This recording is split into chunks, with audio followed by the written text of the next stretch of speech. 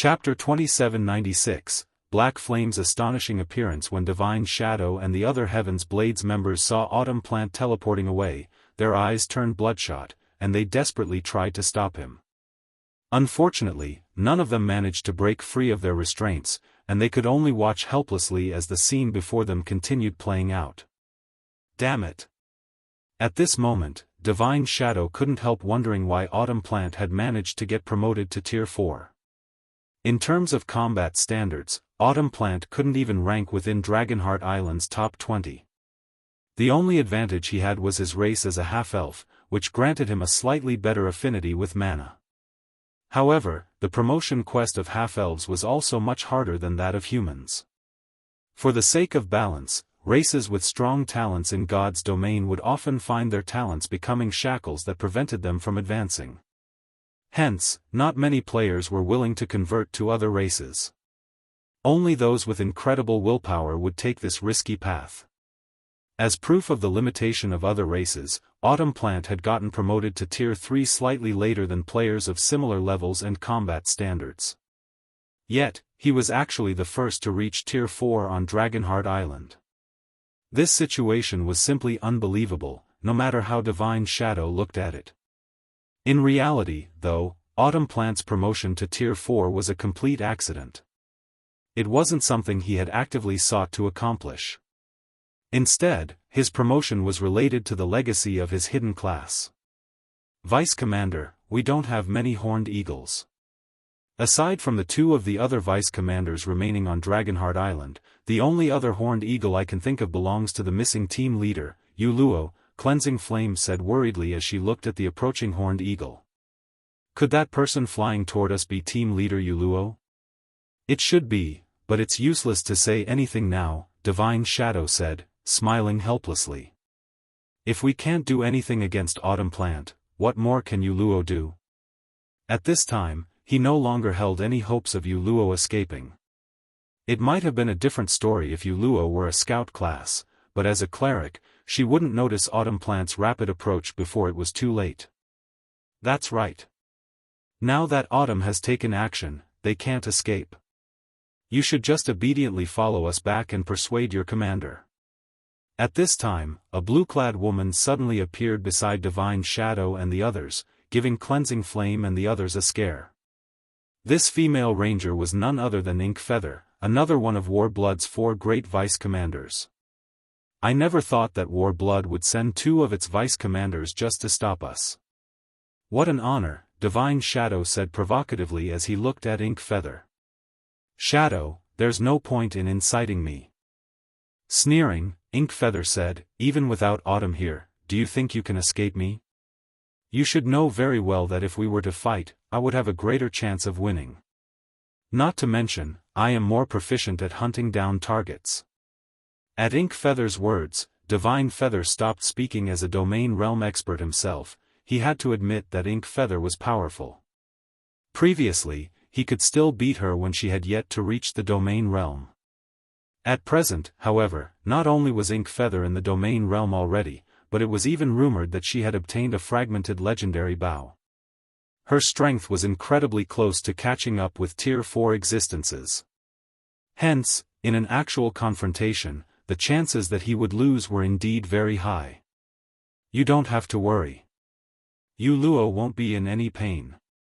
Looking at Divine Shadow and the others, Ink Feather smiled faintly and added, she'll soon be like you. Once within Autumn's sight, nobody can escape. Afterward, Ink Feather and the other Warblood members shifted their gaze toward Autumn Plant, who had already popped up before the horned eagle. Upon noticing Autumn Plant, the flying horned eagle felt uneasy and came to an abrupt stop, looking at the Tier 4 Great Wizard with fear in its eyes. I don't know whether to call you bunch brave or stupid to approach while riding one of Heaven's Blade's horned eagles, Autumn Plant said, smiling as he looked at the 4 cloaked figures atop the flying mount. At this time, only 3 people in Heaven's Blade possess a horned eagle. Of the 3, 2 are still hiding inside Dragonheart Island. Even if you don't reveal yourselves, I can guess that one of you is that missing team leader, Yuluo, right? Warblood had conducted a detailed investigation into Heaven's Blade's organizational structure after forcing the latter to disband. The sudden disappearance of Yu Luo was included in the information they dug up. Yu Luo did not bother refuting Autumn Plant's words. She simply looked at the Great Wizard and said calmly, "I never thought you would actually be the first on Dragonheart Island to get promoted to Tier 4. That's right. But many more unexpected things have occurred as well, such as the dissolution of Heaven's Blade and the fact that you're now a prisoner of Warblood." Autumn Plant said contemptuously instead of growing enraged at Yu Luo's words. "Now, do you want me to take action, or are you going to follow me obediently?" However, no sooner had Autumn Plant finished speaking than a chuckle came from behind Yu Luo. "Long time no see, Vice Commander Autumn. It seems you've grown to have quite the arrogant tone." As this voice spread, Autumn Plant's complexion changed, and he stared automatically at the cloaked man standing behind Yu Luo. "You are," for a moment, Autumn Plant doubted his ears. After all, he was familiar with this voice, to the point where just hearing it disgusted him already. In fact, he even had trouble speaking right now. Black Flame. Autumn Plant's reaction was because this man was the culprit responsible for Warblood's loss of reputation on Dragonheart Island. This man had also very nearly turned Warblood into a joke to the various superpowers. Hence, this man was the person Blood Oath, Warblood's commander, wished to kill the most. "That's right." Nodding, Feng removed his hood and smiled at Autumn Plant. "We meet again, Vice Commander Autumn." The instant Feng removed his hood, a wave of restlessness spread through the Warblood members spectating the situation from a distance. Heaven's Blade's members were similarly astonished to see Feng. Black Flame was currently a big shot that everybody in God's domain knew of. He had thoroughly risen to fame during the reserve seat competition as the first player in God's domain to reach Tier 4. Although there hadn't been any news of him recently, his performance during the competition was still being discussed by countless players even today. "This is great. It's really Guild Leader Black Flame." Cleansing Flame grew ecstatic when she saw Feng. Although Heaven's Blade wasn't considered allies with Zero Wing, the organizations had a relatively good relationship. In fact, Zero Wing was one of the guilds they intended to seek help from when they were planning to escape from Dragonheart Island. The arrival of Zero Wing's guild leader was undoubtedly a wonderful situation for Heaven's Blade. Moreover, Feng was a Tier 4 player. Even Autumn Plant shouldn't dare act recklessly before him. However, as Cleansing Flame and the others were rejoicing, Ink Feather sneered at them.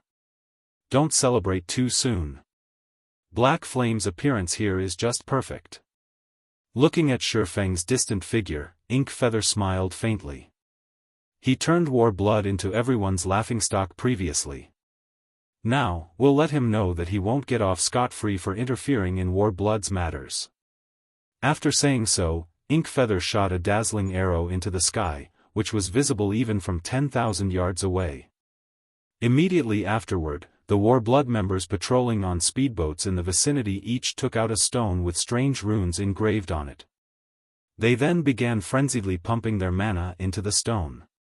Suddenly, a storm brewed, blanketing the entire sea zone. Simultaneously, multiple barriers emerged from the ocean, thoroughly enveloping Feng's group of 4. An endless supply of water-type mana also bound them, the restriction weakening their basic attributes and physique by 30%. What a powerful restriction. Feng was a little surprised by this situation.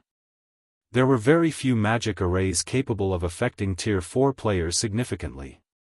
Even a Master Magic Array would only be capable of reducing a Tier 4 player's basic attributes, it would hardly affect a Tier 4 player's physique. Nevertheless, the magic array used on them had reduced both their basic attributes and physique by a significant margin. This was truly an amazing magic array. Ha ha ha. Black Flame, you've really barged your way into hell now. Autumn Plant burst into delighted laughter when he saw that the magic barrier had taken effect. We originally intended this sea prison to be a present for Heaven's Blade Svi. Now, though, we're giving it to you. What do you think? Under normal circumstances, Autumn Plant would still have to be afraid of Feng. After all, Feng was the first player to reach Tier 4. Hence, Feng's understanding of Tier 4 classes should greatly surpass his own. There was also the fact that the moves Autumn Plant had employed against Tier 3 players would have hardly any effect on Tier 4 players. However, the situation was different now. The Sea Prison was a magic array capable of suppressing even Tier 4 existences significantly. While a 30% reduction of basic attributes couldn't be considered significant, a 30% reduction of physique was massive. Such a suppression would basically reduce a Tier 4 physique to the Tier 3 standard. With such a huge difference in physique, even if Feng possessed astonishing basic attributes, he wouldn't be a match for Autumn Plant. This Sea Prison is not bad, but you wasted it for nothing. After observing the runes on the barrier, Feng found that this ancient magic array's current performance could only be considered half-baked at best.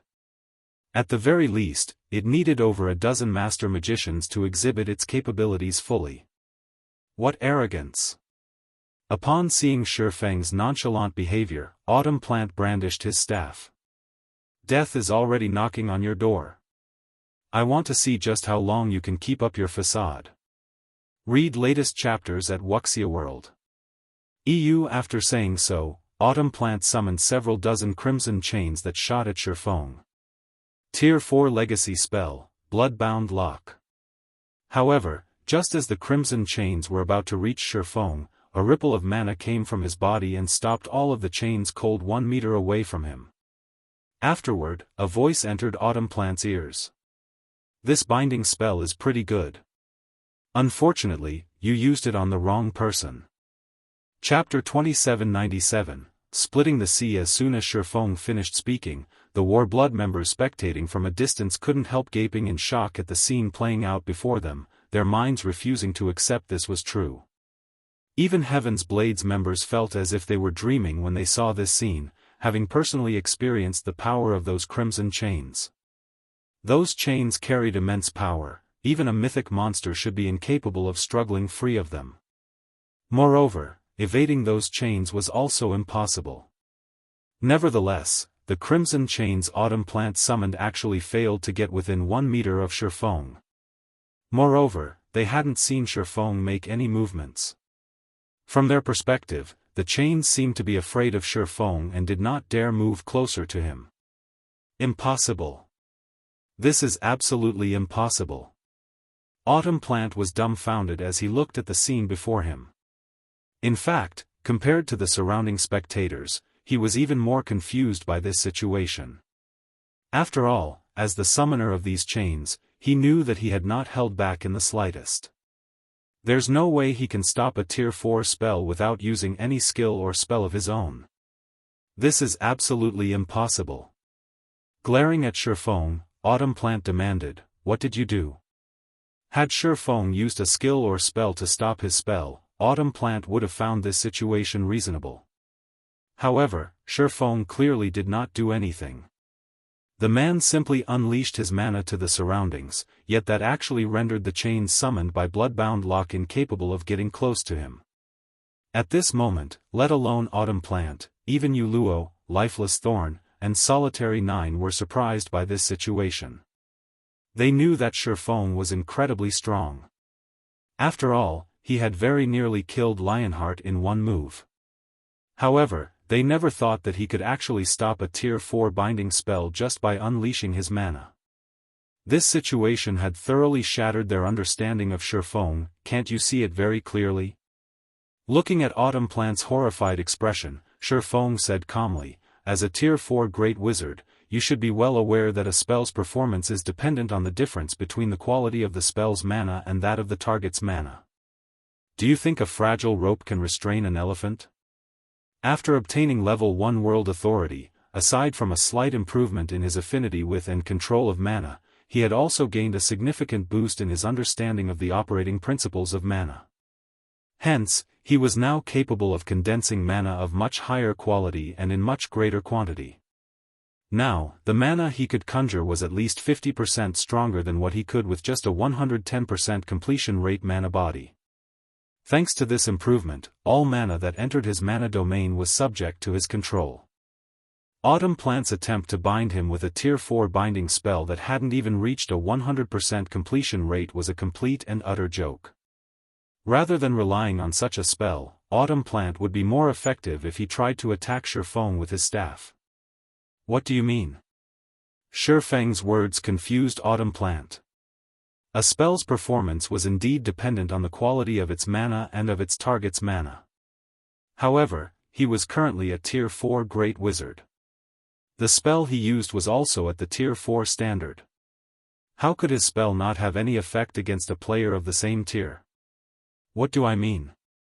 Feng shook his head in disappointment. He had already given Autumn Plant a clear explanation, yet the latter still failed to understand the cause of his failure.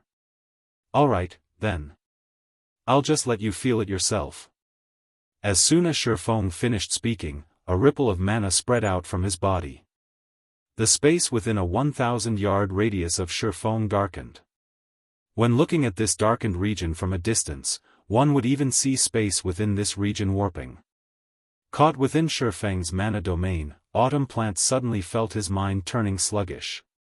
He also felt as if his body had fallen into a mire, as the ambient mana had undergone a complete change.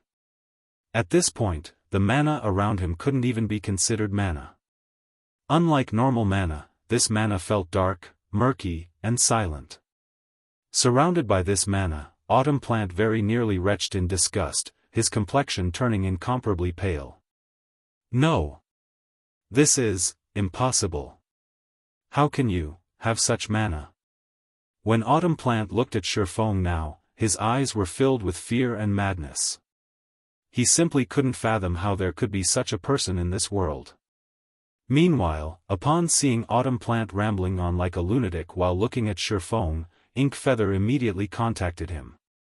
Autumn, what happened on your side? Ink Feather stared at Autumn Plant's crazed behavior in confusion. Do you need our help? Autumn Plant had clearly been normal just a second ago. However, as soon as the dark space appeared, he began behaving abnormally. No. Run. Run quickly. Autumn Plant urged frantically when he received Ink Feather's call. He's not human. He's not human at all. Not human? What do you mean? Ink Feather grew even more confused at Autumn Plant's words. His mana is too terrifying. We are absolutely no match for him. Autumn Plant exclaimed with a horrified expression. You need to escape quickly. Immediately notify the commander and have him contact Secret Hand. Only Secret Hand can go up against him. Notify Secret Hand? Is there a need to go that far? At this point, Ink Feather suspected that something was wrong with Autumn Plant's mental state. Their opponent was only a Tier 4 Sword Emperor. Even if Feng was indeed the first player to reach Tier 4, there shouldn't be any need to seek help from the Secret Hand Association, the largest NPC force based on Dragonheart Island. After all, Warblood still had plenty of trump cards in reserve. Even if they couldn't get rid of Feng shouldn't think of breaking out of the sea prison. Hostile players caught inside the sea prison would have their stamina and concentration drained rapidly, even a Tier 4 player wouldn't last more than 10 minutes within it. And if a player's stamina and concentration zeroed out, they wouldn't be able to move their body at all. They might even die outright. Hence, even if their team was no match for Feng in a frontal confrontation, they could still whittle him to death inside the sea prison. When Ink Feather showed no intention of listening to his words, Autumn Plant felt like he was about to go crazy. No. Listen to me. You don't know just how P-11 before Autumn Plant could say anything more, Feng finally took action. Read latest chapters at Wuxia World. The swordsman unsheathed the abyssal blade, raised the magic weapon slightly, and executed a vertical slash at the space in front of him. First sword, light shadow. Suddenly, an illusory greatsword several hundred meters long appeared in the sky and fell toward Autumn Plant, leaving a dark void that divided the world into two in its wake. Before anyone could react, the sea prison trapping Feng's group split in half, and a massive void spanning over 1,000 yards opened up in the ocean. Seawater then flooded into the dark void, creating spectacular waterfalls. Surging waves carried the nearby ships toward this spatial tear, and the ships that fell into the void had their crews instantly vaporized. The 1,000+ War Blood members maintaining the sea prison's magic array spat out blood on the spot and fell into a mentally weakened state. It was evident that they had suffered a severe backlash from the barriers breaking. Meanwhile, a dark void had replaced the area Autumn Plant originally occupied. As for Autumn Plant himself, he was nowhere in sight. Chapter 2798, Another Tier 4. No. This is impossible. Inkfeather and the other War Blood members were thunderstruck by the scene before them. The sea prison was an ancient magic array capable of trapping even superior mythic monsters, yet it had shattered from just one attack. Moreover, this same attack had also annihilated Autumn Plant, a Tier 4 Great Wizard. How could they possibly believe this? Feng and Autumn Plant were both Tier 4 players, so how could there be such a huge disparity between them? Not to mention, Feng had executed his attack while under the sea prison suppression. Even if Autumn Plant truly wasn't a match for Feng, he shouldn't be utterly powerless to resist the attack. Nevertheless, let alone putting up a fight, Autumn Plant couldn't even escape. Divine Shadow and the other Heaven's Blade members also couldn't help gaping in shock at this scene. After watching Feng's heaven-splitting slash, they finally understood the true strength of Tier 4 existences and why God's domain's NPCs would behave so fearfully and respectfully toward Tier 4 existences. Feng had transformed the terrain with just one attack. If a full-blown fight ensued between two Tier 4 existences, the effect the fight would have on the surroundings would be unimaginable. Vice Commander, what should we do now? The sea prison is already broken, and Vice Commander Autumn has been killed. I'm afraid that we, a level 122, Tier 3 assassin asked worriedly as he looked at Inkfeather.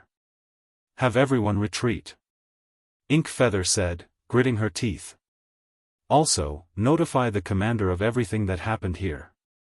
Black Flame is no longer someone we can handle. We need Secret Hand's assistance. Understood.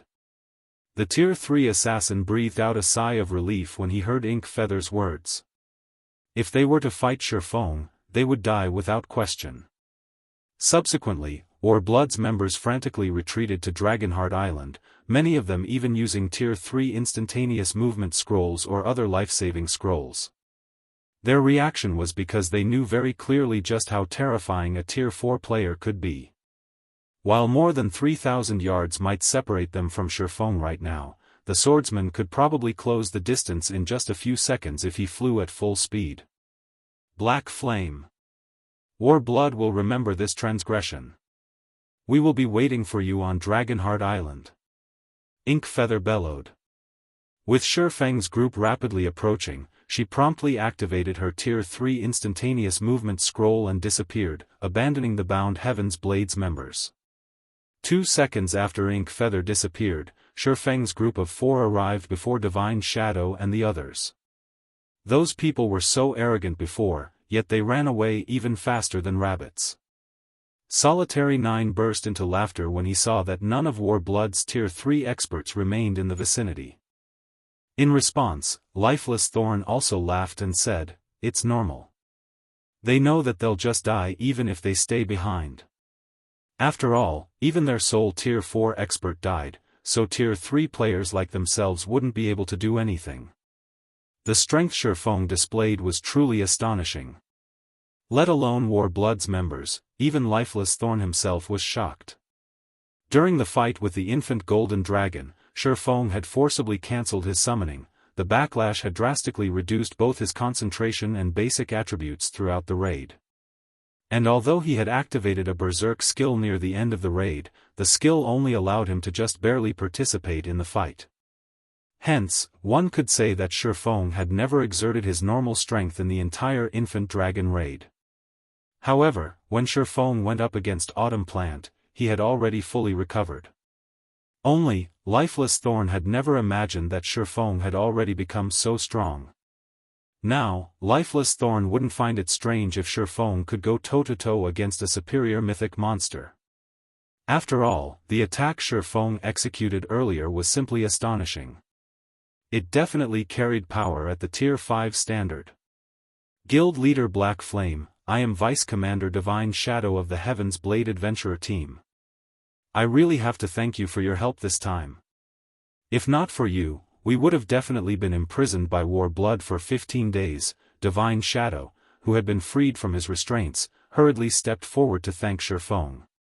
At this moment, the only feeling in his heart was a deep sense of awe. In the past, Divine Shadow only considered Feng a local tyrant who had better luck than others. In his opinion, so long as he got promoted to Tier 4, he wouldn't be inferior to Feng in any way. However, Divine Shadow now found his previous thoughts laughable. After all, in terms of strength, Feng and he were like the sun and a candle. Even if he really managed to get promoted to Tier 4, he doubted he could last a single move against Feng.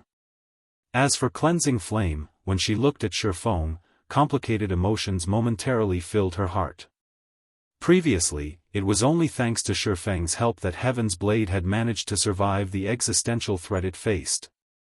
Originally, she thought that with the significant improvements she made during this period, she had shortened the gap between herself and Feng. However, it seemed that the gap between them had widened even further instead. In fact, Feng had become so strong that she could no longer grasp just how powerful he was exactly. It's nothing. I just happened to pass by, Feng said, chuckling as he looked at Divine Shadow. Team leader Yu Luo and I were trapped in the same place for some time. After we left that place, we appeared near Dragonheart Island. Can you tell me what Dragonheart Island's present situation is like? Although the World Stone allowed him to log in and out of God's domain anytime he wanted, he had not logged off for several consecutive days because he had focused on grinding for levels. Meanwhile, God's domain was a game that was constantly changing. Several days was more than enough time for significant changes to sweep through the entire God's domain, let alone a small area like Dragonheart Island. Dragonheart Island was a location he had paid constant attention to as well as one of Zero Wing's development focuses. The World Tower on Dragonheart Island was incredibly special. Even Tier 5 players could benefit from it because there were plenty of ancient ruins hidden inside. In addition, once communication between the two main continents of God's domain increased in frequency, Dragonheart Island would become an important trade hub. Hence, he had established roots on Dragonheart Island a long time ago. However, due to the many matters he had to deal with on the eastern continent, he had no choice but to leave Dragonheart Island's matters to someone else. As a result, Zero Wing had never been able to develop properly on Dragonheart Island. Now that his strength had undergone a qualitative transformation and he also possessed massive wealth, he would naturally have to write Zero Wing's development on Dragonheart Island into his agenda. After all, Dragonheart Island had plenty of rare and precious resources. In fact, the rare basic materials that he needed for the construction of the small mobile fortress could all be found on the island. This was also one of the reasons why he had decided to head to Dragonheart Island directly. I see. Realization dawned upon Divine Shadow when he heard Feng's words. He now roughly understood why Yu Luo was with Feng's party. He then shook his head and sighed. Guild leader Black Flame, Dragonheart Island has already become Warblood's private playground. Outside forces are unable to interfere with Dragonheart Island's affairs at all. Even Heaven's Blade has been forced to disband because of Warblood. Is it because of an NPC force? Feng asked. Somehow, Blood Oath actually managed to partner up with the Secret Hand Association, Dragonheart Island's strongest NPC force. Because of this, even Dragonheart Island's local superpowers have to abide by Warblood's will to avoid getting targeted, Divine Shadow answered, his heart brimming with hatred toward Warblood. If not for the Secret Hand Association, Warblood couldn't have forced Heaven's Blade to disband no matter what. Even if Warblood had Autumn Plant, it would still be incredibly difficult for one Tier 4 player to deal with the entirety of Heaven's Blade inside the vast world tower. Naturally, it was also impossible for one Tier 4 Great Wizard to besiege a fortress. However, it was a different story for NPC forces. Even the weakest NPC force operating on Dragonheart Island had several Tier 4 NPCs under its command, what more the Secret Hand Association. According to the information Heaven's Blade found, the Secret Hand Association had as many as 14 Tier 4 NPCs. Moreover, some of these Tier 4 NPCs even held considerably high positions in Dragonheart City. Hence, it was a piece of cake for the Secret Hand Association to deal with a player force like Heaven's Blade in Dragonheart City. Most importantly, after the system's major update, NPCs no longer had any restrictions placed on them. While NPCs might still hesitate to take action inside an NPC city, once outside the city, NPCs could freely attack players. Therefore, any player force that dared to oppose Warblood would have their members hunted by the Secret Hand Association outside Dragonheart City. However, getting hunted and killed by the Secret Hand Association's NPCs still wasn't the worst part. In fact, getting killed would have been preferable. After all, these NPCs could actually imprison players for up to 15 natural days. Let alone Tier 3 peak experts, even Tier 3 apex experts couldn't afford such a penalty. I see. No wonder Warblood dares to be so arrogant. After hearing Divine Shadow's explanation, Feng more or less understood his frustration. Even in his previous life, such occurrences had been prevalent after God's Domain's first major update. Now that most players had yet to reach even Tier 3, they would find it even more impossible to oppose NPC forces.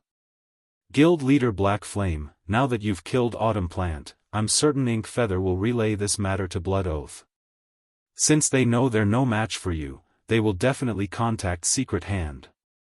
However, Secret Hand should take some time to react. Hence, my suggestion is that we leave Dragonheart Island's vicinity during this time. That way, those NPCs won't be able to do anything against us. Read latest chapters at Wuxia World. Although the Secret Hand Association was powerful, so long as they left the association's sphere of influence, the association's NPCs would most likely stop pursuing them. At worst, they would no longer be able to mingle on Dragonheart Island. However, God's Domain was a massive world. They could easily head to other locations to grind for levels. It wouldn't be too late for them to seek payback once they raised their strength. No. I won't be leaving with you. I still have some matters I need to deal with on Dragonheart Island, Feng said, shaking his head. Smiling, he continued, moreover, I have a debt to collect from Warblood. After Feng finished speaking, Yu Luo added in a determined tone, that's right. I'm also going to Dragonheart Island to meet with the commander. I will definitely make Warblood pay. Divine Shadow couldn't help growing anxious at Yu Luo's words. They had gone to great lengths to escape from Dragonheart Island. If Yu Luo were to head to Dragonheart Island now, it would be a one-way trip. Yu Luo, stop fooling around. Guild Leader Black Flame is a Tier 4 player, so he might not have any problems, but you are. An astonishing aura suddenly burst forth from Yu Luo's body, interrupting Divine Shadow and subjecting him and the others to powerful pressure. The aura Yu Luo released was even more frightening than Autumn Plant's. Divine Shadow was dumbfounded when he sensed Yu Luo's aura. Only after a long time did he manage to ask, "You've reached Tier 4?"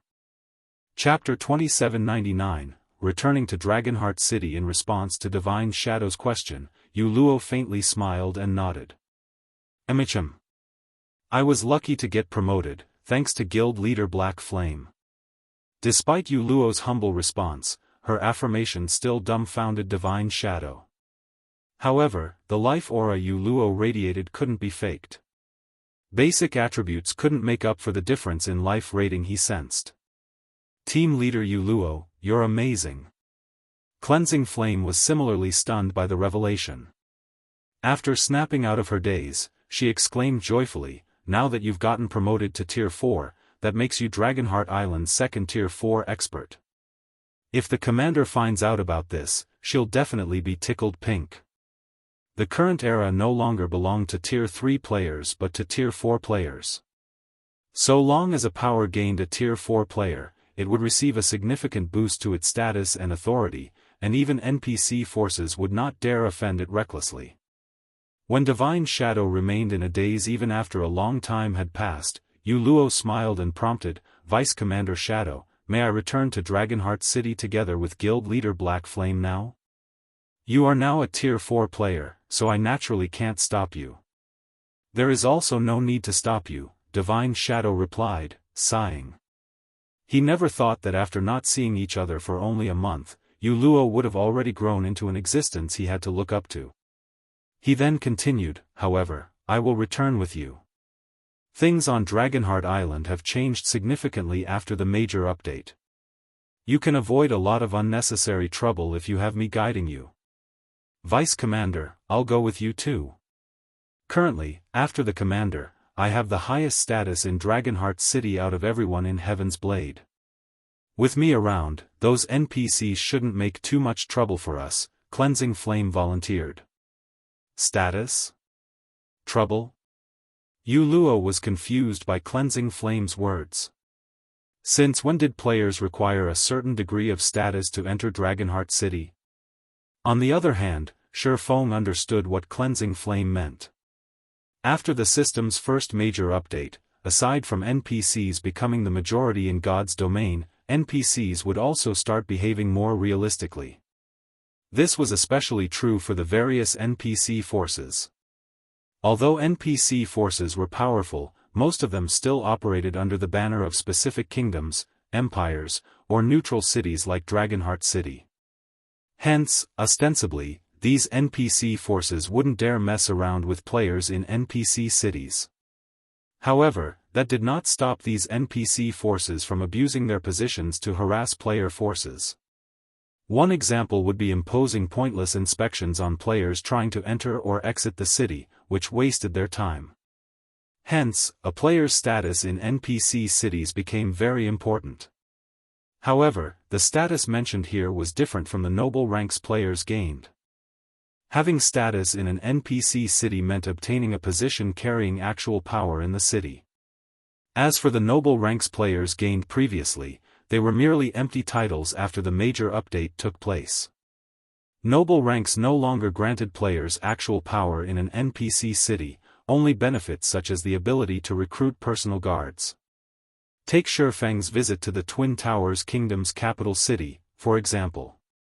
The way the senior administrator of the city hall there referred to him was completely different from how most NPCs referred to him before the major update. The senior administrator hadn't addressed Feng with honorifics such as Bronze Legatee, Lord Earl, etc. Instead, the NPC merely addressed him as Sir. Only after Feng had taken out the War God's Temple certification did the NPC change his address to Lord Guild Leader. This was because he was the guild leader of a guild the War God's Temple recognized officially. In NPC cities, his status was roughly equivalent to the deputy city lords. Without the War God's Temple certification, though, Feng would merely be an insignificant existence to the senior administrator. Of course, had Feng revealed his Tier 4 ranking, he would similarly receive different treatment. Only, compared to that of players holding actual positions of power, his treatment would still be slightly inferior. After all, no individual Tier 4 player would dare cause a ruckus in an NPC city unless they were tired of living. Hence, so long as an NPC wasn't an adventurer that frequently operated out in the fields, they wouldn't fear Tier 4 players at all. "Alright, you can come with us." Divine Shadow couldn't help feeling a little helpless as he looked at Cleansing Flame. However, what she had said was also true. Previously, if not for Cleansing Flame holding the position of a squadron captain in Dragonheart City's Dragonheart Knight Legion, they would have had trouble even stepping out of the city's entrance, let alone escaping Dragonheart Island. Afterward, Divine Shadow secretly led Feng's group back to Dragonheart City. As for the other Heaven's Blade members, they used this opportunity to depart from Dragonheart Island's vicinity quickly to avoid the Secret Hand Association's pursuit. Dragonheart Island, Dragonheart City. Due to the system's major update, Dragonheart City had become much livelier. Now, NPCs of foreign races were everywhere in the city's port, and previously scarce Tier 3 NPCs crowded the port. Most of these NPCs were at level 130, with some even reaching level 150. They were practically comparable to the Tier 3 NPC guards of Dragonheart City. Meanwhile, Dragonheart City's player population had also increased significantly. This was especially true of Tier 3 independent experts. Roughly 30% of the Tier 3 independent experts operating in the major sea zones surrounding Dragonheart Island gathered here. As for the reason, firstly, Dragonheart City's trade market was much more prosperous than other locations. Here, one could purchase many items that normally couldn't be found in the outside world. For example, Dragonheart City's auction house sold epic weapons and equipment usable by players. The only problem was that the currency used here was not the standard coins but ancient coins. Secondly, the World Tower's fourth underground floor had Tier 4 legacy lands. Moreover, aside from independent experts, many of God's domain's superpowers had also dispatched their members to develop on Dragonheart Island. Because of this situation, Dragonheart City most likely housed the largest number of Tier 3 players out of the various cities in God's domain. This was also one of the reasons why Feng decided to visit Dragonheart City in person. However, before Feng and the others could enter Dragonheart City, they came across Inkfeather once more. At this time, Inkfeather and several hundred other War Blood members were carefully inspecting the players trying to enter the city. Even Blood Oath was standing by the entrance and quietly observing the moving crowd. His appearance at the entrance garnered a lot of attention from the surrounding players. What's going on? Why is Blood Oath here? I heard that someone killed one of War Blood's executives in the nearby waters. Blood Oath must have come to deal with those offenders personally. Crap. Who's the daring bastard that killed War Blood's members? The players began a quiet discussion among themselves as they looked at Blood Oath. They admired the person who dared kill War Blood's executive. After all, even the superpowers had to behave themselves around War Blood on Dragonheart Island. Otherwise, they would meet a tragic end. A single death definitely wouldn't be enough to compensate for the offense of killing one of War Blood's executives near Dragonheart Island. Hush. Keep your voice down.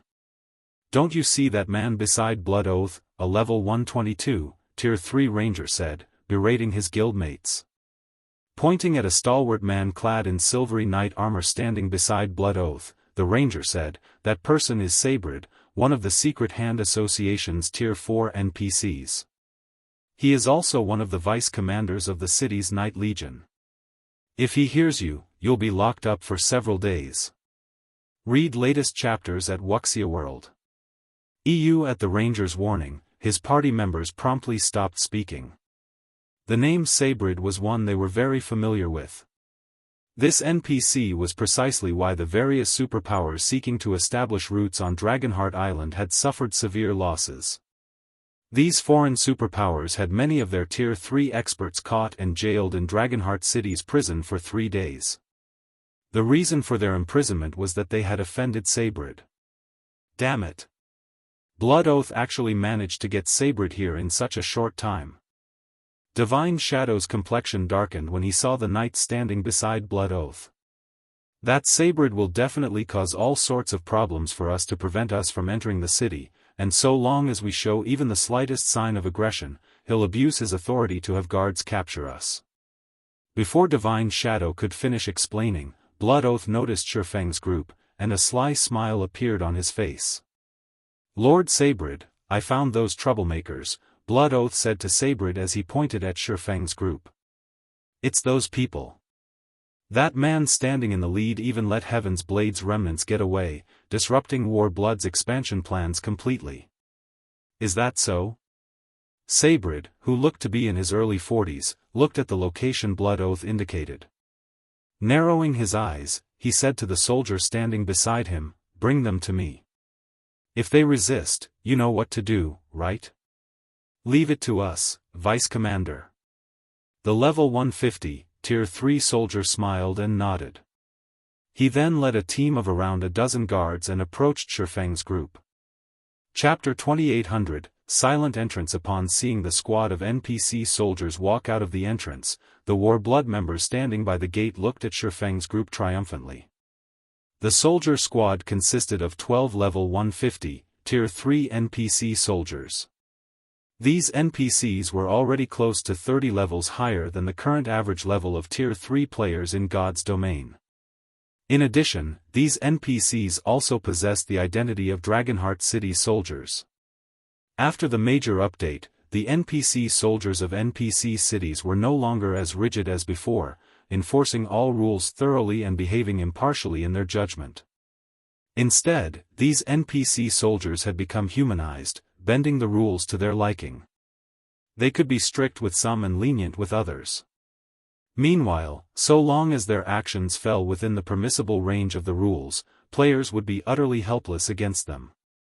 Vice Commander Feather, let's see how Black Flame can continue acting arrogantly. Snowy Afterglow, who had reached level 123, said to Ink Feather as he watched the NPC soldiers approach Feng's group. Even if he's Tier 4, he will still have to behave here. Black Flame isn't a simple person. If he can restrain his temper, with his status as a Tier 4 player, these soldiers won't dare make things too difficult for him, Ink Feather said, shaking her head. Everything will depend on Black Flame's subsequent actions. Forbearance was a basic quality leaders of guilds possessed. As the guild leader of Zero Wing, Feng naturally possessed this quality too. If Feng decided to behave this time, the means they could use against him wouldn't be very effective. If they failed to exact their revenge on Feng now, the only thing they could do was ambush him outside Dragonheart Island. He has always been arrogant. I doubt he'll tolerate this humiliation, Snowy Afterglow said. Even if he can, so long as he dares show even a little bit of resistance or behave disrespectfully to Lord Sabrid, we'll be able to take care of him. Let's hope so. Ink Feather also hoped that Feng would choose not to tolerate the NPC guards' harassment. That way, they would have an easy time dealing with him. While the soldiers were approaching Feng's group, the surrounding players who saw this scene couldn't help stopping to spectate the situation. What's the matter with these soldiers? They can actually leave the entrance on their own initiative? Wait, that assassin seems to be Divine Shadow, one of Heaven's Blade's vice commanders. What? Heaven's Blade's members actually took the initiative to show themselves? Are they tired of living? The surrounding players recognized Divine Shadow in no time at all and were astonished. After all, War Blood had long since placed a bounty on all of Heaven's Blade's members in Dragonheart City. By showing up at the city's entrance now, Heaven's Blade's members were basically throwing themselves into the jaws of death. Now that these NPC soldiers are going straight for them, they're seriously doomed. These NPCs are first-rate when it comes to making life difficult for others. They interrogated me for 2 whole hours the last time I came here. If I hadn't bribed them with a magic crystal, I would have most likely had to wait for a few more hours before I could enter the city. These soldiers are probably the Secret Hand Association's members as well. If Heaven's Blade's members get detained, it definitely won't end with just a few hours of interrogation. These soldiers will most likely corner them until they speak out in retaliation. And if they do that, they'll be jailed right away. Seeing the NPC soldiers taking the initiative to walk away from the entrance, the surrounding players looked at Feng's group in pity. However, none of them stepped forward to help. After all, it would be an express train to hell if they did so. While the surrounding players were discussing quietly among themselves, the 12 NPC soldiers had surrounded Feng's group. Dragonheart City is in chaos right now, so our superior has instructed us to tighten inspections to prevent people from making trouble in the city. Not only are you bunch acting suspiciously, but you are even concealing your identities with cloaks. Remove your cloaks and come with us, said the rough-looking guard heading the squad. Sneering, he added, rest assured, the interrogation will be over quickly. It'll only take around a dozen hours, so it won't delay you for too long. Oh, right. Just in case, please open your spatial bags and let us inspect them. We cannot let you bring any prohibited items into the city. As soon as the head soldier finished speaking, the other guards began smiling as well. That's right. Hurry up and open your bags. Don't worry. We won't take any of your items. We'll only take a look at them. Right. It's just for an inspection. This is for Dragonheart City's safety. The several NPC soldiers laughed as they looked at Feng. Meanwhile, Divine Shadow's complexion turned ashen when he heard the soldier's words. He had never imagined that the Secret Hand Association's NPCs would be so ruthless. A spatial bag was a player's greatest secret. Revealing the contents of a player's bag to other players would not only potentially attract trouble but also expose their trump cards. Excuse me, but we don't plan on entering Dragonheart City, Divine Shadow said, rejecting the soldiers' demand outright. There was no way they could allow the soldiers to inspect their bags. This was especially true for Feng, the guild leader of Zero Wing. It was evident that these soldiers were trying to pick a fight with them. Now, their only choice was to abandon their plan to enter Dragonheart City. However, the head soldier smiled when he heard Divine Shadow's refusal. It doesn't matter whether you enter the city or not. In fact, you bunch look even more suspicious now. So, there is an even greater need for you to be checked.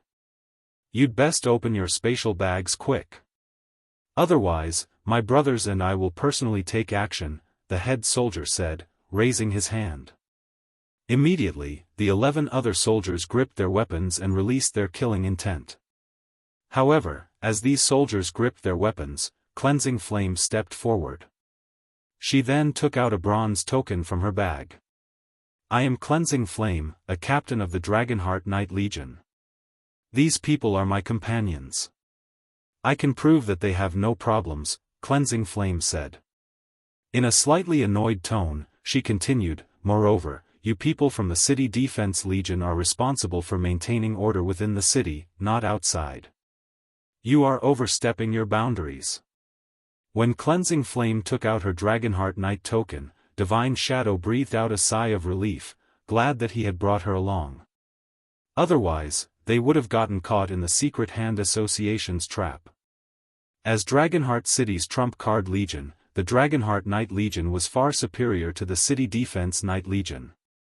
Moreover, the City Defense Knight Legion did not have the authority to inspect members of the Dragonheart Knight Legion. The Dragonheart Knight Legion? Looking at Cleansing Flame, the head soldier smiled nonchalantly and said, since you are a member of the Dragonheart Knight Legion, we naturally have no right to inspect you. However, that is not the case for your companions.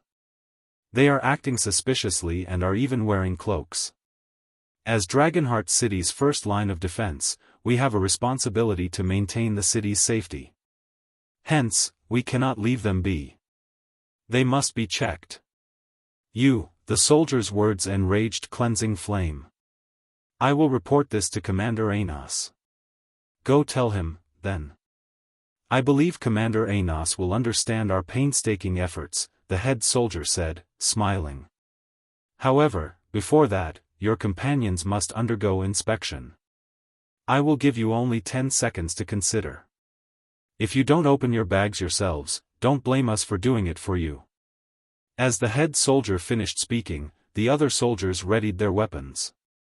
It was evident that they did not plan on giving Feng's group any chance to escape. Meanwhile, when the surrounding players saw this scene, they gasped. How ruthless! Sure enough, nobody can afford to offend war blood on Dragonheart Island. No wonder even the superpowers dare not disrespect war blood on Dragonheart Island. Although many of the players present would normally suffer at the hands of these NPC soldiers, the soldiers would only put them through long hours of interrogation, at most. This was definitely the first time the players had seen these soldiers draw their weapons against players. Ha ha ha. Amazing. Amazing. As expected of Secret Hand's members. I want to see what that black flame is going to do now. Snowy Afterglow burst into laughter when he saw this scene. I heard that black flame has many treasures on him. If we can get him to reveal those treasures, all our efforts this time would definitely be worthwhile. Ink Feather also nodded in agreement with Snowy Afterglow's words. In reality, even she did not think that the Secret Hand Association would be so ruthless. Now, Feng was truly between a rock and a hard place. Whether he chose to anger the guards or reveal his spatial bag for everyone to see, he would still suffer in the end. Black Flame. Now, it's my turn to let you know what it feels like to live in misery. When Blood Oath saw the scene playing out before him, the smile on his face grew even brighter. Previously, when Feng had killed him during the Dragon Phoenix Pavilion's conference, Blood Oath's reputation had plummeted on Dragonheart Island.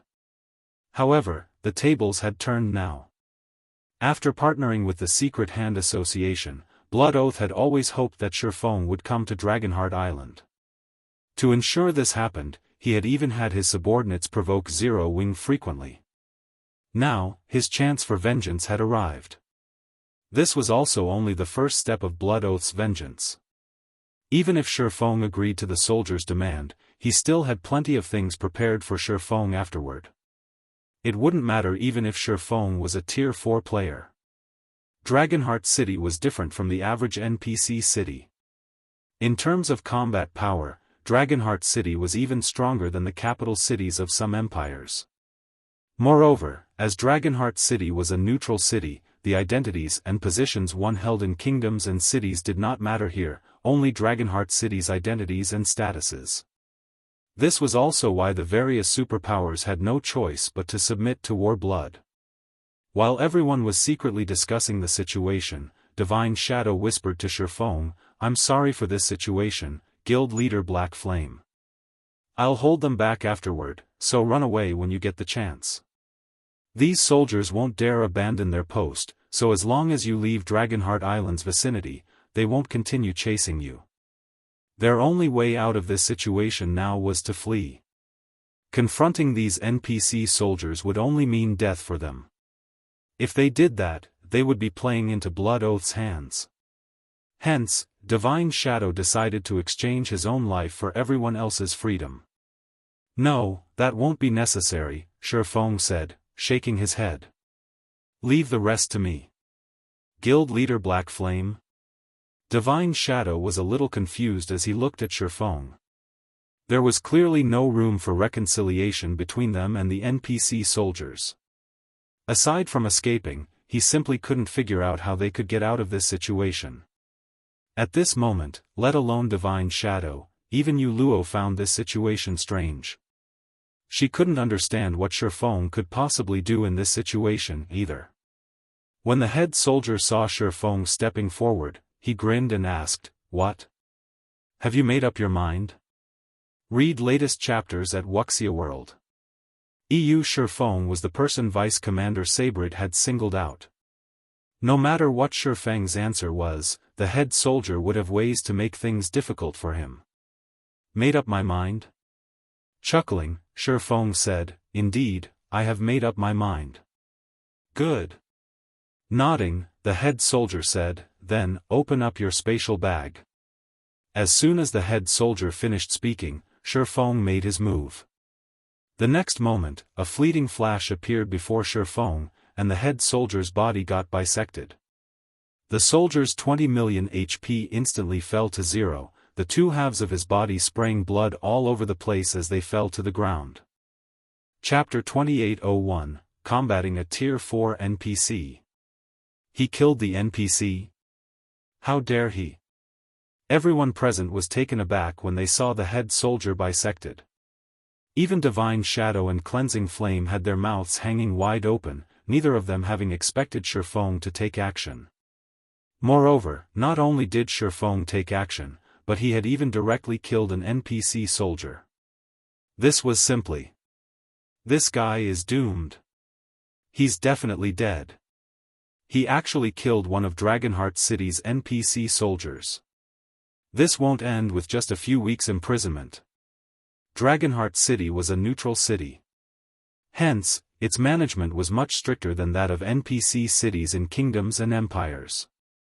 Before the major system update took place, players who killed another player or NPC within Dragonheart City would not only be killed on the spot but also be prohibited from logging into the game for a month. And when they could log back into the game, they would lose 10 levels and have their souls placed into a weakened state for 10 days. This penalty would basically cripple a player's account. Now, not only did Feng commit murder after the system update, but the person he killed was even an NPC soldier. At this point, everyone no longer dared imagine what kind of punishment he would receive should he be killed or caught. Ink Feather and the other War Blood members standing by the entrance were caught off guard by Feng's actions. How much courage does he possess? Ink Feather couldn't believe her eyes as she took in Feng's casual appearance. Did he lose his mind? She had thought of the possibility of Feng resisting the NPC soldiers and escaping. However, the possibility of him killing an NPC soldier had never occurred to her. Yet, Feng had executed this feat so decisively. As for Blood Oath, when he saw this scene, he became ecstatic. Good. As expected of the first player to get promoted to Tier 4. Blood Oath sneered. Unfortunately, today will be the day you fall. However, before everyone could recover from the surprise of seeing Feng kill the head soldier, Feng brandished the abyssal blade once more. The next moment, a galaxy of stars appeared around Feng and enveloped the 11 NPC soldiers remaining of the squad. Swords Orbit. Damages exceeding 50 million appeared above the Tier 3 NPCs' heads one after another, the 11 NPC soldiers getting killed instantly. A bunch of useless fools. Do you think Dragonheart City's rules have any use against me? Feng said as he glanced at the fallen NPC soldiers indifferently. He then sheathed the abyssal blade casually as if he hadn't done anything to speak of. If it were before he had entered the ancient god's domain, he would still have to be wary of Dragonheart City's rules. However, he no longer had such worries now. At Feng's words, a deathly silence momentarily enveloped the surrounding area. He's nuts. He's definitely nuts. Who is this guy? He actually dares slaughter Dragonheart City's NPC soldiers? When the spectators saw Feng's actions, some felt crazed, some felt fearful, some felt excited, and some felt awed. One thing was for certain, though Feng's feat of killing 11 NPC soldiers in one go would be forever etched in their minds. Without a doubt, Feng was the most ruthless player in God's domain. The surrounding players became curious about Feng's identity. Meanwhile, when the silver-armored knight Sabrid saw this scene, his eyes turned bloodshot, and the intensity of his aura skyrocketed. He no longer suppressed his aura, thoroughly displaying the power of a level 160, Tier 4 NPC. His aura was so overbearing that everyone nearby shuddered involuntarily. Outrageous. You dare lay hands on the city defense Knight Legion? Don't even think of leaving this place alive today. Sabrid bellowed as he leaped into the air. Simultaneously, the other NPC soldiers stationed at the entrance also took action, their numbers exceeding 100. We're really doomed this time, Divine Shadow despaired when he saw Sabrid taking action. He couldn't understand why Feng had acted so rashly. Their group stood no chance against a level 160, Tier 4 NPC, even though Feng was Tier 4. After all, NPCs possessed not only higher basic attributes than players but also superior mana control. Their weapons and equipment were likewise superior to those of players in general. However, while Divine Shadow and Cleansing Flame were despairing over this matter, two voices of complaint entered their ears. Guild leader, you're too fast. That's right. You should have told us in advance if you were going to attack. At least give us some time to prepare. The next moment, both Lifeless Thorn and Solitary 9 took out their weapons in frustration, evidently intending to fight these NPC soldiers. Have they lost their minds, too? Divine Shadow and Cleansing Flame were on the brink of mental collapse at this moment. Feng was famous for being an arrogant guild leader, so while his reaction was shocking, it was still within the realm of expectations. However, what was up with the two players following Feng? Yu Luo, though, did not appear surprised by Lifeless Thorn and Solitary 9's actions.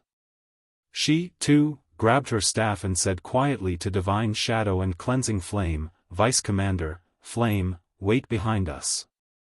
I'll deal with the NPCs coming at us." BIL11/B. At Yu Luo's words, Divine Shadow and Cleansing Flame turned to the cleric in surprise and confusion. What had become of this world? Was this really the same Yu Luo they knew? Seeing the two's horrified eyes, Yu Luo smiled and consoled, "Don't worry. Nothing will happen. We're just dealing with a bunch of NPC soldiers." Out of everyone present, she reacted the calmest to Feng's actions. As she had reached Tier 4 herself, she understood quite well that Tier 4 powerhouses were no pushovers. Even the NPCs in the ancient god's domain didn't dare offend Tier 4 players. Yet, these Tier 3 NPCs in the modern god's domain actually dared do so. They were simply tired of living. After all, even the kings of kingdoms dared not casually offend Tier 4 powerhouses. She had to admit that while some NPCs had grown smarter after gaining conscious thought, some had grown dumber as well. Either that or pushing around Tier 3 players had become a habit for these Tier 3 NPCs, and they now assumed that the existence known as players were pushovers that didn't know how to retaliate. The fact that players still had the mindset that NPCs shouldn't be provoked had most likely contributed to this misconception as well. However, after experiencing life in the ancient god's domain, Yu Luo understood very clearly that god's domain never had any absolute rules. The only absolutes were strength and status. In the ancient god's domain, instances of players killing NPCs occurred frequently. Even killing city lords wouldn't be a problem so long as one could bear the consequences and had the strength necessary to accomplish the feat. Read latest chapters at Wuxia World. Hence, she found it laughable that Warblood thought it could rule over Dragonheart City without fear just because it had gained the support of an NPC force. Warblood was utterly ignorant of the fact that after players reached Tier 4, they would be living in a completely different world from Tier 3 players. At this time, Sabrid had already arrived in the air above Feng's group and was looking at Feng with anger in his eyes. This was because even he hadn't expected that Feng would dare kill the soldiers. Furthermore, he would be held responsible for their deaths. Unable to hold back his anger, he bellowed, "Foolish heaven-blessed individual. Do you think nobody can punish you just because you've reached Tier 4? None of you will escape today." After saying so, Sabrid unslung the snowy white greatsword he carried on his back and executed a slash at Feng. A sword-light shot at Feng, leaving behind a black tear in space that extended hundreds of yards away. The power of this attack could heavily injure even a mythic monster of the same level. Tier 4 skill, Sky-Splitting Flash. Well said. Looking at Sabrid's approaching attack, Feng said leisurely, "However, you provoked the wrong person." After saying so, Feng unsheathed the Light of Two Worlds and brandished it. Chapter 2802, Power of Two Worlds Swords Orbit. Boom! When the two attacks collided, a powerful shockwave spread to several hundred yards away. Even the nearby Tier 3 expert stumbled a few steps back, while the Tier 2 players went flying several dozen yards. He blocked it? Who is he? The spectating players were stunned when they saw Feng still standing in his original position. Despite going up against a level 160, Tier 4 NPC's Tier 4 skill, Feng was actually an even match, emerging from the exchange unscathed. At this time, let alone the spectators, even Sabrid was surprised by this situation. Surprised? Looking at Sabrid's slightly bewildered expression, Feng smiled faintly and said, "It seems that the vice-commander of Dragonheart City's City Defense Knight Legion only amounts to this much." However, despite saying such words, Feng dared not be careless around Sabrid. The Light of Two Worlds had indeed increased his basic attributes and the power of his sword-type skills significantly. Thanks to it and the several other fragmented legendary items he equipped, his basic attributes reached an astonishing level. Although he still wasn't a match for superior mythic monsters of the same level, he wasn't that far off either. However, Sabrid was at level 160, 20 levels higher than Feng. In terms of basic attributes, Feng definitely lost to Sabrid by a large margin. Hence, the only way he could beat the NPC was by relying on his powerful mana and superior combat techniques. "Boy, you are courting death." Sabrid grew even more enraged at Feng's words. Suddenly, the mana within a 1,000-yard radius began gathering around Sabrid in a frenzy. It was evident that the knight had not used his full strength for the previous attack. After the gathered mana reached a critical point, Sabrid instantly transformed into several dozen afterimages that surrounded Feng. The NPC was dazzlingly fast. Tier 4 skill, Broken Shadow. At this time, even Feng couldn't tell which of these afterimages was the real Sabrid. It felt as if the NPC had truly split into several dozen clones of himself. Before Feng could react, fiery runes appeared on Sabrid's snowy white greatsword, the flames the runes gave off incinerating even space itself. Tier 4 taboo skill, Starfire Blade. The next moment, every one of Sabrid's afterimages executed a slash. Despite the Starfire Blade being effective for only one attack in reality, Sabrid had turned it into several dozen attacks. Amazing! As expected of a Knight Legion's vice-commander. He actually managed to fuse his Tier 4 skills to such an extent. Feng couldn't help being in awe when he saw the several dozen attacks coming at him from all directions. Combining two skills was much more difficult than combining two spells. However, so long as one succeeded, one could dramatically increase the effectiveness of the skills. Disappear! Sabrid bellowed, the power that his weapon radiated skyrocketing even further. It was clear he had stopped holding back and planned to slay Feng. Seeing the several dozen space-tearing greatswords approaching him, Feng held up his sword horizontally before him. Tier 4 Legacy Skill, Blade Domain. Immediately, 7 magic swords materialized around Feng. The magic swords then transformed into innumerable stars in his surroundings. Swords orbit. Boom. Boom. Boom. A series of explosions and shockwaves blanketed the area in front of Dragonheart City's entrance. After several dozen clashes, the ground under Feng cracked, and the space around him shattered. His HP had fallen by more than 5 million as well, his HP bar falling by 1/3 of its capacity. He didn't die. Ink Feather's eyes widened in shock when she saw the amount of HP Feng lost, her mind refusing to believe this outcome. Sabrid was a level 160, Tier 4 NPC, moreover, he was the vice-commander of one of Dragonheart City's Knight Legions. His strength was above average even among Tier 4 NPCs.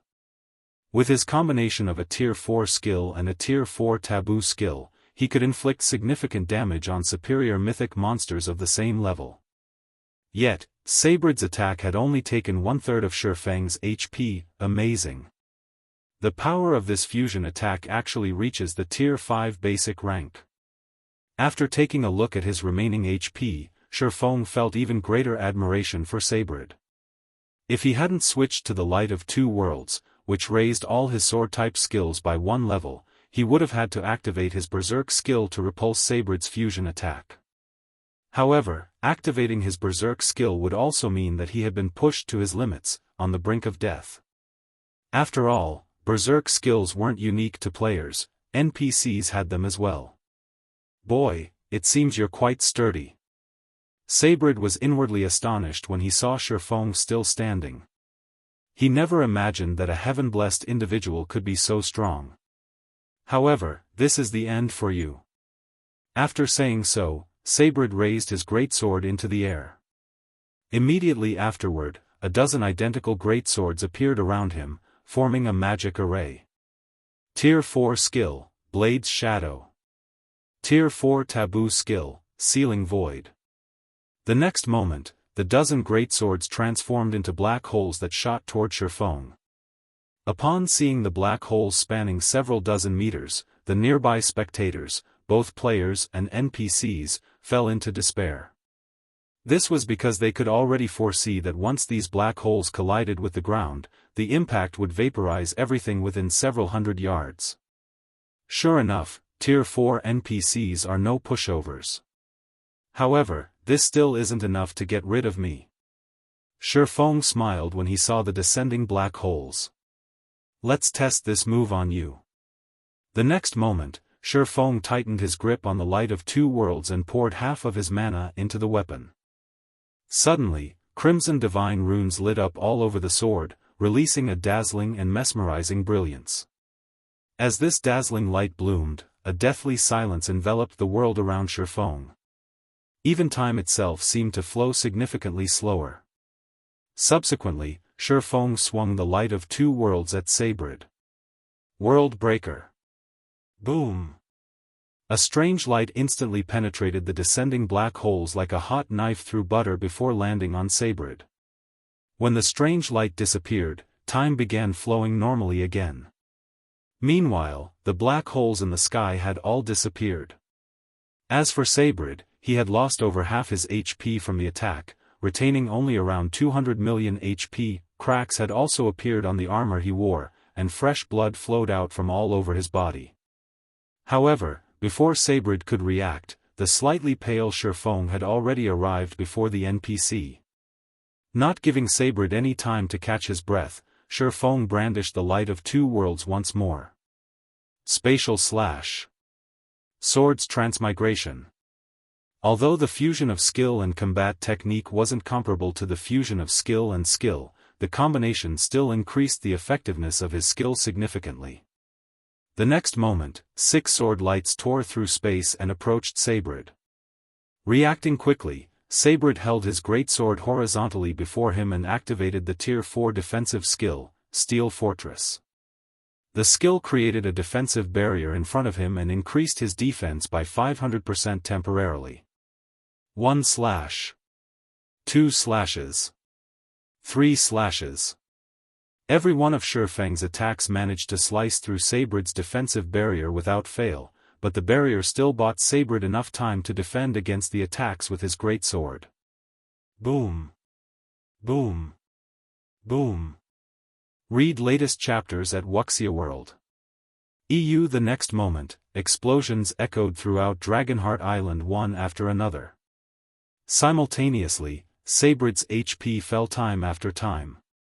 When the last sword light collided with Sabrid's greatsword, the NPC got smashed into the ground at the speed of light, the impact creating a crater over a dozen meters deep. This last attack also zeroed Sabrid's HP, and the knight passed away with a reluctant look on his face. Meanwhile, Feng, hovering in the air, saw his experience bar filling up rapidly. In no time at all, a golden glow enveloped him as his level rose from level 140 to level 141. However, nobody paid any attention to Feng at this time. Instead, everyone had their heads down as they gaped at Sabrid's corpse lying in the crater.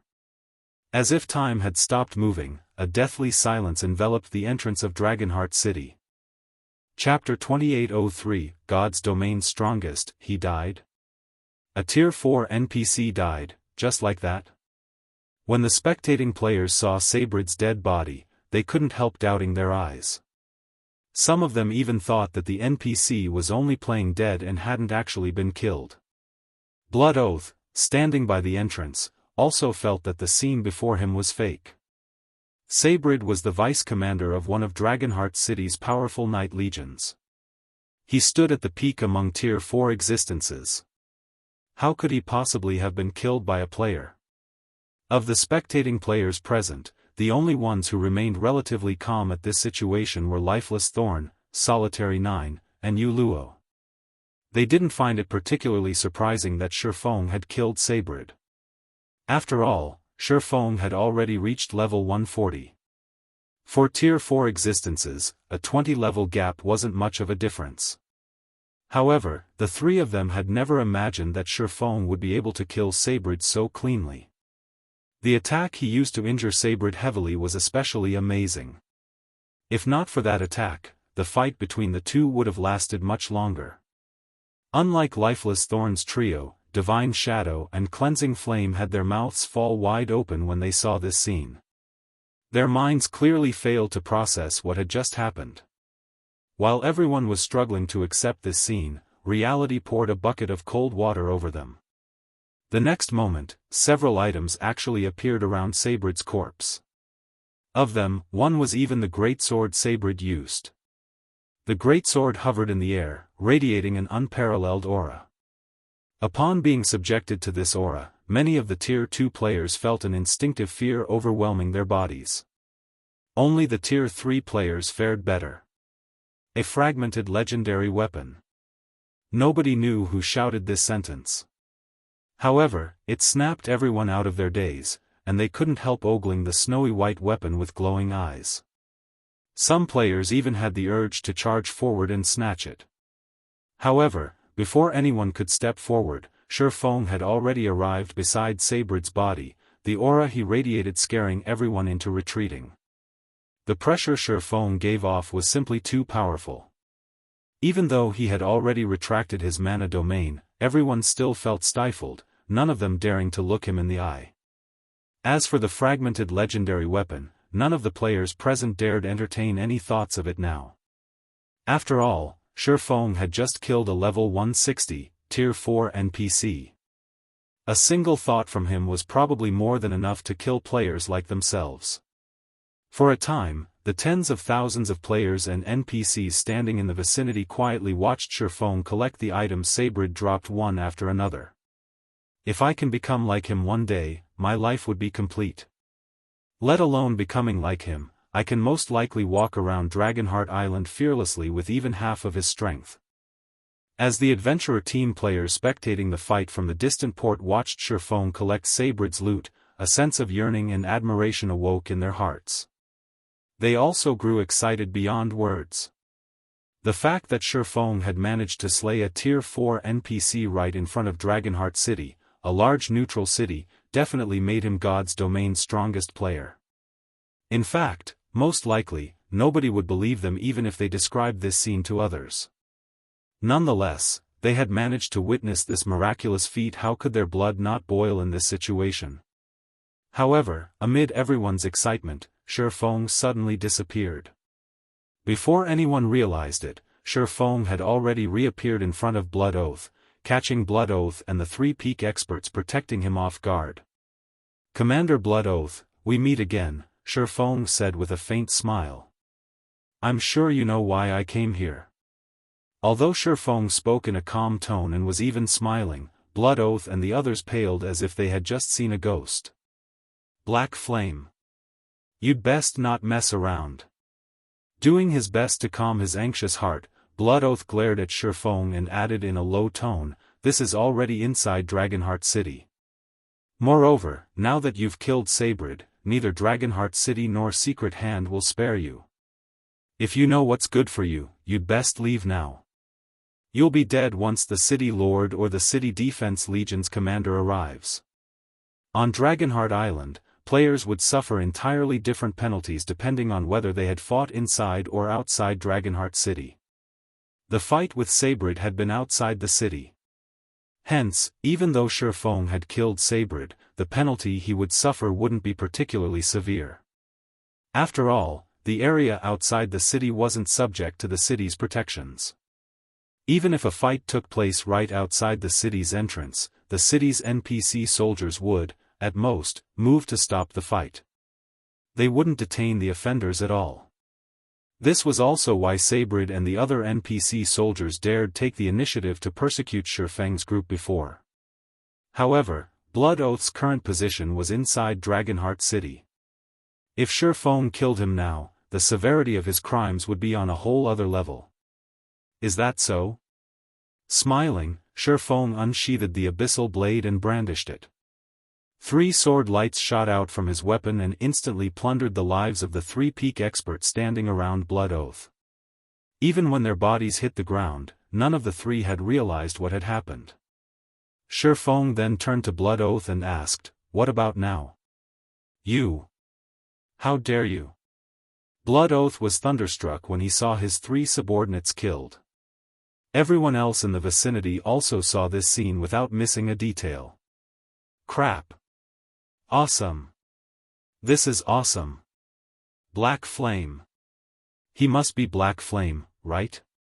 He actually killed 3 of War Blood's peak experts right in front of Blood Oath, and Blood Oath doesn't even dare make any strange moves. Am I dreaming? Everyone felt their blood boil with excitement when they looked at Blood Oath, who dared not move a muscle in front of Feng. Their worship of Feng rose to a whole new level. Blood Oath was known throughout God's domain. After all, he was a big shot that even the superpowers had to submit to on Dragonheart Island, an existence standing at the peak of Dragonheart Island. Nonetheless, Blood Oath looked no different from an ant in front of Feng. This situation was simply crazy. It was so crazy that they couldn't even react to it. However, shortly after the crowd began bubbling with excitement, 3 figures suddenly descended from the sky and landed at the entrance. Every one of these figures exuded an aura much stronger than that of Sabrid. Read latest chapters at Wuxia World. EU. Upon seeing these figures, Blood Oath reacted as if he had seen his savior. He looked at Feng and laughed, "Black Flame, you are finished. Now that the Vice City Lord and 2 Knight Commanders have arrived, you shouldn't even think of leaving this place alive." One of the 3 new arrivals was none other than Cruz, Dragonheart City's Vice City Lord. He was a level 180, Tier 4 Great Wizard, a big shot standing at the top of God's domain. According to rumors, he was only half a step away from Tier 5 and could even contend against demon princes of the same level. As for the 2 other figures, one of them was Sheraviria, the commander of the Holy Star Knight Legion and one of the World Tower's protectors. She was a bona fide level 200, Tier 5 Great Holy Knight. The last person was Landrek, the commander of the City Defense Knight Legion.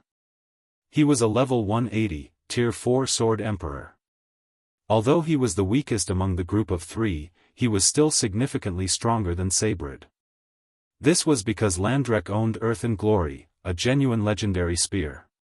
With this weapon, he was fully capable of contending with Tier 5 existences of the same level. With these 3 NPCs around, even a Tier 5 player wouldn't be able to escape. Chapter 2804, Difference in Status. Why did all these big shots show up? The players present gasped when they saw Cruz, Sheraviria, and Landrek at the entrance. They never thought that Feng's fight would attract so many NPC powerhouses. After all, players normally couldn't meet even one of these big shots. Nevertheless, 3 of them now appeared. Protector Sheraviria, in particular, was one of the apex powerhouses of God's domain. In the absence of Tier 6 gods, she would be part of the strongest group of existences. This was because not only was Sheraviria a Tier 5 NPC, but she even owned 2 legendary items, the Galaxy Sword and Bulwark of Light. She had slain dozens of demon kings, elven royalty, and void demons before. Even if a Tier 5 player existed now, they would simply be seeking death if they tried challenging her.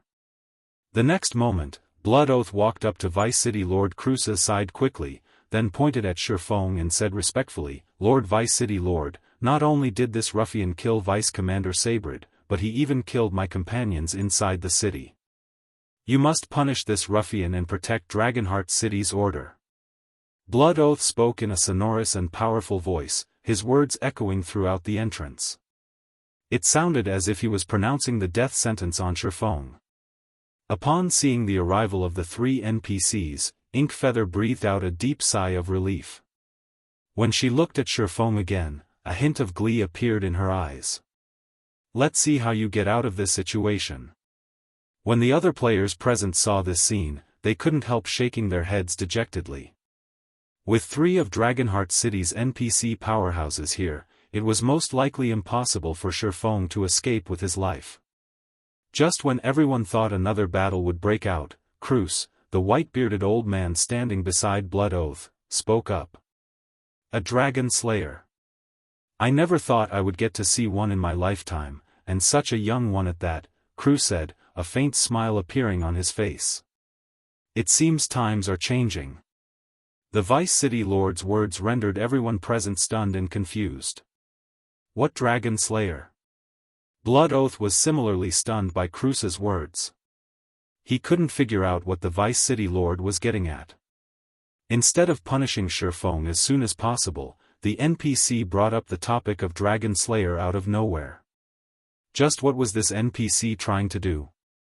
You overpraise me, Lord Vice City Lord. Turning to look at Cruz, Feng said, my friends and I just got lucky to slay a dragon that had yet to enter adulthood. No.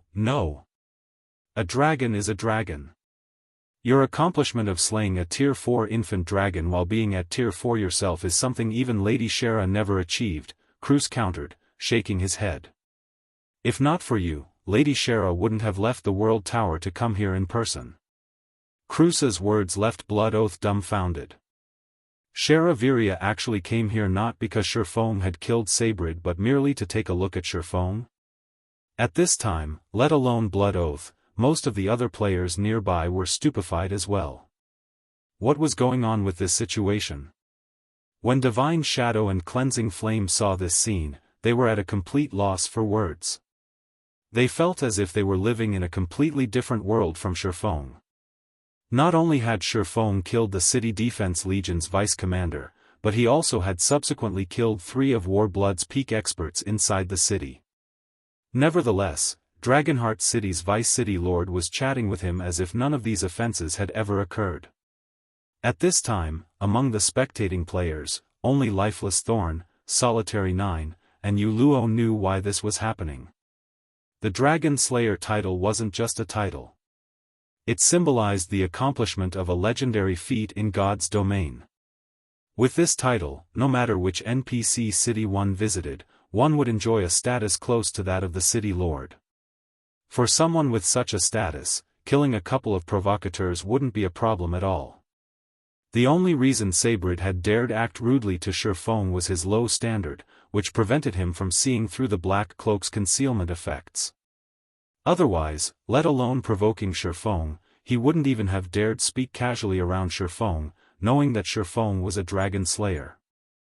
After glancing at Lifeless Thorn and the other 2 Tier 4 players standing at a distance, Shara turned to Feng and asked softly, Young Dragon Slayer, are you and your companions willing to serve as the Holy Star Legion's honorary knights?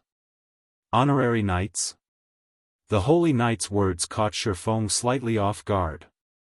However, a moment later, he replied without hesitation, it is our honor. In an NPC Knight Legion, the position of honorary knight was second only to the position of commander. In the absence of the commander, an honorary knight even had the authority to mobilize the legion. Moreover, despite not being bound to the Knight Legion, an honorary knight would still enjoy various privileges and benefits from the Knight Legion. Meanwhile, the Holy Star Knight Legion was the Knight Legion tasked with protecting the World Tower. Compared to other Knight Legions, one could gain even more benefits as an honorary knight of the Holy Star Knight Legion. In the past, countless Tier 4 and Tier 5 experts had sought to join the Holy Star Legion. However, due to the Legion's strict requirements, less than 10% of the Tier 4 experts had gotten chosen and become an official member of the Legion, let alone becoming an honorary knight. Hence, the fact that Shara was offering to let them become honorary knights greatly exceeded Feng's expectations. Good. You are now members of the Holy Star Knight Legion. Fight to protect the rules of the World Tower. Shara nodded approvingly as she looked at Feng. You can head to the World Tower to collect your honorary badge afterward. As soon as Shara finished speaking, she vanished from everyone's sight. This Blood Oath was dumbfounded by this situation. He never thought that Sharaviria had come here just to meet Feng. Moreover, she hadn't even mentioned a single word about Sabrid, as if Sabrid was merely an insignificant insect. Before Blood Oath could snap out of his daze, Vice City Lord Cruz walked up to Feng. "Congratulations, young dragon slayer," Cruz said happily. "It has been 50 years since Lady Shara last conferred the Holy Star Legion's honorary knight position to anyone. Even Commander Landrek is still challenging for that position." Upon seeing Cruz speaking with Feng so amicably, the surrounding players felt their worldviews fragmenting. They simply couldn't figure out what exactly Feng had done to garner the appreciation of these NPC powerhouses, so much so that they even ignored the killing of Sabrid, the City Defense Legion's vice commander. The next moment, just as Blood Oath was about to say something, Feng cut him off, saying, "Lord Cruz, when my companions and I were trying to enter the city before, this person here accused me of being suspicious and instigated Vice Commander Sabrid to provoke my group. May I know if it is possible to imprison him as punishment?" "Black Flame. You're slandering me." Blood Oath panicked at Feng's words. Hurriedly, he explained, "I have done no such thing. It was Lord Sabrid himself who decided to do so. The people around us can testify for me." At this time, Blood Oath already understood that Vice City Lord Cruz had no intention whatsoever of pursuing Feng for Sabrid's murder. Moreover, now that Feng had gained a very high position in Dragonheart City, if Blood Oath did not withdraw from this place immediately, he would definitely suffer. "Do you mean that I, an honorary knight of the Holy Star Legion, am lying?" Feng asked, smiling as he looked at Blood Oath. As soon as Feng finished speaking, Cruz nodded and looked at Blood Oath. He then said sternly, "Regardless of whether your words are true or false, you have slandered one of the Holy Star Legion's honorary knights. For this offense, you will be imprisoned for 15 days as punishment." "No. This is unfair. He clearly attacked first." Blood Oath was startled by this turn of events. He never thought that Feng would play such a hand. However, it was useless to resist. Glaring at Feng, he bellowed, "Black Flame, I'll make you pay for this. The Secret Hand Association won't let you off, either. Get out of prison first, then talk." Smiling nonchalantly, Feng said, "Rest assured, once you get out, everything outside would have already ended." The Secret Hand Association indeed possessed a lot of Tier 4 NPCs. On the other hand, he was no pushover either. This was especially true now that he was an honorary knight of the Holy Star Knight Legion. The association would have to think twice before they tried anything against him. The Holy Star Knight Legion was both the manager and protector of the World Tower. The Secret Hand Association would be suicidal to attack him inside the World Tower. As for Dragonheart Island surrounding sea zones, he rarely visited these areas normally. At most, he would be sailing by. Moreover, once the seal on Dragonheart Island was lifted, he could outright teleport to and from the island. Before Blood Oath could say anything more, a squad of level 160 soldiers came and escorted him away. How ruthless. Is this the status and influence Tier 4 powerhouses possess? Tier 4. I must get promoted to Tier 4. So, this is Zero Wing's Black Flame? He's even more amazing than the rumors. I wonder if Zero Wing is recruiting Tier 2 players. If I can join such a guild, I won't have to worry about anything in Dragonheart City. When the surrounding players saw NPC soldiers bundling off Dragonheart Island's most feared man, they were taken aback by Feng's capabilities. They also understood why Feng had not killed Blood Oath outright. Compared to the penalty of dying once, the consequences of getting imprisoned for 15 days were much more severe. This was especially true now that Feng had gained such a high status in Dragonheart City. For him, 15 days was more than enough to bring down the War Blood Adventurer team. Meanwhile, all Blood Oath could do was watch as all of this happened. Read latest chapters at Wuxia World. At this time, everyone present could already foresee Zero Wing standing at the peak of Dragonheart Island. Our problem has been resolved. After watching Blood Oath getting taken away, Feng returned to Divine Shadow and the others. Smiling, he said, "We can enter Dragonheart City now." In response, Divine Shadow and Cleansing Flame nodded their heads stiffly. Even now, they still found it difficult to believe what had happened. Just a moment ago, War Blood had been at the apex of its power. Yet, with only a few words from Feng, it now faced the threat of dissolution. Meanwhile, news of this situation spread like wildfire. In only a matter of minutes, it entered the ears of everyone in Dragonheart City. The news caused an especially large commotion among the city's various guilds and adventurer teams. Chapter 2805, Fame Shakes Dragonheart City. What did you say? Black Flame killed a Tier 4 NPC and even got Blood Oath imprisoned for 15 days? When the various guilds and adventurer teams operating in Dragonheart City heard of Feng's miraculous feat, they were thunderstruck. They repeatedly pressed the reporting personnel for confirmation regarding the validity of this information.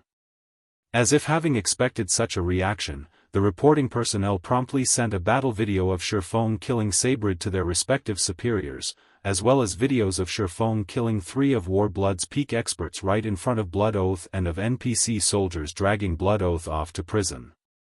Dragonheart City, Bloodstone Bar, a group of level 123+, Tier 3 experts had gathered in this bar. Of the group, even the weakest person was at the refinement realm standard. There were also more than a dozen peak experts and 4 apex experts. Meanwhile, seated at the head of this group was none other than Elder Wu, one of 13 Thrones' founders. Are you sure this information is correct? Elder Wu couldn't help feeling skeptical as he read the report from a woman shrouded in a layer of black mist. This was because Thousand Lives' report was simply too astonishing.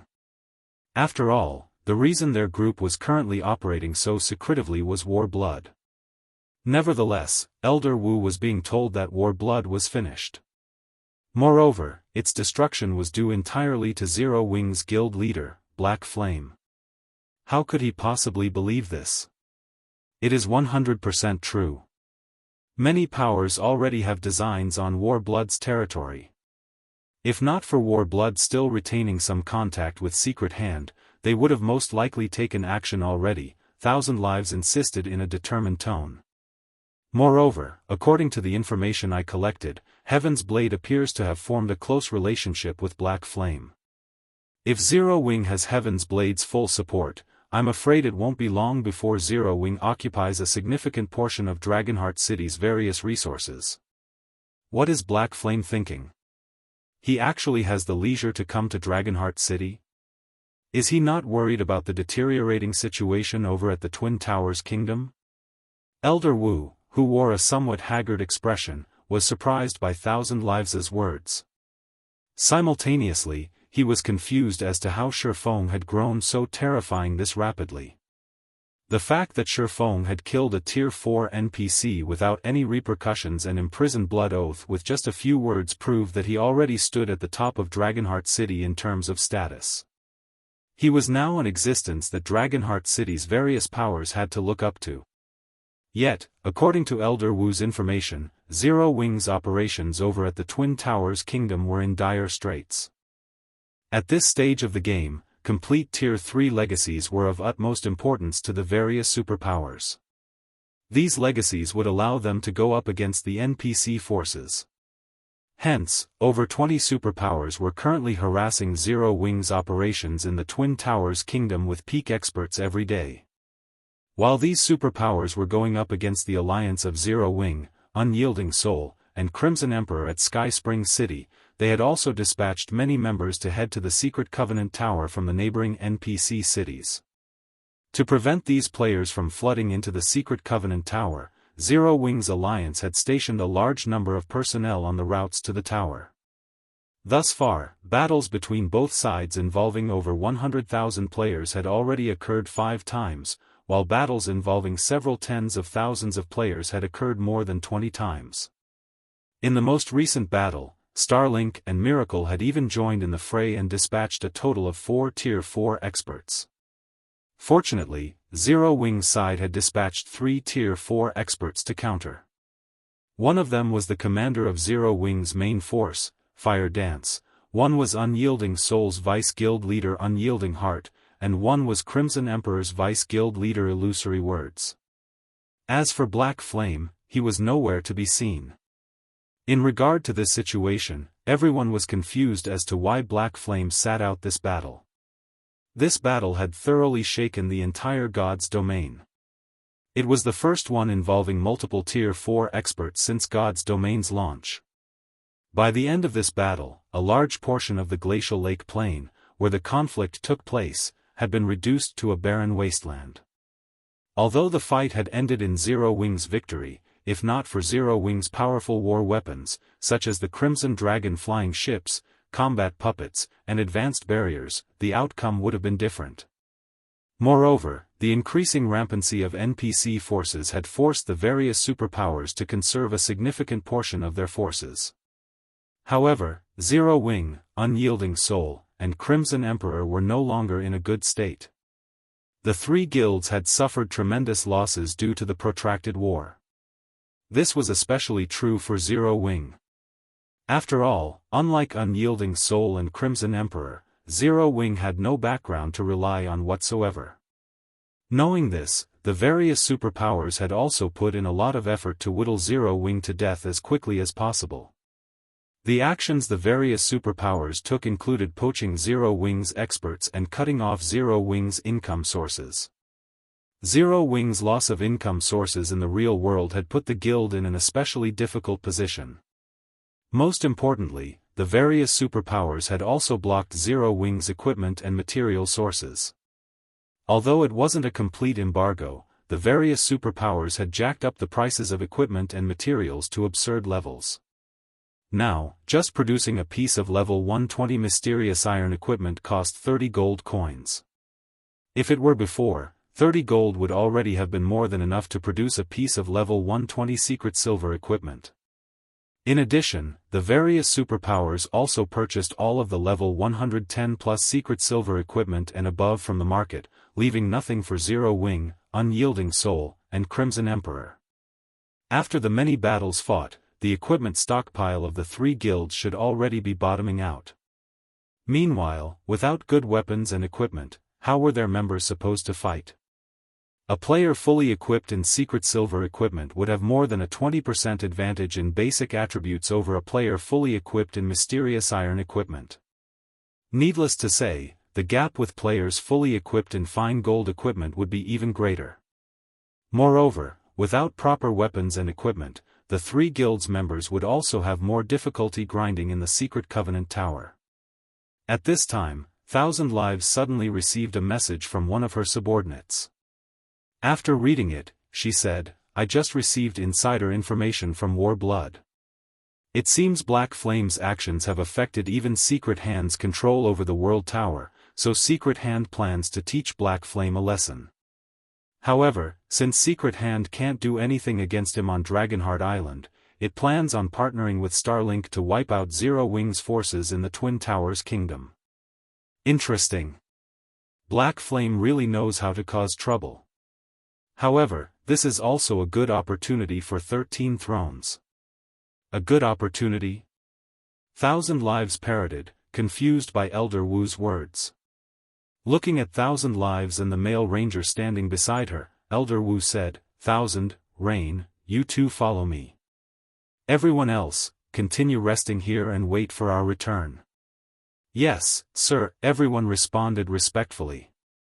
Afterward, Elder Wu secretly left the Bloodstone Bar together with Thousand Lives and Modern Rain. "Elder Wu, where are we going? Shouldn't we be heading to the 4th underground floor as planned?" Thousand Lives asked curiously as she looked at the pleasantly smiling Elder Wu. "We won't be going there for now. We have something more important to do," Elder Wu replied. "Something more important?" Having thought of something, Thousand Lives asked in surprise, "Are we going to partner with Zero Wing?" "Partner?" Shaking his head, Elder Wu said, "We don't need to partner with Zero Wing. We will just be giving Zero Wing an opportunity to defend the Secret Covenant Tower. Defend the Secret Covenant Tower? How is that possible? Thousand Lives couldn't help doubting Elder Wu's words. It might be fine if Starlink and the various superpowers were the only ones targeting Zero Wing. However, the situation was different now that the Secret Hand Association had joined the fray. At that time, who knew how many Tier 4 NPCs the association would send to deal with Zero Wing? With the forces Zero Wing currently had in the Twin Towers Kingdom, defending the Secret Covenant Tower would be utterly impossible. Seeing Thousand Lives' doubt, Elder Wu smiled and asked, "But what if Zero Wing has a city-building order? Elder Wu, do you plan on selling that city-building order to Zero Wing?" Realization immediately dawned upon Thousand Lives. The city-building order was an incredibly rare item. Thus far, even 13 thrones had managed to acquire only 2. And as the guild had already used one of these 2 orders, it only had 1 left.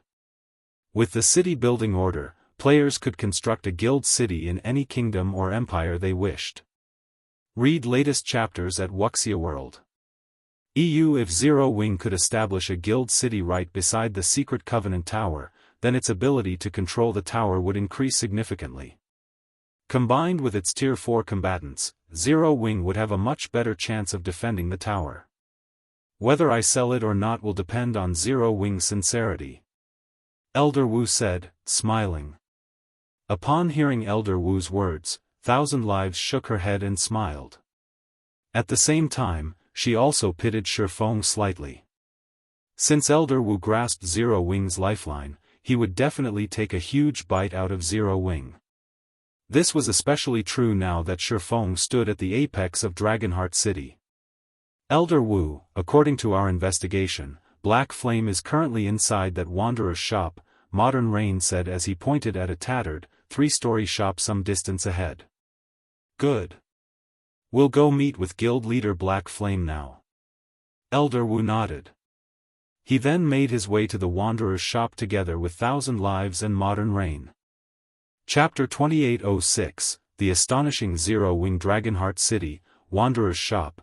When Elder Wu's group of 3 entered the shop, a magnificent sight instantly entered their eyes. The scenery within the shop was a stark contrast to its dilapidated facade. What's going on here? Thousand Lives was astonished as she inspected the space within the building. This place looks completely different from the last time I visited. On her previous visits to the Wanderer's shop, the building's interior had looked as dilapidated as its exterior. And while the shop sold excellent items, everything here was absurdly priced. If one weren't in a hurry to obtain a specific item, one wouldn't come here to shop. Now, not only had the shop's interior become splendid, but the shop's area had also expanded from a cramped room to half a basketball court. The number of items on display had doubled, and the item quality was drastically better. Now, almost everything on display was a precious treasure. Tier 3 Magic Scrolls. Master Potions. Alchemy Gold. The Alchemy Gold, in particular, was a treasure of alchemy. It could increase not only the success rate of forging by 15% but also the basic attributes of the forged item by 10%. Moreover, it was even effective in the production of epic weapons and equipment. However, Alchemy Gold was impossible to find on the market. Players could obtain it only from ancient ruins. Alchemy Gold was even rarer than epic items. Nevertheless, the Wanderer's shop had a total of 10 ingots of Alchemy Gold for sale. Moreover, they were only on the first floor right now. The Wanderer's shop had 3 floors, and the value of the products sold in the shop increased with each subsequent floor. In other words, the products on the first floor were the lowest in quality. Rain, take a look around afterward. If you see anything we need, buy it. Elder Wu instructed Modern Rain. When he saw the items sold in the shop, even he was moved. The items sold here were indeed exceedingly expensive, with the cheapest item priced at 20 ancient gold and valuable items like the Alchemy Gold priced at 1,000 ancient gold. However, most of the items sold here were nigh impossible to purchase in the outside world. Besides, 13 Thrones was in urgent need of items such as alchemy gold. After the major system update, monsters became much more difficult to deal with. Previously, Tier 3 teams could cope with Grand Lord-ranked monsters, even with just fine gold weapons and equipment. Now, however, Tier 3 teams needed to be fully equipped in dark gold weapons and equipment. Moreover, the team's MT would need to have 2 or 3 pieces of epic equipment. Otherwise, tanking a Grand Lord would be incredibly tough without help. Needless to say, the requirements for raiding mythic monsters were even higher. Players could no longer rely on just their combat standards to defeat powerful monsters. They also needed epic weapons and equipment to support them. Otherwise, the benefits of exploring level 120+ maps weren't worth the cost. Meanwhile, alchemy gold increased the success rate of producing epic weapons and equipment. In the hands of an advanced master forger, success was almost guaranteed. Moreover, the produced item would also have a 10% boost to its basic attributes. Yes, sir. Modern Rain nodded after snapping out of his daze. Elder Wu's group proceeded to the second floor. And upon seeing the items displayed there, Modern Rain very nearly drooled. This was because the second floor actually sold epic items. Although these epic items weren't weapons or equipment, they were still incredibly rare and useful. Confinement Crystal, epic consumable, seals a 2,000-yard radius and lowers the basic attributes of all enemies within the magic array by 40%, 25% for Tier 4, for 2 hours. Wind Manipulating Rope, epic item, increases the movement speed of land mounts by 15% and flying mounts by 25%. The display of epic items was simply dizzying. With a single glance, they discovered at least 60 epic items. What rendered them speechless were the prices. Even the cheapest epic item cost 1,500 ancient gold. However, they had to admit that these epic items were all things the various powers desired. Aside from epic items, all sorts of excellent tools required by lifestyle players were also available, such as a set of dark gold alchemy tools. The only problem was that the set cost 5,000 ancient gold. After Elder Wu and the others browsed through the items sold on the second floor, they felt as if they had just walked into a treasure house. Every item on sale here moved their hearts. Unfortunately, the more astonishing an item was, the more astonishing its price was. With just the 60,000 ancient gold they had on hand, they could purchase only a few items from this floor. Just as Elder Wu's group was about to head to the third floor to take a look, a lithe figure suddenly blocked their way. The frightening aura this person exuded instantly subjected Elder Wu and the others to powerful pressure. No outsiders are allowed beyond this point, Yu Luo said softly to Elder Wu's group. If you wish to shop here, you can do so only on the first and second floors. When Thousand Lives and Modern Rain saw Yu Luo, they couldn't help doubting their eyes. Tier 4. A bona fide Tier 4 cleric. Both Thousand Lives and Modern Rain recognized Yu Luo. After all, Yu Luo had been one of Heaven's Blade's team leaders. Simultaneously, she was one of the few peak experts operating on Dragonheart Island. Only, they never thought that Yu Luo would get promoted to Tier 4 already. After all, anyone capable of getting promoted to Tier 4 at this stage of the game had the full support of an entire guild. Yet, Yu Luo, a cleric who had gone missing 1 month ago, had actually reappeared now as a Tier 4 cleric. This was simply unbelievable. Little Missy, may I know if you are the one running this wanderer's shop? Elder Wu couldn't help asking the question on his mind. No, this shop is run by guild leader Black Flame. I am only managing this place on his behalf, Yu Luo said, shaking her head. Black Flame runs this place? Elder Wu was stunned. In its current magnificent state, the Wanderer's shop was most likely worth 1,000,000 ancient gold or more.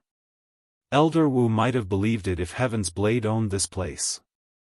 After all, Heaven's Blade had been operating on Dragonheart Island for a long time now. However, he was told that Feng actually owned this shop. How could he swallow such a tale? While Elder Wu was stunned, Thousand Lives quickly reacted, asking, "We are from 13 Thrones.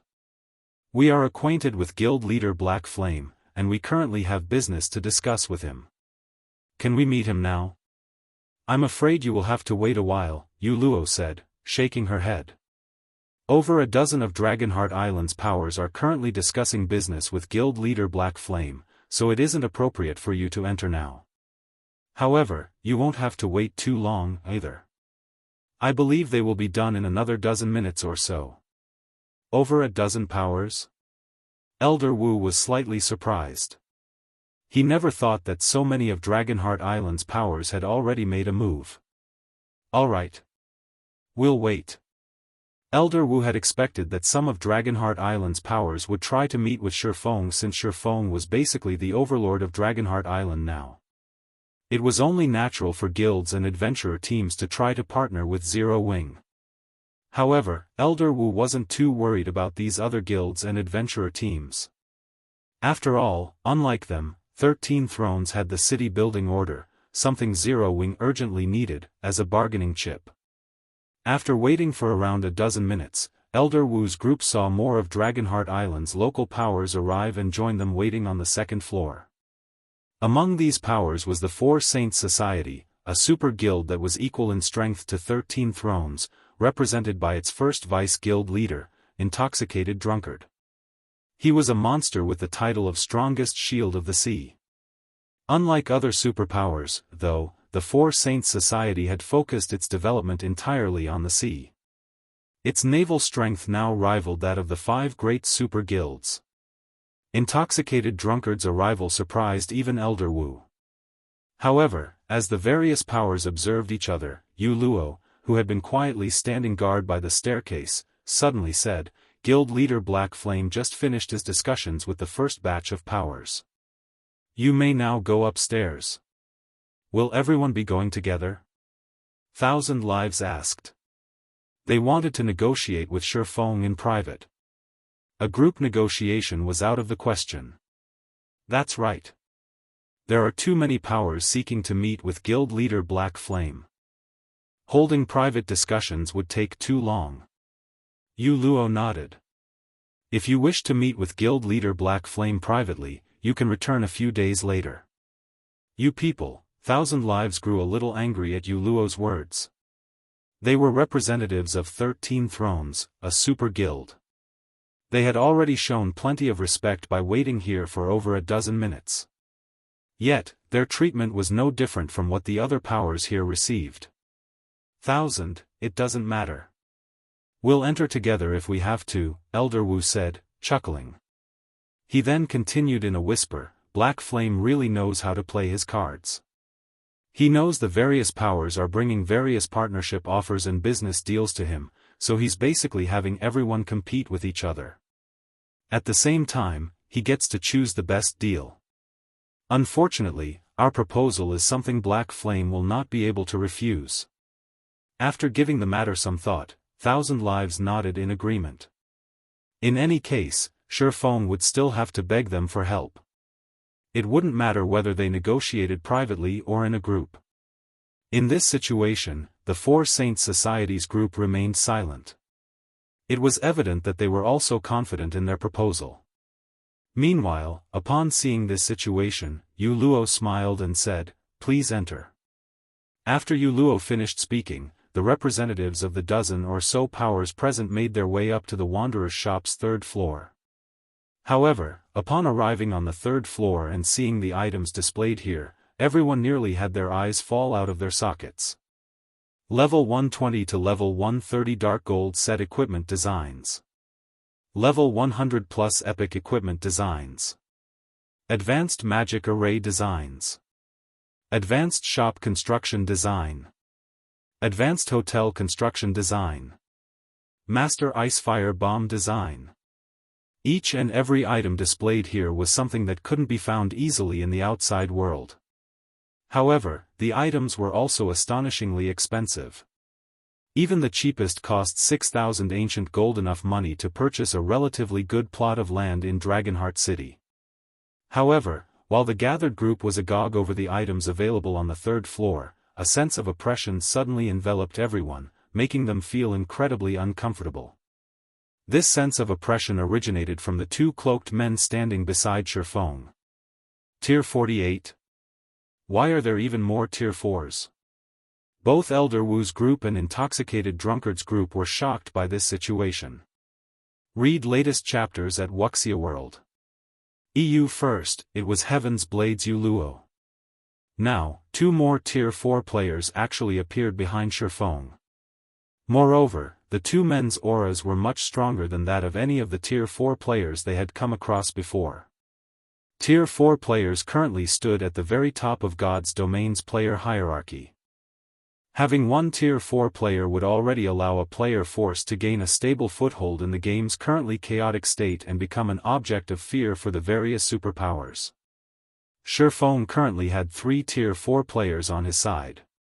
Including Feng and Fire Dance, this meant Zero Wing had a total of 5 Tier 4 players under its command. This caliber of strength was simply maddening. Even the 5 great super guilds were unlikely to have as many Tier 4 players as Zero Wing did. Meanwhile, after scanning the crowd before him, Feng said calmly, "Everyone, if you have something to say, please say it directly. I still have many matters to attend to, so I truly do not have time for beating around the bush." Chapter 2807, 3-Star Wanderer's Shop. Feng's statement was like a hammer that struck everyone's mind. For a time, those intent on negotiating with Feng to maximize their own profits were nonplussed. Even Elder Wu, who had come here brimming with confidence, was momentarily at a loss for words. Feng's display of power was simply too astonishing. Zero Wing's strength had severely exceeded Elder Wu's expectations. The 4 Tier 4 players here in this Wanderer's Shop plus the 3 Tier 4 experts over at the Twin Towers Kingdom meant Zero Wing had a total of 7 Tier 4 players on its side. With such strength, even NPC forces would find dealing with Zero Wing tough.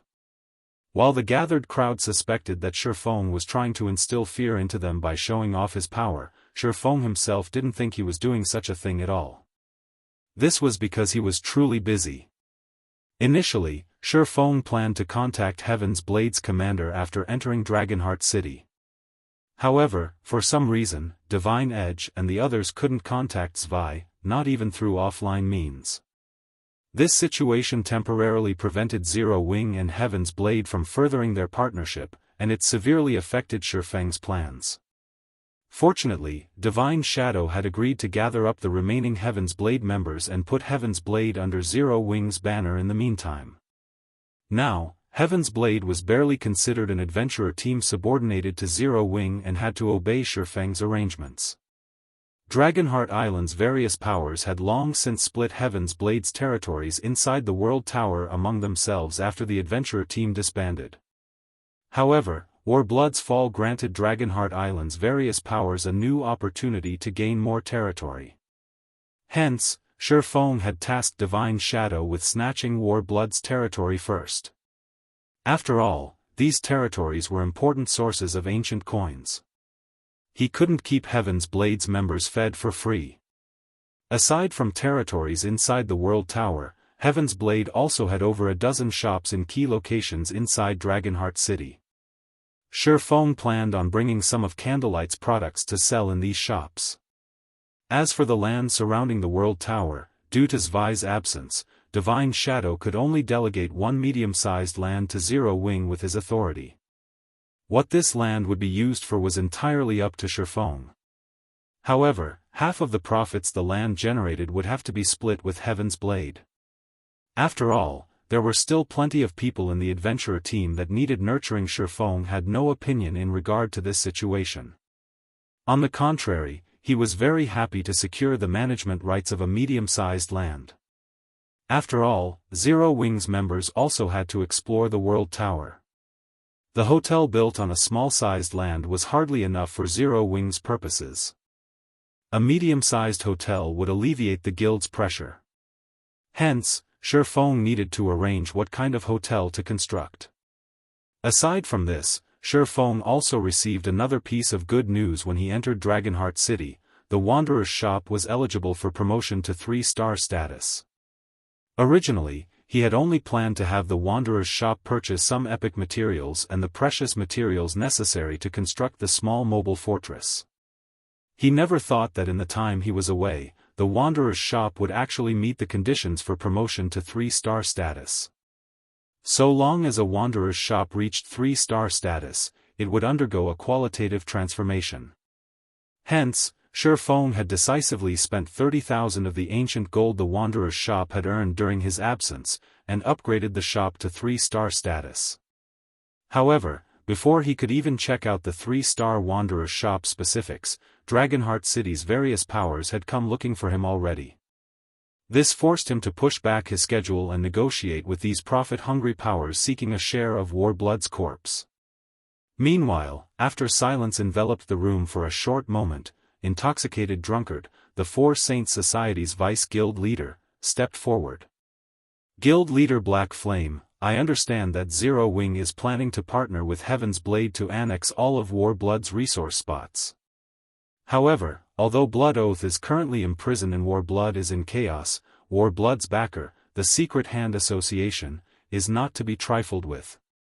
With Secret Hand's presence, annexing the 17 resource spots Warblood holds on the 4th underground floor will be difficult. Of course, I believe that with your strength, annexing those resource spots shouldn't be a problem, however, maintaining them will be. Such a task will require a large number of experts. It can't be done with just a few Tier 4 experts. Hence, the Four Saints Society wishes to partner with Zero Wing to go against Warblood and Secret Hand, Intoxicated Drunkard said confidently. Once we annex all of Warblood's resource spots on the 4th floor, each of our sides will take half. Of course, we won't let Zero Wing give up these resource spots for nothing. After saying so, Intoxicated Drunkard took out a city-building order from his bag. The Four Saints Society understands that Zero Wing is currently having difficulty defending the Secret Covenant Tower. However, with this city-building order, Zero Wing can instantly construct a guild city beside the tower. With this guild city to fall back on, Zero Wing should have a much easier time repelling the various superpowers. In addition, the Four Saints Society will also trade various rare materials and level 110 plus secret silver weapons and equipment with Zero Wing. We will sell these items to Zero Wing at market value. May I know what you think of this, Guild Leader Black Flame? When Intoxicated Drunkard took out the city building order, the other powers' representatives were dumbfounded. This situation also made many of the powers seeking to partner with Zero Wing despair. The Four Saints Society was a super guild, only a few powers operating on Dragonheart Island could match its resources, manpower, and background. Even setting aside the fact that the Four Saints Society was a super guild, just the city-building order alone made it impossible for the various powers present to compete with the Four Saints Society. This was because the city-building order was what Zero Wing currently needed the most. At this time, a gloomy expression appeared on Elder Wu's face. He never thought that the Four Saints Society would have a city-building order too. This would undoubtedly increase the competition. After the silence in the room had stretched for some time, Feng swept a glance at the various powers' representatives. May I know if anyone else has something to say? If not, I will have to ask you to leave. I still have to continue detailed discussions with Vice Guild Leader Drunkard, Feng said in a calm tone. However, his interest in the city-building order was obvious to everyone present. Upon seeing this situation, Intoxicated Drunkard smiled in satisfaction. He was very confident in the success of the partnership this time, as he was certain Zero Wing wouldn't be able to resist the city-building order's temptation. Hence, he had paid no heed to having to attend negotiations together with the other powers. What should we do now, Elder Wu? Thousand Lives asked anxiously. The World Tower's 4th underground floor was crucial for them to search for Tier 4 legacy lands. The influence of a Tier 4 player was not something Tier 3 players could hope to match. Every addition of a Tier 4 player could increase a guild's overall strength by a large margin. Simultaneously, Tier 4 players were crucial in resisting the invasion of NPC forces. For the current super guilds, Tier 3 players were no longer the thing they lacked the most. After all, they had the required foundation and resources to nurture a large number of high-caliber experts. Even without complete Tier 3 legacies, it was only a matter of time before these experts reached Tier 3. As proof of this point, not one of the superpowers attempting to wrestle control over the Secret Covenant Tower was a super guild. Only super first-rate guilds, which were lacking in foundation and resources, were contending for the tower. However, the World Tower's fourth underground floor, which could reliably generate Tier 4 legacy lands, was a different story. Moreover, the World Tower still had the fifth underground floor and beyond. The chances of Tier 4 legacy lands appearing in these locations were most likely even higher. However, if a power did not possess a base of operations on the fourth underground floor, exploring the even more dangerous fifth underground floor would be utterly impossible for this power. Just as the various powers' representatives were about to turn around and leave, a deep voice resounded in the room. "Wait a minute. Guild leader Black Flame." Suddenly, Elder Wu said, 13 Thrones plans on partnering with Zero Wing as well. Moreover, the conditions we offer will not be any inferior to the Four Saints societies. After saying so, Elder Wu also brought out a city-building order. Crap. Another city-building order? The representatives of the various powers present gasped at this situation. The city-building order was an incomparably rare item, no less rare than fragmented legendary items. Meanwhile, it was many times more valuable than fragmented legendary items. After all, there was no way a fragmented legendary item could compare with an entire guild city. When Elder Wu took out a city-building order, Intoxicated Drunkard's complexion darkened slightly. This is interesting. What should have originally been a monopoly has now become a two-sided competition. I wonder how Black Flame will decide. Both parties are super guilds, and neither is weaker than the other. Moreover, both have their own advantages as well. Read latest chapters at Wuxia World. The various powers' representatives couldn't help their curiosity as they looked at Elder Wu and Intoxicated Drunkard. They wondered how Feng would proceed in this situation. By stating that 13 Thrones would match the Four Saints Society's offer, Elder Wu was basically hinting to Intoxicated Drunkard for their two guilds to avoid competing with each other. That way, they could maximize the profits from Zero Wing.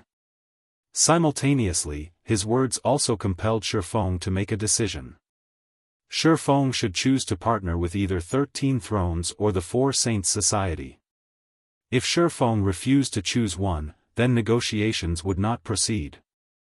Naturally, Intoxicated Drunkard quickly picked up on Elder Wu's intentions. Hence, he remained silent and simply looked at Feng. Evidently, he planned on taking the same stance as Elder Wu. It seems both of you came with sincerity for cooperation. Feng smiled as he looked at the two city-building orders before him. Unfortunately, I cannot agree to any of your conditions. Chapter 2808, Feng's conditions, you can't agree? What do you mean by that, Guild Leader Black Flame? Elder Wu and Intoxicated Drunkard were confused when they heard Feng's response. Similarly, the representatives of the other powers present were stunned by Feng's words. Originally, they thought that they would see an intense clash between 13 Thrones and the Four Saints Society, and Zero Wing would decide how to settle the fight. Yet, Feng had outright rejected both guilds. What was going on here? Is Black Flame trying to teach Elder Wu and Intoxicated Drunkard a lesson for banding together? Probably. After all, Zero Wing isn't faring that well over at the Twin Towers Kingdom. It definitely needs a city-building order. If I were in Black Flame's shoes, I would probably do something like this too. After all, that's half of the fourth floor's resource spots as well as fortresses and Tier 4 legacy lands. Trading away all these things just for one city-building order is simply absurd. Although the two super guilds offered to help garrison the resource spots, that kind of help is inconsequential. With Black Flame's status and deterrence on Dragonheart Island, there's no way anyone would dare have any designs on Warblood's resource spots and fortresses. As the various representatives discussed Feng's actions and realized his aim, they couldn't help admiring him for his wisdom. He had thoroughly placed both super guilds in a bind with this move of his. After all, both the 4 Saints Society and 13 Thrones were incredibly desperate to produce Tier 4 players.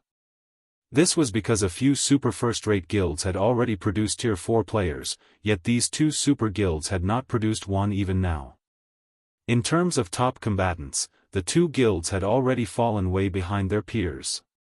Hence, the 2 guilds' desperation for Tier 4 players. Otherwise, with the status of these 2 super guilds, they wouldn't take the initiative to seek cooperation with Zero Wing at all. While the onlookers were discussing quietly among themselves, Feng looked at Elder Wu and Intoxicated Drunkard and said, "Please do not misunderstand. I see your sincerity in this matter. However, a city-building order isn't particularly urgent for Zero Wing. In fact, you can even say that we don't need it." "Don't need it?"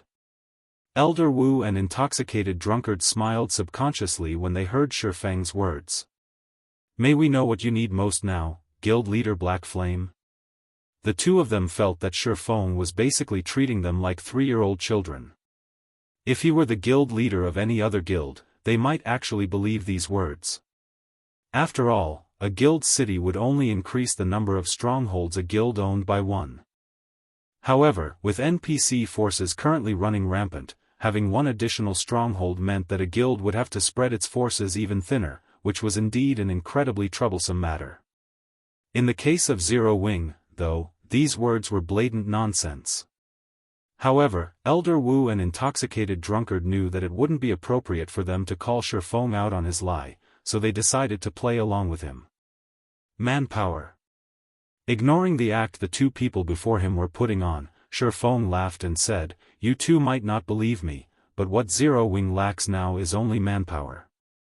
We do not lack anything else. If your 2 guilds really wish to partner with Zero Wing and acquire World Tower's 4th underground floor's resource spots, take out some real sincerity." Truth be told, the city building order was something Feng could do without. A small mobile fortress was basically half a city. Not to mention, an ordinary guild city wouldn't suffice to let Zero Wing exert complete control over the Secret Covenant Tower. Only a fortress could do that. This was because a guild city was more focused on defense than offense. A guild city mainly served as a place for players to rest and trade. At best, it could provide some benefits to the players heading into the Secret Covenant Tower. It couldn't actually prevent other powers from forcing their way into the tower. In the end, Zero Wing would still have to rely on its own strength to accomplish this feat. This just so happened to be something beyond Zero Wing right now. However, it was a different story for a small mobile fortress. Mobile fortresses possessed great defensive capabilities and were top-tier war weapons. Otherwise, they wouldn't have been able to become the overlords of the sky. Manpower? Elder Wu and Intoxicated Drunkard nodded slightly at the same time. Although they found Feng's words more agreeable now, they still felt he was putting on an act. The 2 of them then exchanged looks and came to a tacit understanding. Since Feng insisted on acting, they would play along and see how long Feng could keep doing so. Smiling, Intoxicated Drunkard asked, "May I know how you plan on having our 2 guilds cooperate with you, Guild Leader Black Flame?" "Simple. I just need your 2 guilds to supply me with 300 advanced forgers, 200 advanced alchemists, 500 advanced architects, 100 advanced magicians, and 2 master magicians. I'll also need 10,000 Tier 3 players. Lend these people to me for half a month," Feng said, chuckling. "If you can agree to that, I will give you 2 of Warblood's small fortresses." When Feng finished speaking, Elder Wu and Intoxicated Drunkard were stunned. They couldn't understand Feng's purpose. Not only did he not want their city building orders, but he was even asking for a large number of lifestyle players. Although Feng had also asked for 10,000 Tier 3 experts, the various superpowers already had around 50,000 Tier 3 expert players on average at this stage of the game. Lending 10,000 Tier 3 experts wouldn't be a problem for their 2 super guilds. On the contrary, the conditions Feng offered were incredibly advantageous to their 2 guilds. With a small fortress on the World Tower's 4th underground floor, their 2 guilds could reside on the 4th floor in the future. Simultaneously, they would have the necessary foundation to explore the 5th underground floor. May I know your thoughts on this? Feng asked, smiling. City building order? The 4th underground floor's small fortresses? Tier 4 legacy lands? These things were inconsequential to his present self. So long as he had the small mobile fortress, nobody in God's domain would be able to threaten Zero Wing. Not even Tier 4 players. The only problem was the massive scale of the small mobile fortress's construction, which required a considerable amount of manpower. It wasn't something he could accomplish easily by himself. Initially, he had been considering having all of Candlelight's lifestyle players halt their work and focus on constructing the small mobile fortress. He never imagined that 2 super guilds would send themselves to his doorsteps. Is what you say true, Guild Leader Black Flame? Intoxicated Drunkard asked skeptically. You can rest assured on this point. We can sign a contract for this. Your 2 guilds will be free to capture the 2 promised fortresses, and Zero Wing will not lay a finger on them. I can even stop Secret Hand's NPCs from interfering with your 2 guilds, Feng said with a sincere smile on his face. Upon hearing Feng's words of assurance, Elder Wu said without hesitation, in that case, I agree to your offer on behalf of 13 Thrones, Guild Leader Black Flame. What super guilds lacked the least was manpower. Even though Feng was asking for quite a lot of manpower, it was well within their tolerance. The Four Saints Society has no problem with this arrangement, either. Intoxicated Drunkard said, an indescribably happy smile appearing on his face. For the Four Saints Society, being able to gain one of Warblood's small fortresses just by loaning some manpower was an incredibly profitable trade. It was much better than surrendering a precious city building order. As for the threat of the Secret Hand Association, just one word from Feng would most likely prevent any of the association's Tier 4 NPCs from setting foot in the World Tower. After all, the Holy Star Knight Legion was both the protector and manager of the World Tower. Prohibiting NPCs that attacked players from entering the World Tower would be an easy task for the Knight Legion. Without the Secret Hand Association, the only Tier 4 combatant Warblood would have on its side would be Autumn Plant. While he would still pose a problem, the Four Saints Society and 13 Thrones could handle him. Was upon seeing this situation, the other powers' representatives grew envious. They never thought that Feng would offer such loose conditions to the 2 super guilds. Nonetheless, fulfilling these conditions was still impossible for the other powers. Setting aside the large number of lifestyle players Feng sought, just the condition of 10,000 Tier 3 experts was already beyond them. Only the superpowers had the ability to do so. Elder Wu and Intoxicated Drunkard signed a contract with Feng on behalf of their respective guilds right away. According to the contract, 13 Thrones and the Four Saints Society would lend the stated manpower to Feng for half a month.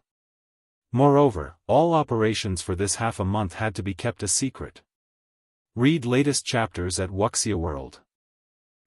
After signing the contract, the 2 super guilds promptly summoned the necessary manpower to Dragonheart Island. This was because the contract would take effect only after all the required manpower was assembled and transferred to Feng. Before that, their 2 guilds shouldn't even think of capturing Warblood's small fortresses. Having concluded negotiations with the 2 super guilds, Feng finally had some free time to himself. Inside the quiet 3rd floor, Feng took out the several items he acquired from killing Sabrid and began inspecting them. Previously, he had been too busy to inspect Sabrid's loot. Now that he had finished his tasks, he could finally take a proper look at them. Sabrid had been the vice commander of Dragonheart City's City Defense Legion, a level 160, Tier 4 NPC, and an executive of the Secret Hand Association. Nobody would believe that he had only one fragmented legendary item on him. Chapter 2809, half a step away. Sabrid had dropped a total of 6 items. Aside from the fragmented legendary greatsword Demonic Shadow, the 5 remaining items looked very ordinary. In fact, they looked so normal that Feng was confused when he first stored them in his bag. This was because the 5 items appeared to be a set. Of the 5 items, 4 were mirrors made entirely of crystal. However, unlike the fragmented legendary greatsword, these 4 mirrors did not radiate a frightening aura. More precisely, they did not even have a hint of aura. They looked ordinary beyond ordinary. As for the 5th item, it was an ink-black crystal the size of a basketball. Like the 4 crystalline mirrors, this crystal ball was similarly indescribably ordinary. It did not radiate even a whiff of mana. Interesting. Realization flashed in Feng's eyes as he looked at the ink-black crystal ball and 4 crystalline mirrors placed before him. If I didn't take a closer look at them, I would never have thought these 5 items actually had a magic disguise. The standard of this disguise is also absurdly high. It is definitely at the half-step Grandmaster standard. In God's domain, apart from special items, players needed to use the appraisal skill on most items to inspect their information. However, there was also another type of item that was outside of this category, and that was magically disguised items. Items that had magic disguise used on them would have their information concealed. Using the appraisal skill on these items would show that they were no different from ordinary garbage. However, applying a magic disguise on an item was a complicated process, and even a master magician would need several hours just to complete a master magic disguise's magic array. Needless to say, placing a half-step Grandmaster magic disguise would be even more tedious. And worse, the disguise would disappear whenever the disguised item was used. One would have to apply a new magic disguise to disguise the item again. Thus, magically disguised items were incredibly rare in God's domain. Most players wouldn't even come across one throughout their career in God's domain. And if players did come across such an item, they would often treat it as garbage and dispose of it. However, Sabrid was both the vice commander of Dragonheart City's City Defense Knight Legion and a level 160, Tier 4 NPC. In God's domain, Dragonheart City could be considered a kingdom. In terms of status, the neutral city rivaled imperial capitals. Hence, despite being only the vice commander of one of Dragonheart City's Knight Legions, Sabrid's status was higher than even that of magistrates that managed the various kingdoms' main cities. In addition, Sabrid was also an executive of the Secret Hand Association, the strongest NPC force on Dragonheart Island. If one were to say that an NPC like Sabrid had dropped a bunch of odds and ends, let alone Feng, even ordinary players wouldn't believe it. Of course, perceiving such a high-level disguise wasn't an easy task. Let alone the standard appraisal skill, even Feng's omniscient eyes would allow him to see only the cover information of a disguised item. Only those with great mastery over magic arrays would notice that an item was magically disguised. The 5 items placed before Feng were precisely magically disguised items. On the surface, these 5 items looked ordinary and unremarkable. If not for Feng's in-depth understanding of the operating principles of mana, he wouldn't have noticed anything wrong at all. Thank goodness I'm already an advanced master magician. Otherwise, I really wouldn't have noticed such an exquisite disguise. Looking at the 5 items, Feng couldn't contain his elation as he studied the disguise. While it was possible for one to remove a magic disguise forcibly, that option should only be a last resort because doing so would damage the disguised item. Not to mention, the removal of a magic disguise was a process favored by all magicians. The removal of a magic disguise was an opportunity for a magician to improve their knowledge since the removal process tested a person's knowledge and control over magic arrays.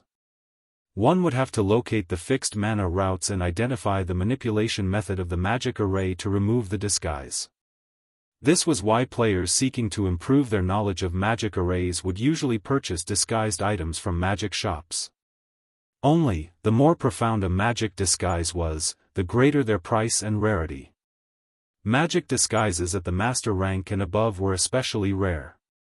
This was partly because master magicians could earn much more money through selling other magic arrays.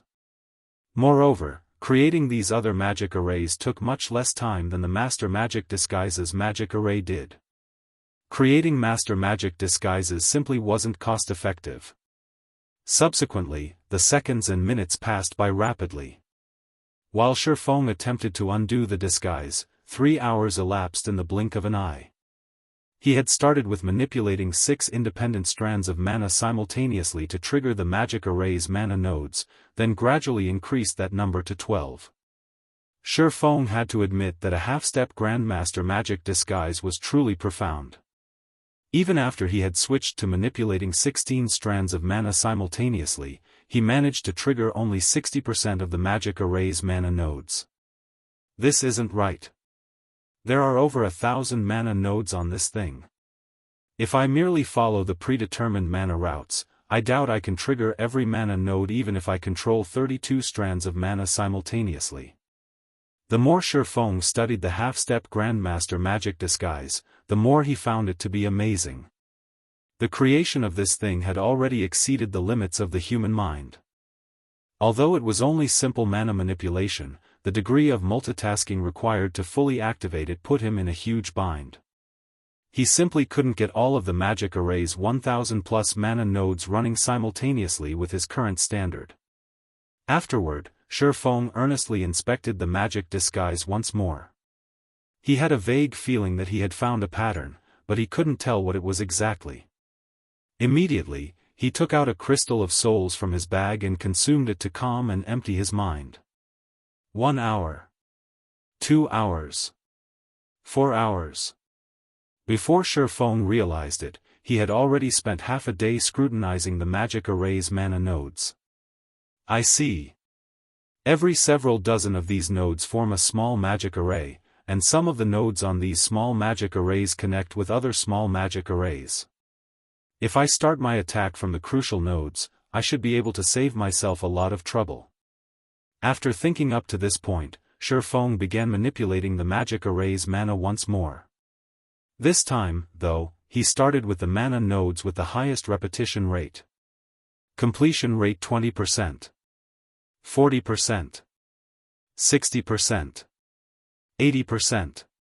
When the disguise magic array lit up, Feng grew ecstatic. However, his joy wasn't just from cracking the magic array. It was also because his understanding of magic arrays had further improved and he finally grasped the difference between advanced master magicians and half-step grandmaster magicians. The sound of glass shattering echoed in the room. Subsequently, the undisguised crystalline mirror made the space within the room incomparably cold and heavy. What powerful mana! Read latest chapters at Wuxia World. Even for Feng, this was the first time he had felt such strange and heavy mana. It felt as if the object before him wasn't an item but an ancient god instead. In fact, he even had the misconception that the energy flowing around him was no longer mana but a more terrifying energy that carried great destructive power. If not for him having reached Tier 4 already, he might have lost consciousness just from being subjected to this oppressive energy. Crap! Who was this Sabrid? Feng was dumbfounded when the crystalline mirror's statistics appeared in front of him. Chapter 28:10, World Mirror. Feng had considered many possibilities for the item Sabrid dropped. He had even entertained the possibility that one of the disguised items might be a damaged legendary item. After all, killing a Tier 4 NPC inside Dragonheart City was incredibly difficult. Had Sabrid not taken the initiative to leave the city's boundaries and stood inside the city instead, the odds of Feng killing the NPC would have been 0. This was because Dragonheart City's defensive magic array strengthened all allied NPCs within the city. Unless Sabrid violated Dragonheart City's laws, the other NPCs within the city would have immediately come to Sabrid's assistance as soon as Feng attacked him. In fact, Sharaviria could have saved Sabrid as Feng was about to land the killing blow. After all Tier 5 NPCs were capable of world creation. One shouldn't underestimate Sharaviria simply because she arrived at Dragonheart City's entrance by flying to the scene slowly. If she wished, she could have moved from the World Tower to the city's entrance in the blink of an eye. Looking at the crystalline mirror in his hand, Feng began speculating about Sabrid's identity. This was because this item didn't belong in the hands of a minor character. Turning to the 3 other crystalline mirrors and the ink-black crystal ball, Feng smiled involuntarily. According to rumors, only those who succeed in conquering an empire can obtain the world mirror. Yet, I actually got it from a Tier 4 NPC. I doubt anybody would believe me if I told them about this. The World Mirror. Also known as the Space Mirror, the World Mirror was a treasure passed down since ancient times. It wasn't something the modern god's domain could produce. This was because the World Mirror originated from ancient gods. Even creating a replica of it was impossible. These items were treated as national heirlooms by the various empires. Without taking control of an empire, players wouldn't be able to obtain a world mirror at all. Of course, the world mirror Feng acquired from Sabrid wasn't complete. The world mirror was a set of 12 mirrors and 1 control core. He would have to gather all 13 components to complete it. A complete world mirror could seal the sky, lock the earth, and move space itself. One shouldn't compare the world mirror to a simple sealing barrier. The world mirror was far more than that. It could not only seal a designated space but even transform the sealed space into a world of its own. Even Tier 5 existences shouldn't think of breaking out of this miniature world. Within the boundaries of this miniature world, a hostile existence's strength would plummet. Tier 5 existences would be fortunate to exhibit 30% of their strength while subject to the world mirror's suppression. Existences below Tier 5 would fare even worse. The world mirror possessed an incredible range. Once activated, it would have no problem sealing an area encompassing several large maps. In the past, unless a Tier 6 God-ranked expert took to the field, any player forces that possessed a world mirror had been unstoppable within the territory protected by their world mirror. Even Tier 6 experts had their combat power weakened significantly under the world mirror's influence. This was also why super guilds with several Tier 6 experts had sometimes been helpless against the territories of top-ranking first-rate guilds with only 1 Tier 6 expert defending them. The world mirror Feng possessed was incomplete, so it couldn't create a world of its own. Regardless, this incomplete world mirror would still be considered a priceless treasure by any guild. It was far more valuable than even legendary items. This was because even an incomplete world mirror boasted many incredible effects. One example would be its ability to move a guild city to any desired location. Aside from that, if Feng bound this incomplete world mirror to the core magic array of a guild city, the said guild city would be immediately promoted to basic main city. A complete world mirror could elevate a guild city to the status of an advanced main city. Most imperial capitals were merely advanced main cities. Holy cities, one level above advanced main cities, numbered less than a handful in the modern god's domain. Meanwhile, a holy city was something that couldn't be conquered without Tier 6 gods. Anyone who attacked a holy city without a Tier 6 god on their side would only be seeking their own deaths. It wouldn't matter how many Tier 5s they had. This was because one of the conditions for promotion to Holy City was the World Mirror's protection. Even having multiple Tier 5 existences garrisoning a city wouldn't suffice to meet a Holy City's defensive requirements. Now that Sabrid had dropped such a treasure, how could Feng not be shocked and confused? Although I don't know who exactly this NPC is, now that I have the World Mirror, I can adjust my development plan. Various thoughts occurred to Feng as he looked at the world mirror. Even though this world mirror was incomplete, it could still exhibit astonishing effects. He couldn't create a holy city now, but he could still create a main city. If Zero Wing gained a main guild city at this stage of the game, it would do wonders for the guild. The footprint of a main city was 3 times that of an advanced city. In terms of defense, a main city could easily withstand the attacks of Tier 4 existences. Most importantly, at the main city standard, a guild city would have no problem establishing itself almost anywhere in God's domain, aside from forbidden lands. it wouldn't have to worry about defending against monster tides. While Feng was debating which of Zero-Wing cities he should bind the world mirror to, he suddenly received a message from Intoxicated Drunkard.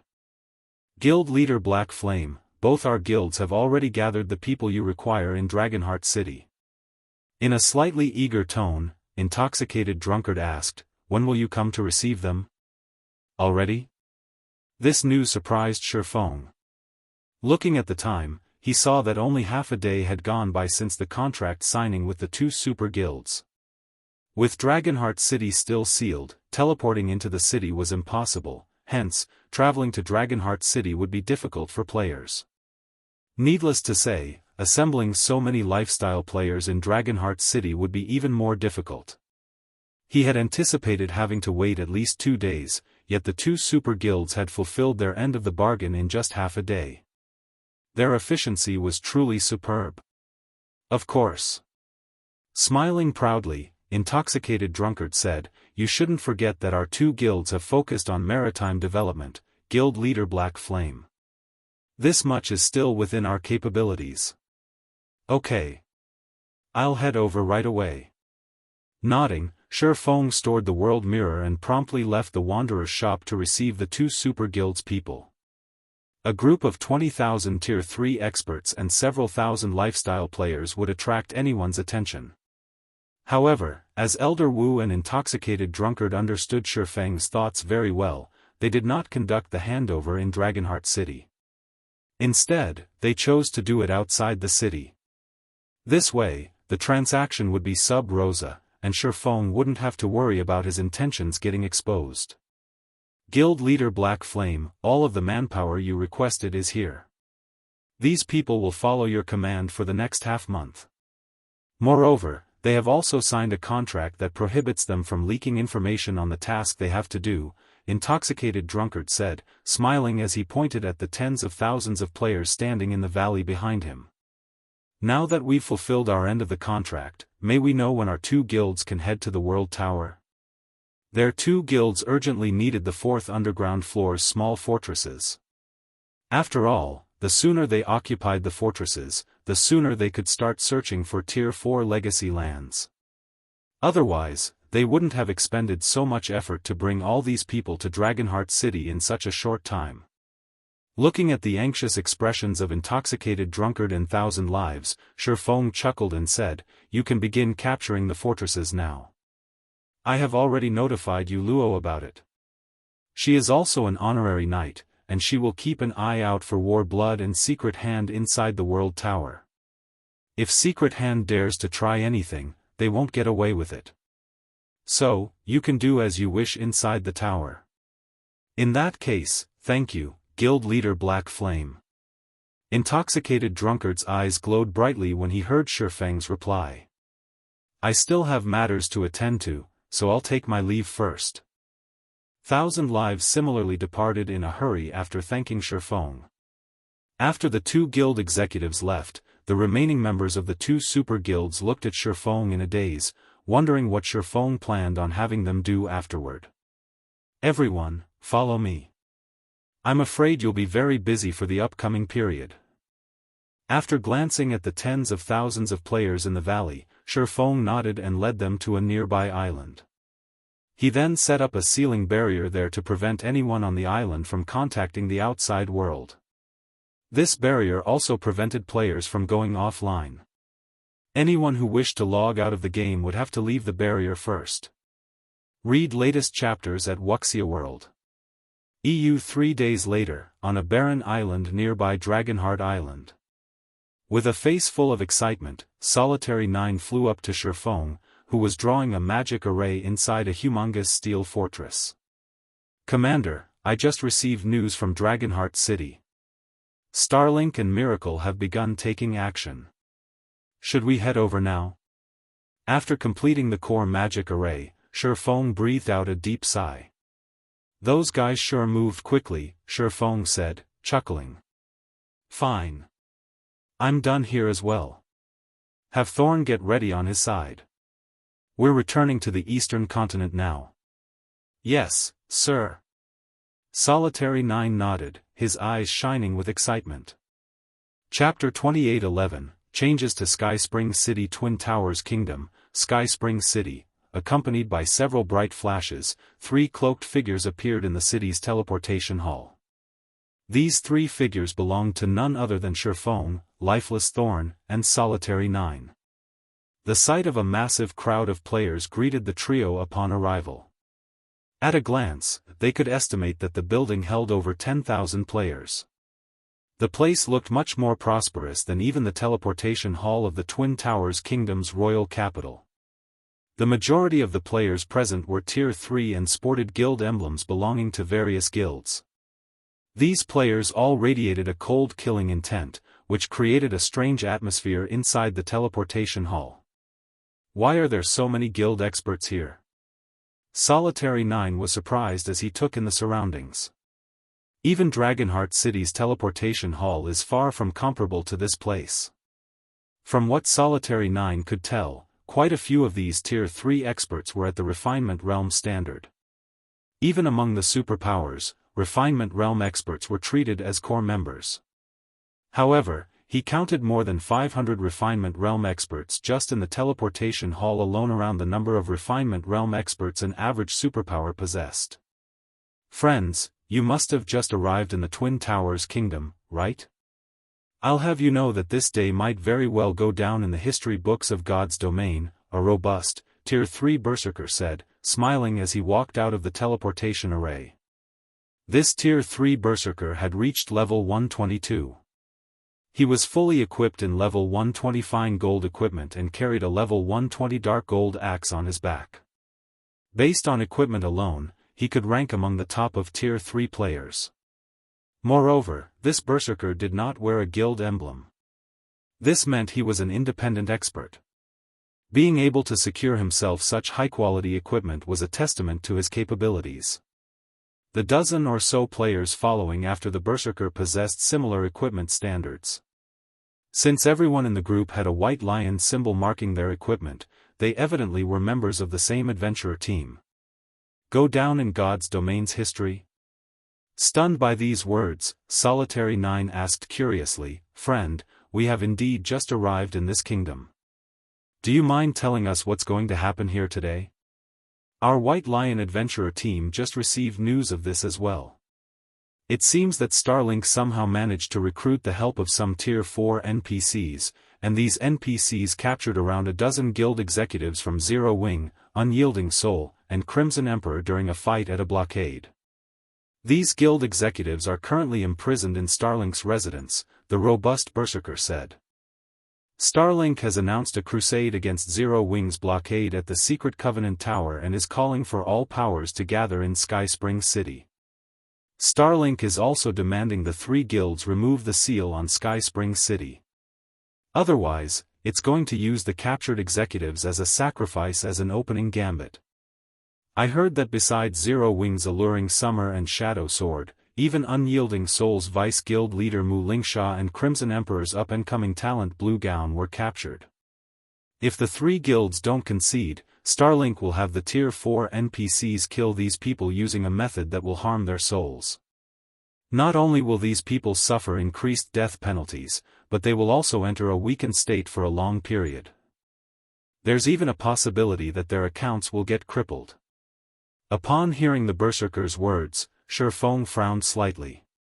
He never thought that the Secret Hand Association's Tier 4 NPCs would actually interfere in this matter. How bold of Starlink. It dares wag its tail in Zero Wing's territory and even use the 3 guilds executives as a sacrifice? Feng sneered. I know, right? But you have to admit that Starlink is no longer the same as before. Rumors have it that Starlink has 3 Tier 4 players, as well as several superpowers backing it. Now, it even has an NPC force supporting it.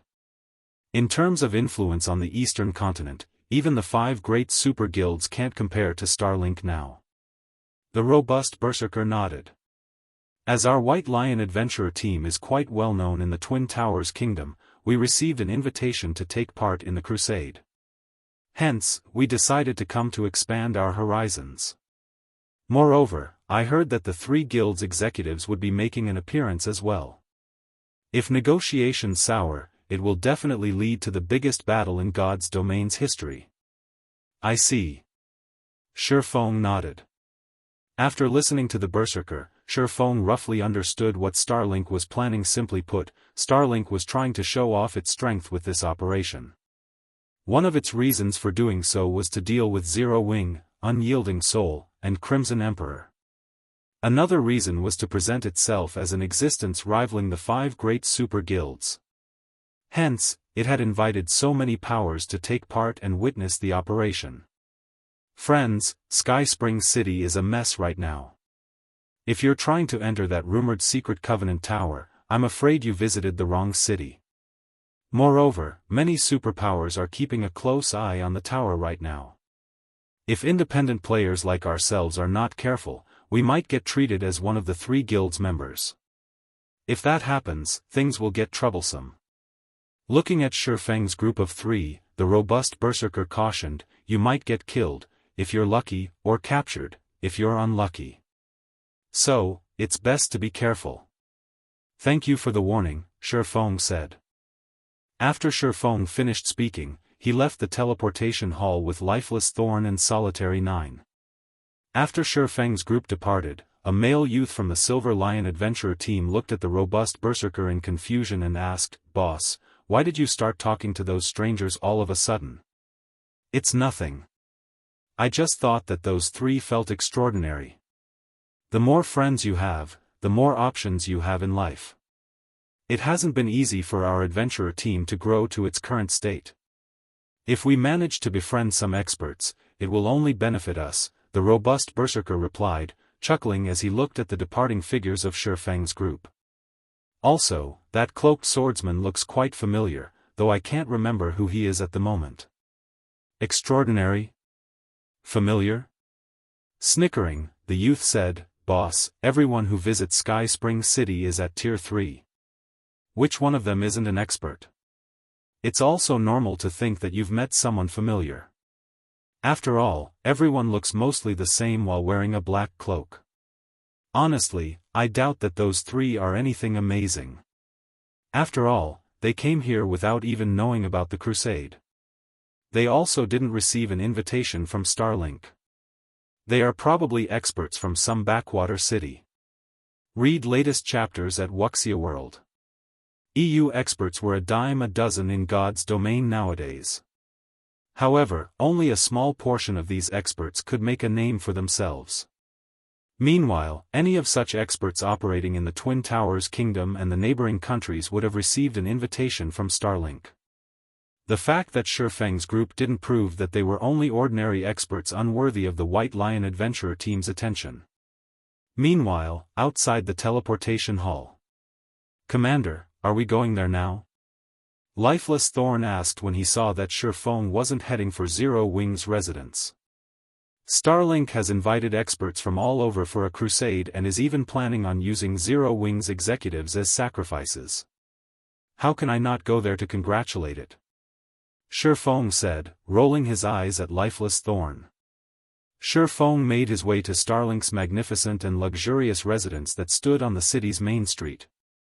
Chapter 28:12, Storm Brewing at the resident Sky Spring City, Starlink's residence. At this time, Tier 3 experts were thronging to Starlink's residence, which occupied an area equivalent to 2 sports stadiums.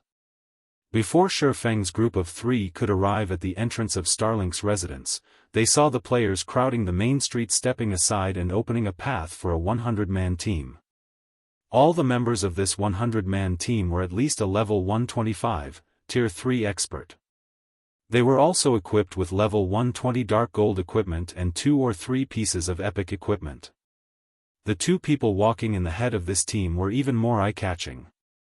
Not only were they equipped with 6 or more pieces of epic equipment each, but both of them were actually Tier 4 players. One of them was a level 129 Berserker Emperor, while the other was a level 130 Sword Emperor. Just seeing their gear, levels, and tier made the surrounding players sigh in fascination. Crap! Who are these people? Why haven't I seen that guild emblem before? You don't know? They're from a guild called 100 Ghosts, an incredibly mysterious guild that appeared recently. I heard that it has an incredible origin. Although the guild has very few members, every one of them is an expert at Tier 3 or higher. That's right. That man and woman you see leading them are especially amazing. Before they got promoted to Tier 4, they secretly challenged the various superpowers monsters and won 49 out of 49 challenges. I never thought that those two would get promoted to Tier 4 after disappearing from the public eye for some time. If they already had an undefeated record before reaching Tier 4, doesn't this make them nigh invincible now that they've reached Tier 4? The surrounding players held heated discussions over 100 Ghosts' 100-man team. Simultaneously, they couldn't help admiring Starlink. 100 Ghosts was a guild that did as it pleased. It did not show respect to any superpower, yet it had actually accepted the invitation to participate in Starlink's crusade. 100 Ghosts? Feng was slightly surprised when he overheard the surrounding players' conversations. In the past, he had heard a little of the guild known as 100 Ghosts. The guild had been an incredibly mysterious existence even back then. Moreover, it had revealed itself to the public 3 years after the game's launch, shortly after the first major system update. The moment this guild made its existence known to the world, it had shaken the entire God's domain. This was because 100 Ghosts had actually had over 30 Tier 4 experts at the time. Back then, even the superpowers only had around 30 Tier 4 experts, with stronger ones having around 40. In addition, after 100 Ghosts made its public appearance, the guild's Tier 4 experts began frenziedly challenging the various superpowers and took the continent by storm. However, for some reason, after 100 Ghosts had finished challenging the various superpowers and proving its strength, it suddenly went silent. The next time it appeared, the guild already had Tier 5 experts and began challenging the 5 great super guilds. Despite having the ability to challenge the 5 great super guilds, 100 Ghosts did not possess even a single guild residence on the main continent. The guild did not compete for resources, either. The only thing the guild did was do combat. This situation had given the 5 great super guilds headaches back then. After all, the 100 Ghosts guild was simply too mysterious. It did not have any roots, so it was impossible to target the guild's base of operations. On the other hand, the number of Tier 5 experts the guild had was not the slightest bit inferior to the 5 great super guilds. In this life, God's Domain's first major system update had taken place 2 years ahead of time. And 100 Ghosts had also appeared 2 years ahead of time. This situation put Feng in a reverie. Could they be a guild from an interstellar continent? If it were before he had visited the ancient God's domain, he probably wouldn't have any idea how such a strange guild could appear out of nowhere. However, after visiting the ancient era, he understood that God's domain housed players not just from Earth but from the several interstellar continents as well. Just like the ancient God's domain, 100 Ghosts could be from another version of God's domain, only this version of God's domain overlapped with the modern God's domain much more closely than the ancient God's domain. Hence, 100 Ghosts could bring so many players to the modern God's domain. In fact, Feng even suspected that the mysterious area Lifeless Thorn and the others fell into previously was 100 Ghosts' home world. However, Lifeless Thorn and the others had been repatriated to the modern God's domain before they could learn much about this other version of God's domain.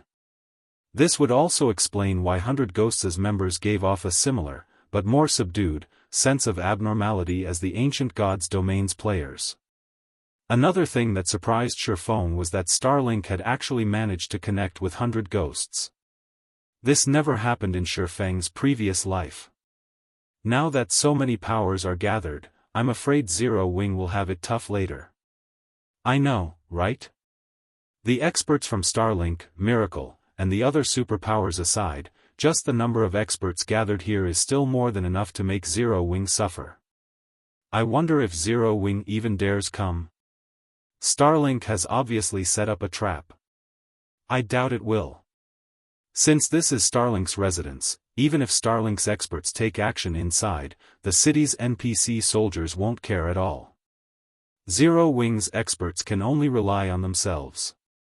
The players on the main street couldn't help worrying for Zero Wing, Unyielding Soul, and Crimson Emperor as they watched the various powers experts enter Starlink's residence one after another. Although Zero Wing had the home ground advantage in Sky Spring City, how could the three guilds possibly beat more than 20 superpowers when it came to expert count? Not to mention, a bunch of experts from the various major powers had also come to support Starlink. If it came down to a fight, the three guilds wouldn't stand a chance at all.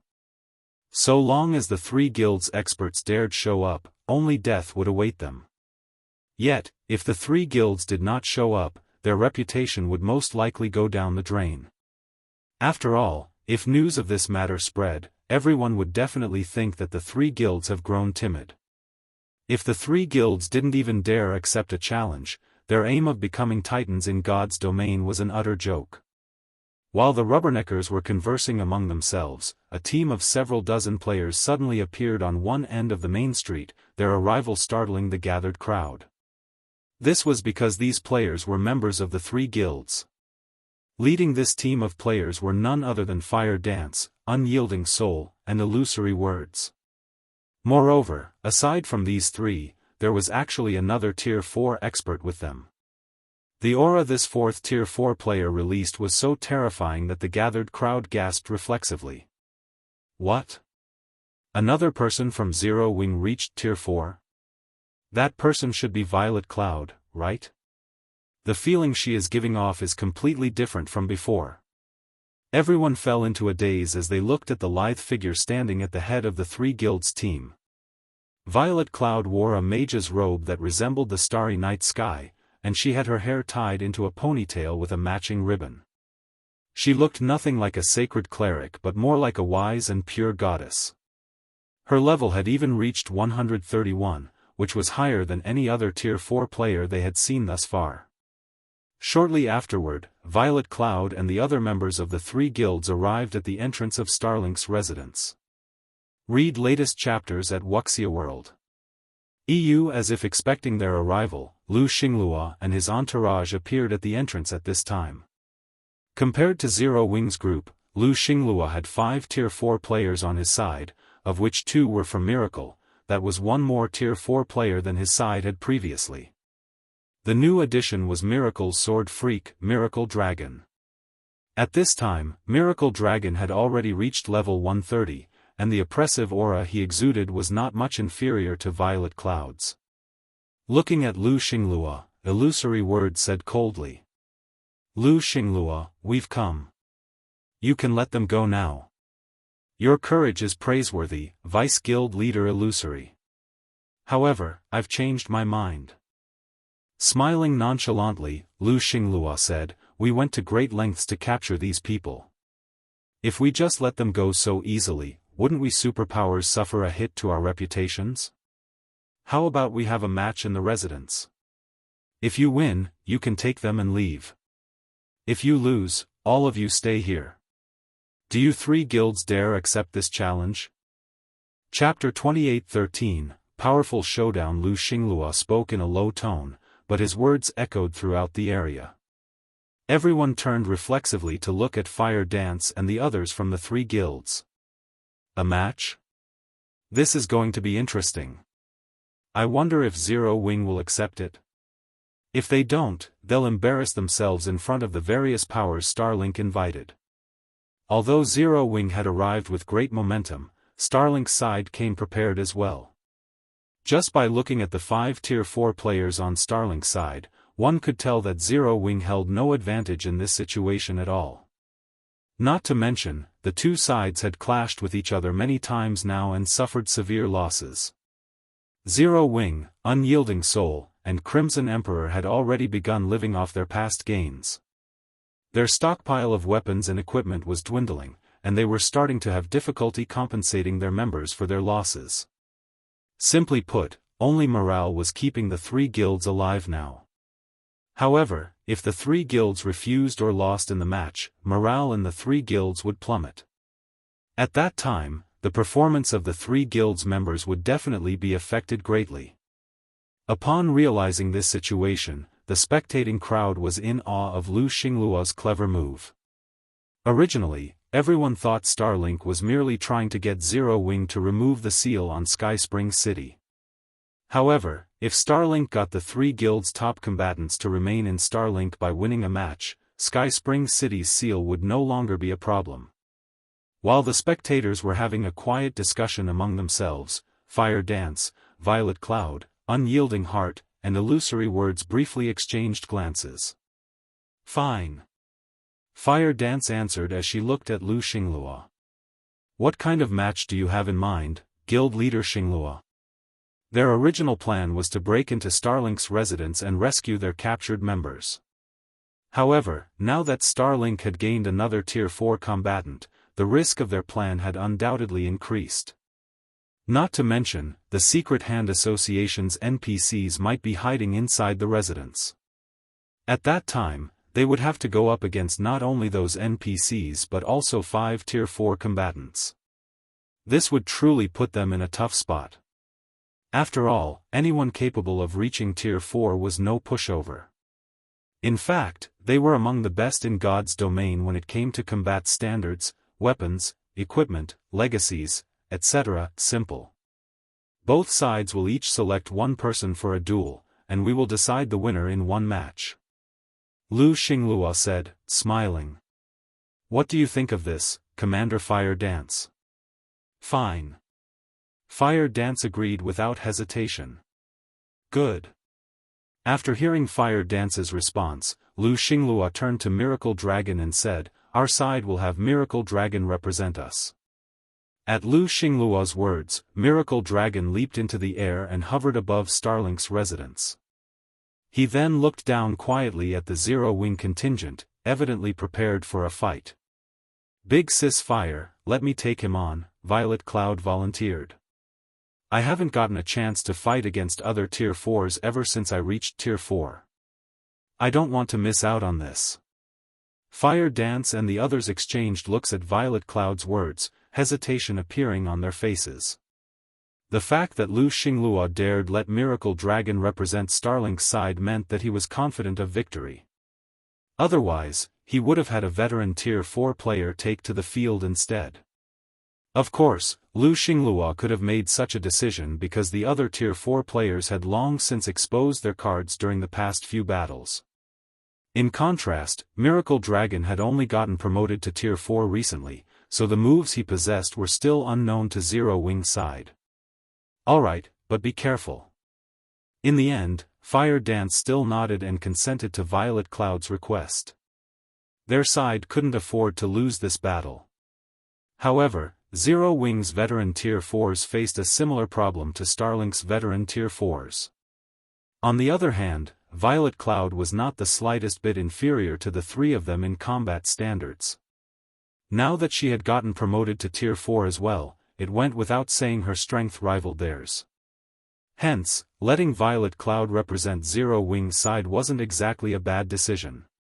Unyielding Heart and Crimson Emperor did not oppose Fire Dance's decision. Instead, they warned Violet Cloud to stay out of melee range from Miracle Dragon. Otherwise, Miracle Dragon's lightning-quick attacks would devastate a magical-class player like Violet Cloud. Afterward, Violet Cloud similarly leaped into the air and hovered 100 yards away from Miracle Dragon. "I lost to Gentle Snow last time because of my basic attributes, but you won't be as lucky as Gentle Snow," Miracle Dragon said as he looked at Violet Cloud with a cold and arrogant gaze. "Because I will come at you seriously this time." After Miracle Dragon finished speaking, energy rippled out from his body and instantly enveloped the vicinity.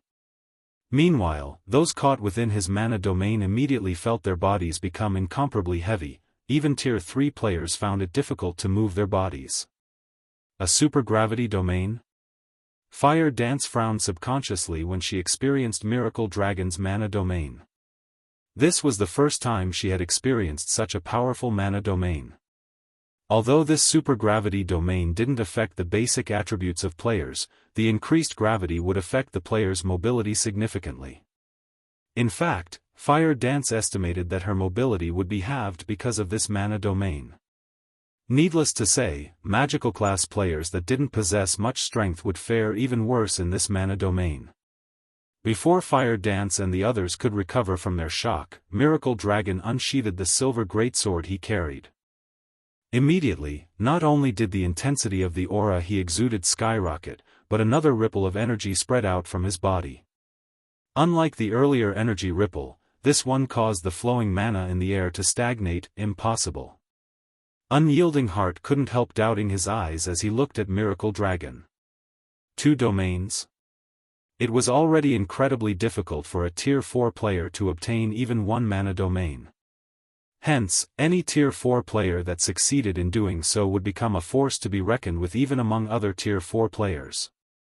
Now, Miracle Dragon revealed that he actually possessed 2 mana domains. This completely shattered Unyielding Heart's understanding of mana domains. Meanwhile, Lu Xinglua and the others on Starlink's side who were standing at the residence's entrance, smiled when they saw the reactions of Fire Dance and the others from the 3 guilds. Commander Fire Dance, get ready to lose. Miracle Dragon has the supergravity domain and the space freezing domain.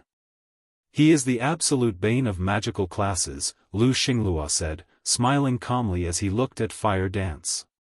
Of course, the outcome won't change even if you have someone else take to the field. Under the effects of these 2 mana domains, nobody can defeat Miracle Dragon in single combat. A dual domain wasn't just a simple addition of 2 mana domains. Instead, the effects of the 2 mana domains would overlap and generate exponentially greater results. When Miracle Dragon activated both of his mana domains, he could take on 2 of Starlink's veteran Tier 4s simultaneously and still hold his ground. Meanwhile, the spectators also stirred at this scene. They never thought a person could have 2 mana domains. As expected of the Sword Freak. Even Black Flame will most likely have trouble going up against Miracle Dragon. I know, right? Black Flame only managed to stand out because he was lucky to reach Tier 4 before everyone else. But in a situation where both sides are at Tier 4, nobody can tell who is truly the best at the sword without a fight. How can the secret pavilion just arbitrarily label Black Flame the strongest? The Rubberneckers were astonished by Miracle Dragon's abilities. After all, this was the first time any of them had seen a dual domain. One could also easily determine the dual domain's effects just by looking at the Tier 3 players enveloped within it. At this time, these Tier 3 players were already kneeling on the street from the overbearing pressure. This result was much greater than that of the mana domain Feng had displayed previously. Commander, should we intervene now? Lifeless Thorn asked as he looked at Feng. This dual domain is going to be a tough nut to crack. If it's just Violet alone, I'm afraid, no, we'll continue watching, Feng replied, shaking his head and smiling.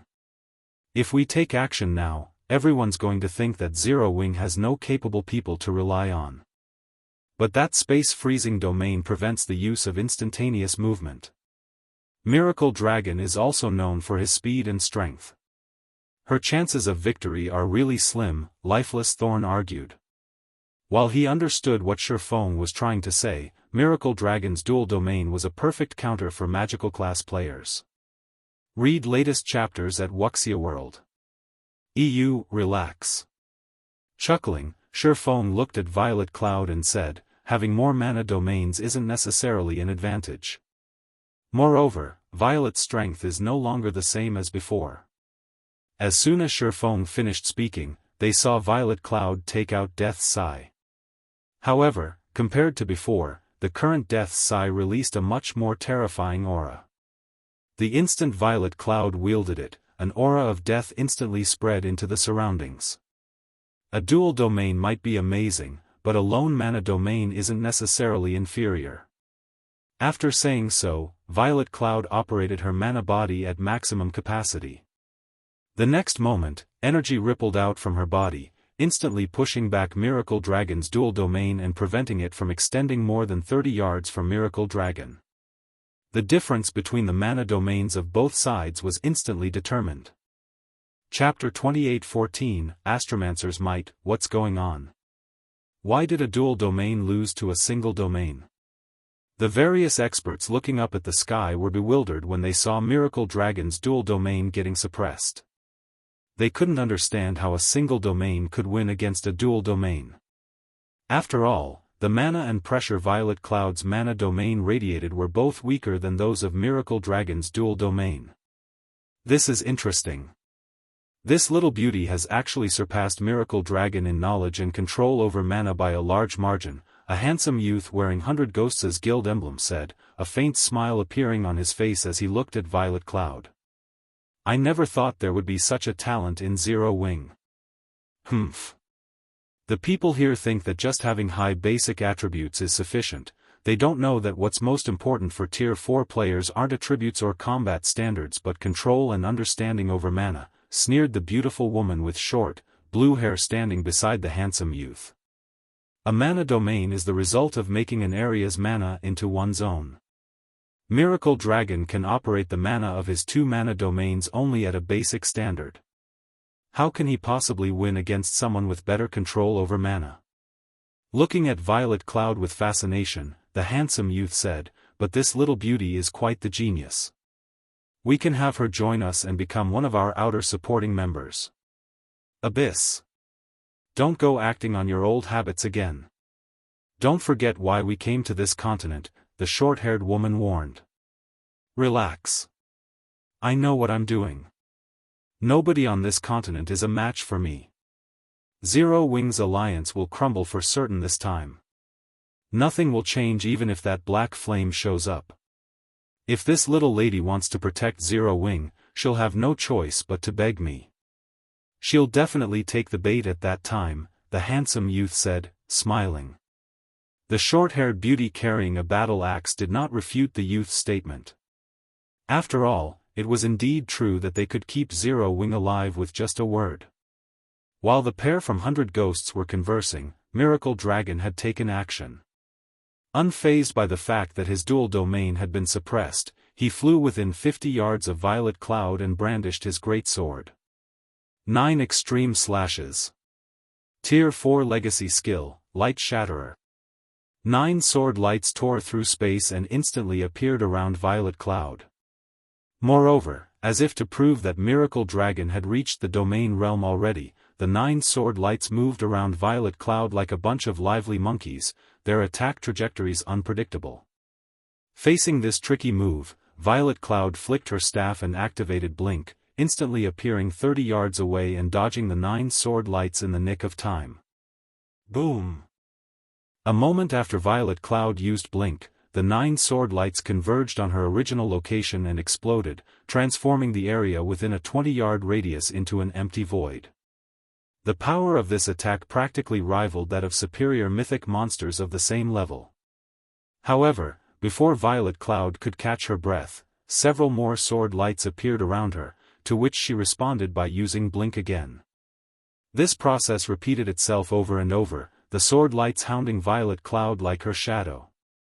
This scene dumbfounded the spectating crowd. After all, at this time, Miracle Dragon looked more like a ranged player than a melee player. Every time he brandished his great sword, several sword lights would appear around Violet Cloud. Despite the distance between the two players, it was as if Miracle Dragon were right beside Violet Cloud. Miracle Dragon really isn't holding back. Thousand Miles, who was standing at the entrance, burst into laughter as he watched the fight in the sky.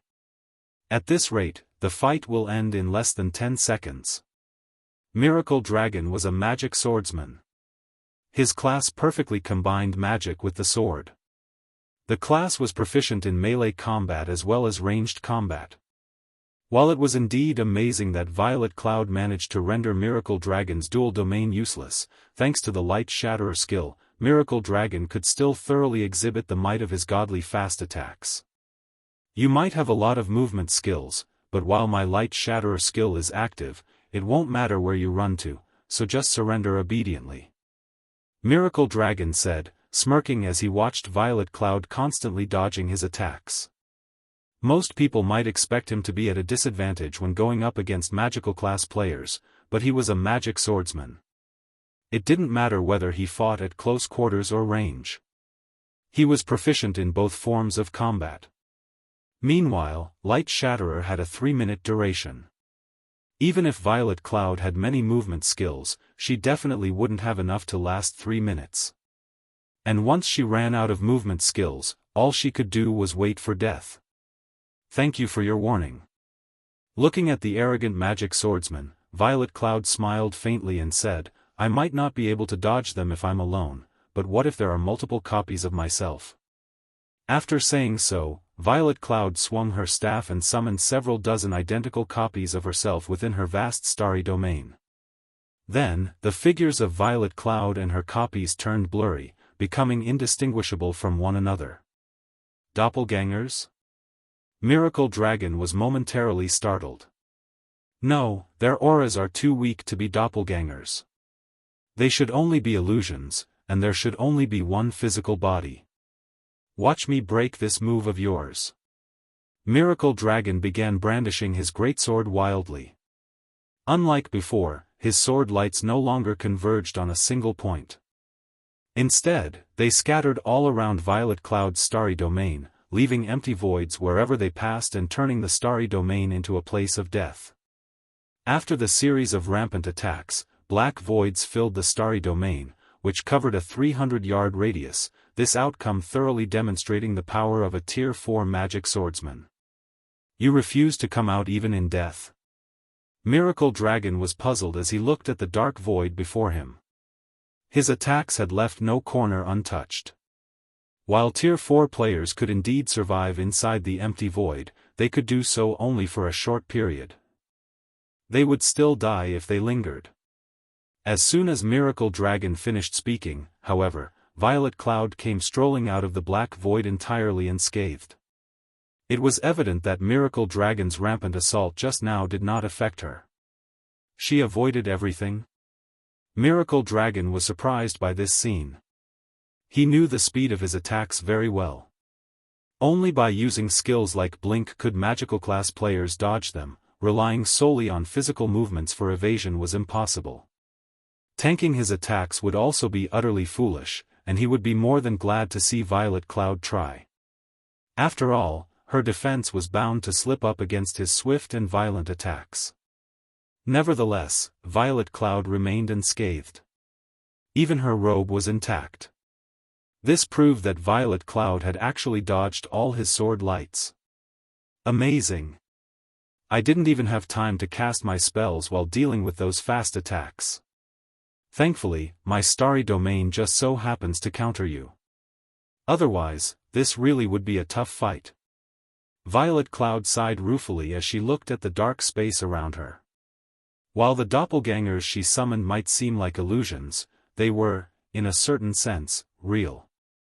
This was because she could freely shuttle her real body between these doppelgangers. This ability was much stronger than her blink skill. Moreover, while this ability cost concentration and mana to use, it didn't have a cooldown. And once her control over this ability improved, she could potentially summon thousands of copies of herself within her starry domain. Little girl, you're as arrogant as your guild leader. I refuse to believe you can dodge my attacks forever. Miracle Dragon said. He then held up his greatsword in preparation for another round of attacks. However, before Miracle Dragon could brandish his weapon, shadow blades emerged from the dark void behind Violet Cloud, numbering 600. Miracle Dragon, did you think I was hiding in the void just to dodge your attacks? Chuckling softly, Violet Cloud said, I spent a long time preparing to deal with you. Now, let me see how you block these 600 shadow blades.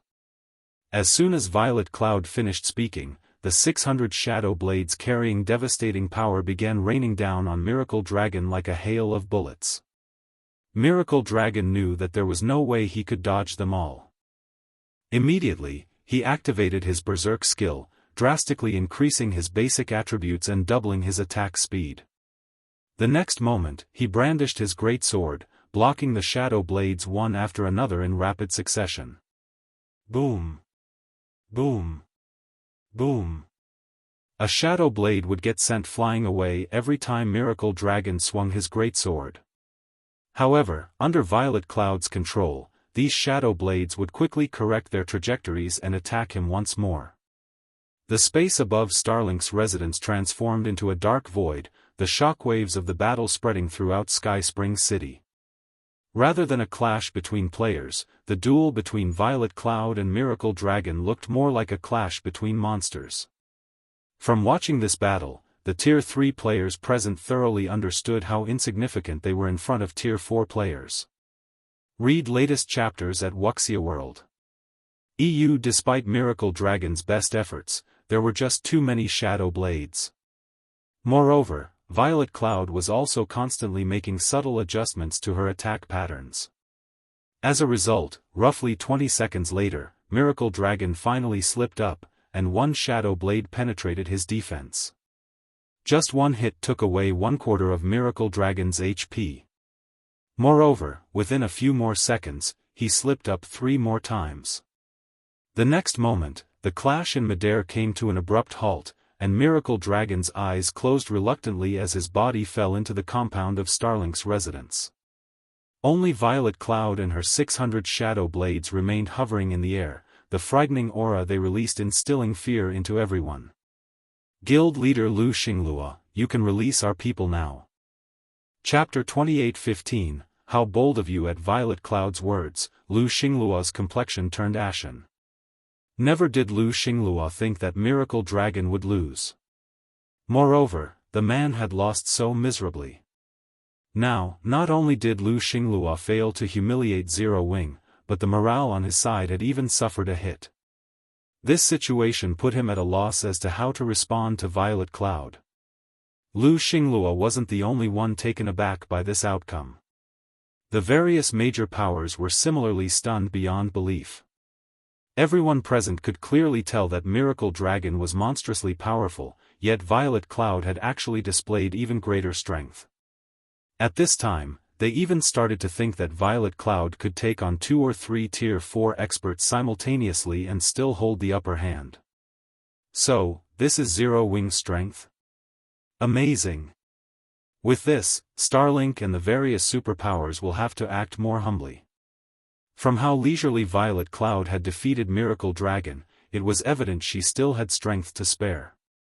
This meant that even though Zero Wing's side had 1 Tier 4 expert less than Starlink's side, the latter still wouldn't hold any advantages. Beautifully done. Unyielding Heart praised as he looked up at Violet Cloud. Now that Starlink's side has 1 less Tier 4, even if Lu Xinglua goes back on his word, we still have a much greater chance of rescuing our people. Illusory words nodded in agreement with Unyielding Heart. This duel held great importance for both sides. If Lu Xinglua handled this matter poorly, he would become the laughingstock of God's domain. After all, Lu Xinglua had overreached himself. He had actually planned to rely on this opportunity to elevate Starlink into an existence on par with the 5 great super guilds. Only, his grand plan had already been foiled right at the very first step. If he weren't standing in public right now, Lu Xinglua would have most likely spat out blood already. When everyone thought Lu Xinglua was going to lose his mind, the man actually smiled. Good. Very good. As expected of one of Zero Wing's peak experts. Your strength is truly astonishing, Lu Xinglua said, chuckling as he looked up at Violet Cloud. Fine. We'll let your people go. Guild leader? Sword Demon, who had also reached Tier 4, was stunned by Lu Xinglua's words. He never thought that Lu Xinglua would release Zero Wing's people so decisively. They'll grow even more fearless if we let their people go. It doesn't matter, Lu Xinglua said as he glanced at Sword Demon nonchalantly. Release them. Sword Demon had no choice but to release the 3 guilds' captured members. The next moment, Alluring Summer, Shadow Sword, Mu Lingxia, Blue Gown, and several other players were released from Starlink's guild hall. From the time they emerged from the building until they walked out of the residence's entrance, none of Starlink's or the various superpowers members stopped them. He's releasing them without a fight? Unyielding Heart was stunned when he saw Mu Lingxia and the others free. Honestly, Unyielding Heart didn't believe any of the words Lu Xinglua said before. To his disbelief, Lu Xinglua had actually gone through with his promise and released the captured players without a fight. However, as soon as the bindings on Alluring Summer and the others were removed, Alluring Summer shouted, "Run! Commander, you guys need to get away fast. It's a trap." Unfortunately, as soon as Alluring Summer finished speaking, a threefold magic array suddenly appeared in the sky above Starlink's residence. The magic array instantly expanded and covered a 1,000-yard radius. Apart from Starlink's and the various superpowers members, everyone caught within the barrier felt their bodies growing heavier. Even Tier 4 players like Unyielding Heart found their basic attributes falling by 30%. Run? You think you can run away today? Lu Xinglua sneered as he looked at the members of Zero Wing, Unyielding Soul, and Crimson Emperor. I've released your people, so don't say I didn't abide by our agreement. However, whether you can leave this place alive is another matter altogether. Oh, by the way, this magic barrier is a master barrier. Let alone you Tier 4s, even a superior mythic monster can't break out from it. At the same time as Lu Xinglua finished speaking, 3 NPCs flew out of Starlink's residence and looked down at the 3 guilds members from the air. With the appearance of these 3 NPCs, Violet Cloud's starry domain was instantly overwhelmed by a much stronger and violent mana domain. As a result, her starry domain contracted to only 50 yards away from herself. Meanwhile, upon seeing these 3 NPCs, everyone present gasped involuntarily. Victor Palom, Secret Hand Association Elder, Tier 4 Great Wizard, Level 160 HP 180 million, Claire Savrin, Secret Hand Legion Vice Commander, Tier 4 Sky Knight, Level 160 HP 330 million, Melt Cabra, Secret Hand Legion Commander, Tier 4 Elemental Hunter, Level 162 HP 270 million, 3 Tier 4 NPCs. How is this possible? The various major powers members gaped in shock at these 3 NPCs. Although they knew that Starlink had worked together with the Secret Hand Association to capture the 3 guilds' executives, they had thought that only 1 Tier 4 NPC was aiding Starlink. Now, 3 Tier 4 NPCs had appeared. Their combined combat power was enough to destroy even Sky Spring City. Melt Cabra, an elderly man apparently in his 50s who carried a crystalline bow, turned to Lu Xinglua and said, "Guild Leader Xinglua, you've done well this time. Our association will help you take control of the Secret Covenant Tower as agreed." "Thank you, Commander Melt." Lu Xinglua beamed at Melt Cabra's words. Lu Xinglua's goal since the very beginning had been the 3 guilds' Tier 4 members. The main reason he had Miracle Dragon partake in a duel was to create a distraction while the Secret Hand Association set up the magic barrier. After all, setting up such a powerful barrier would create powerful mana fluctuations. Only a duel between 2 Tier 4 players could conceal these mana fluctuations. Hence, Lu Xinglua never really cared whether Miracle Dragon won or lost the duel. How vicious of Lu Xinglua! He was planning to wipe out the 3 guilds' top combatants all along. It seems Zero Wing's side is finished. A force of 3 Tier 4 NPCs is basically unstoppable in the Twin Towers Kingdom. At this time, everyone already understood that this was a trap Starlink set up for the 3 guilds.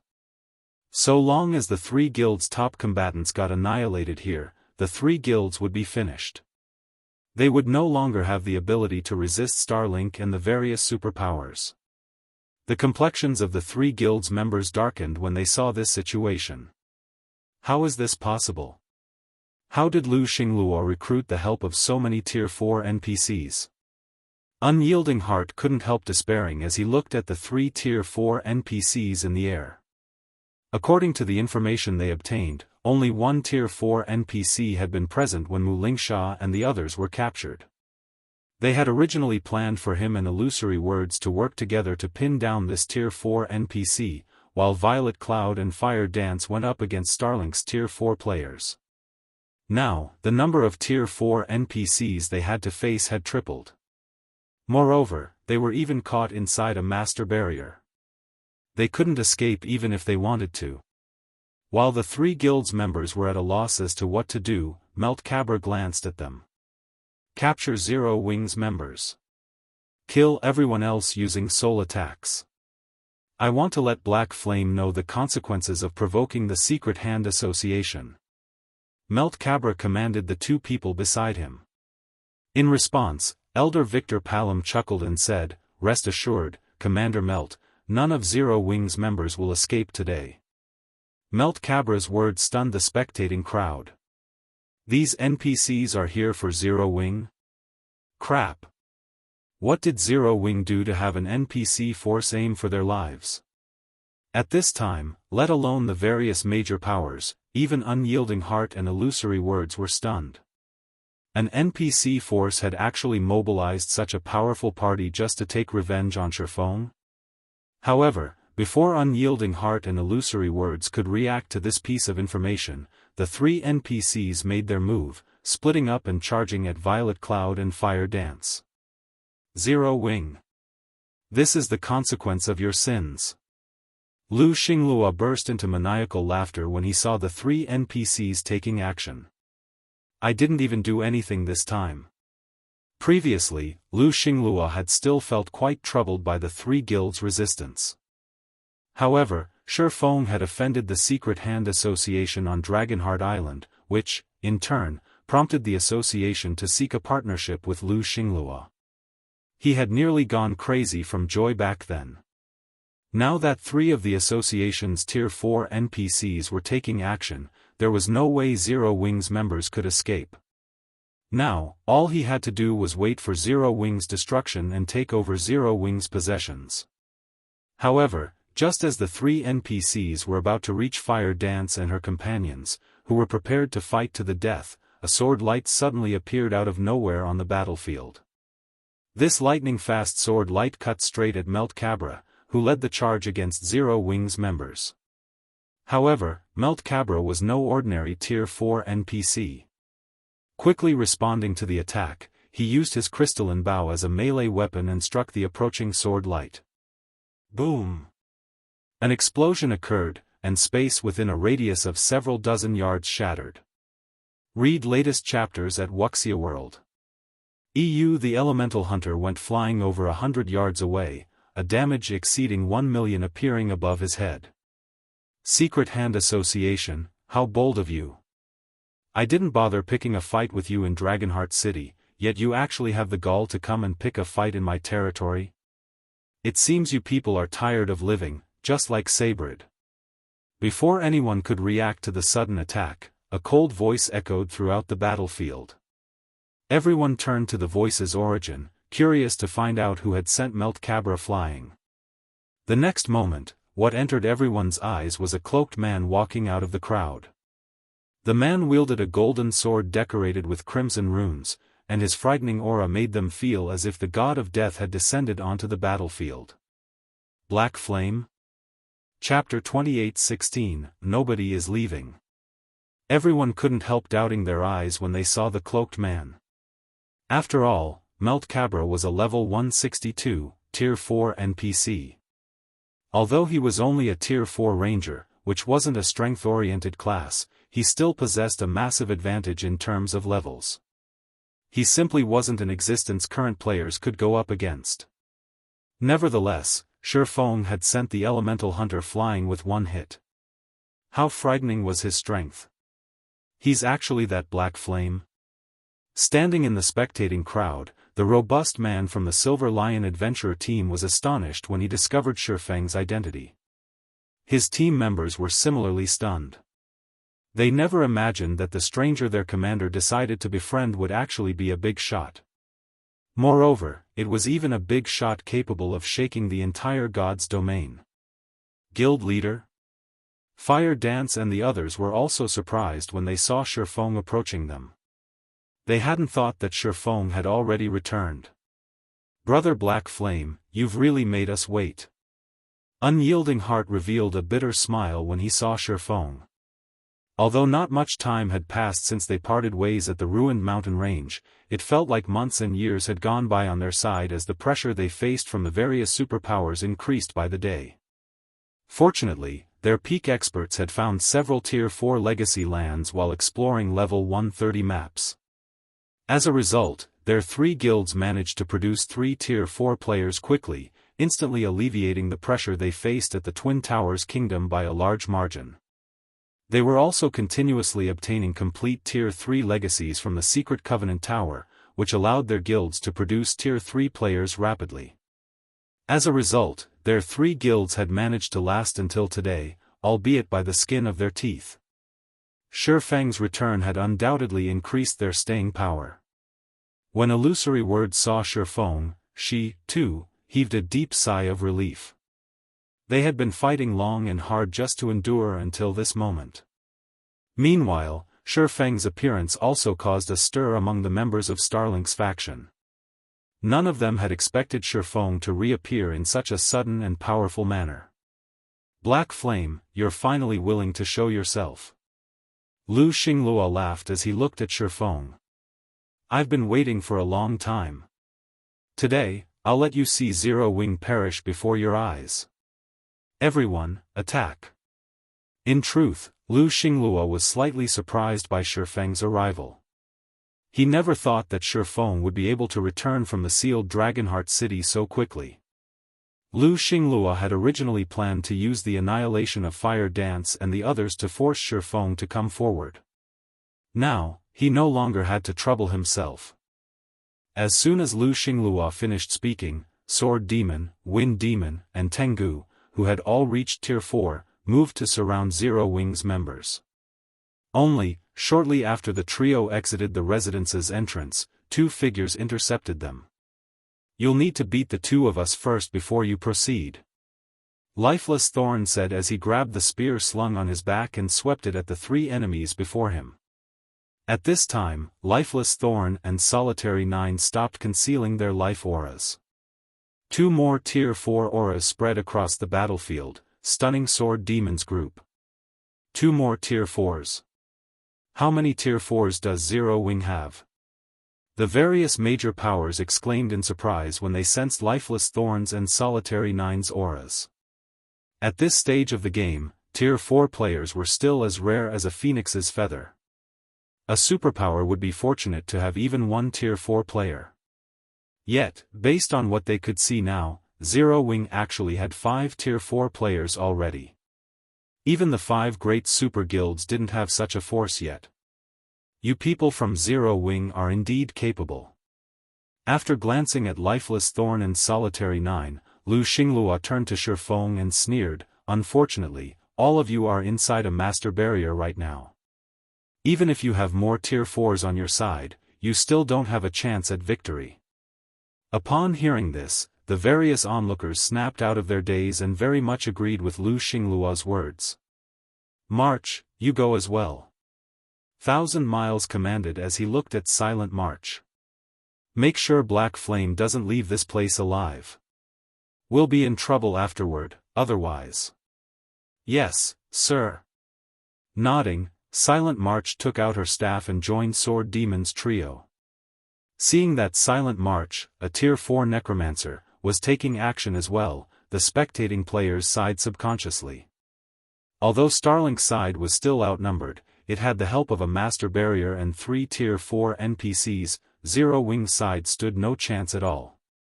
However, before Silent March could arrive before Lifeless Thorn and Solitary 9, Feng suddenly slashed at the sky. World Breaker. The next moment, a dazzling brilliance shot into the sky and instantly penetrated the magic barrier.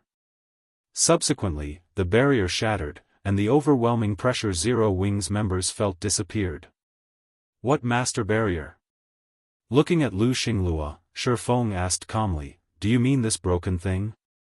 At Feng's words, silence enveloped the entire battlefield. Lu Xinglua, in particular, was utterly thunderstruck as he looked at the dissipating barrier. Impossible. Even a superior mythic monster would have a difficult time breaking this barrier. How could he just, at this time, Lu Xinglua felt as if he was having a nightmare. Either that or the heavens were playing a trick on him. Guild leader, are you, still just a Tier 4 player? At this time, let alone Lu Xinglua and the various superpowers members, even Fire Dance and the others gaped in shock at this scene. This was a barrier capable of trapping superior mythic monsters. Yet, Feng had destroyed it with one slash. Not good. They can run away now that the barrier is broken. Reacting to the situation quickly, 1,000 Miles looked at Lu Xinglua and urged, Guild Leader Xinglua, we need to figure out a plan fast. If a Tier 4 player wanted to escape, even Tier 4 NPCs would have trouble stopping them. Meanwhile, if their faction failed to capture Zero Wings members alive, they would have a much harder time dealing with the 3 guilds afterward. On the other hand, Unyielding Heart and Illusory Words breathed out a sigh of relief at this situation. Read latest chapters at Wuxia World. EU. With the magic barrier gone, so long as they scattered and fled, the 3 Tier 4 NPCs wouldn't be able to capture them. Moreover, they were still inside Sky Spring City. If the 3 Tier 4 NPCs caused a commotion, Sky Spring City's Tier 4 magistrate would definitely intervene. At that time, the magistrate would be able to pin down at least one of Secret Hand's NPCs. However, before Lu Xinglua and 1,000 Miles could issue commands, Feng jumped into the air above Starlink's residence and scanned the crowd beneath him. This situation confused the various spectating players. They couldn't understand why Feng had approached Starlink's residence instead of running away. Run away? Looking at 1,000 Miles, Feng laughed and said, Do you think you're the only ones capable of summoning Tier 4 NPCs? Nobody is leaving today. All of you will stay here. After saying so, Feng took out 2 Summon Guard scrolls from his bag and activated them. Chapter 28:17, Reversal. As Feng chanted the incantation to activate the Summon Guard scrolls, 2 magic arrays appeared before him. 1 second later, 2 figures emerged from these magic arrays. Along with the appearance of these 2 figures, everyone present felt an unprecedented pressure weighing down their body. Tier 4 personal guards? How did he do it? The various major powers members gasped when they saw the 2 new figures in the air. Many players owned personal guards in God's domain, but those capable of owning Tier 4 personal guards at this stage of the game could be counted on one's fingers. This was because NPCs had much more difficulty getting promoted to Tier 4 than players. Even fine gold guards had no more than a 25% chance of success. And in the event of failure, these personal guards would have to wait 1 whole month before they could challenge their promotion quest again. Moreover, the success rate wouldn't change in the slightest. Yet, now, Feng had actually summoned 2 Tier 4 personal guards. Meanwhile, these 2 personal guards were none other than Kite and Anna. As the 2 NPCs had been busy challenging their Tier 4 promotion quests previously, Feng had not summoned them for quite some time now. Fortunately, Kite and Anna possessed incredibly high growth potentials.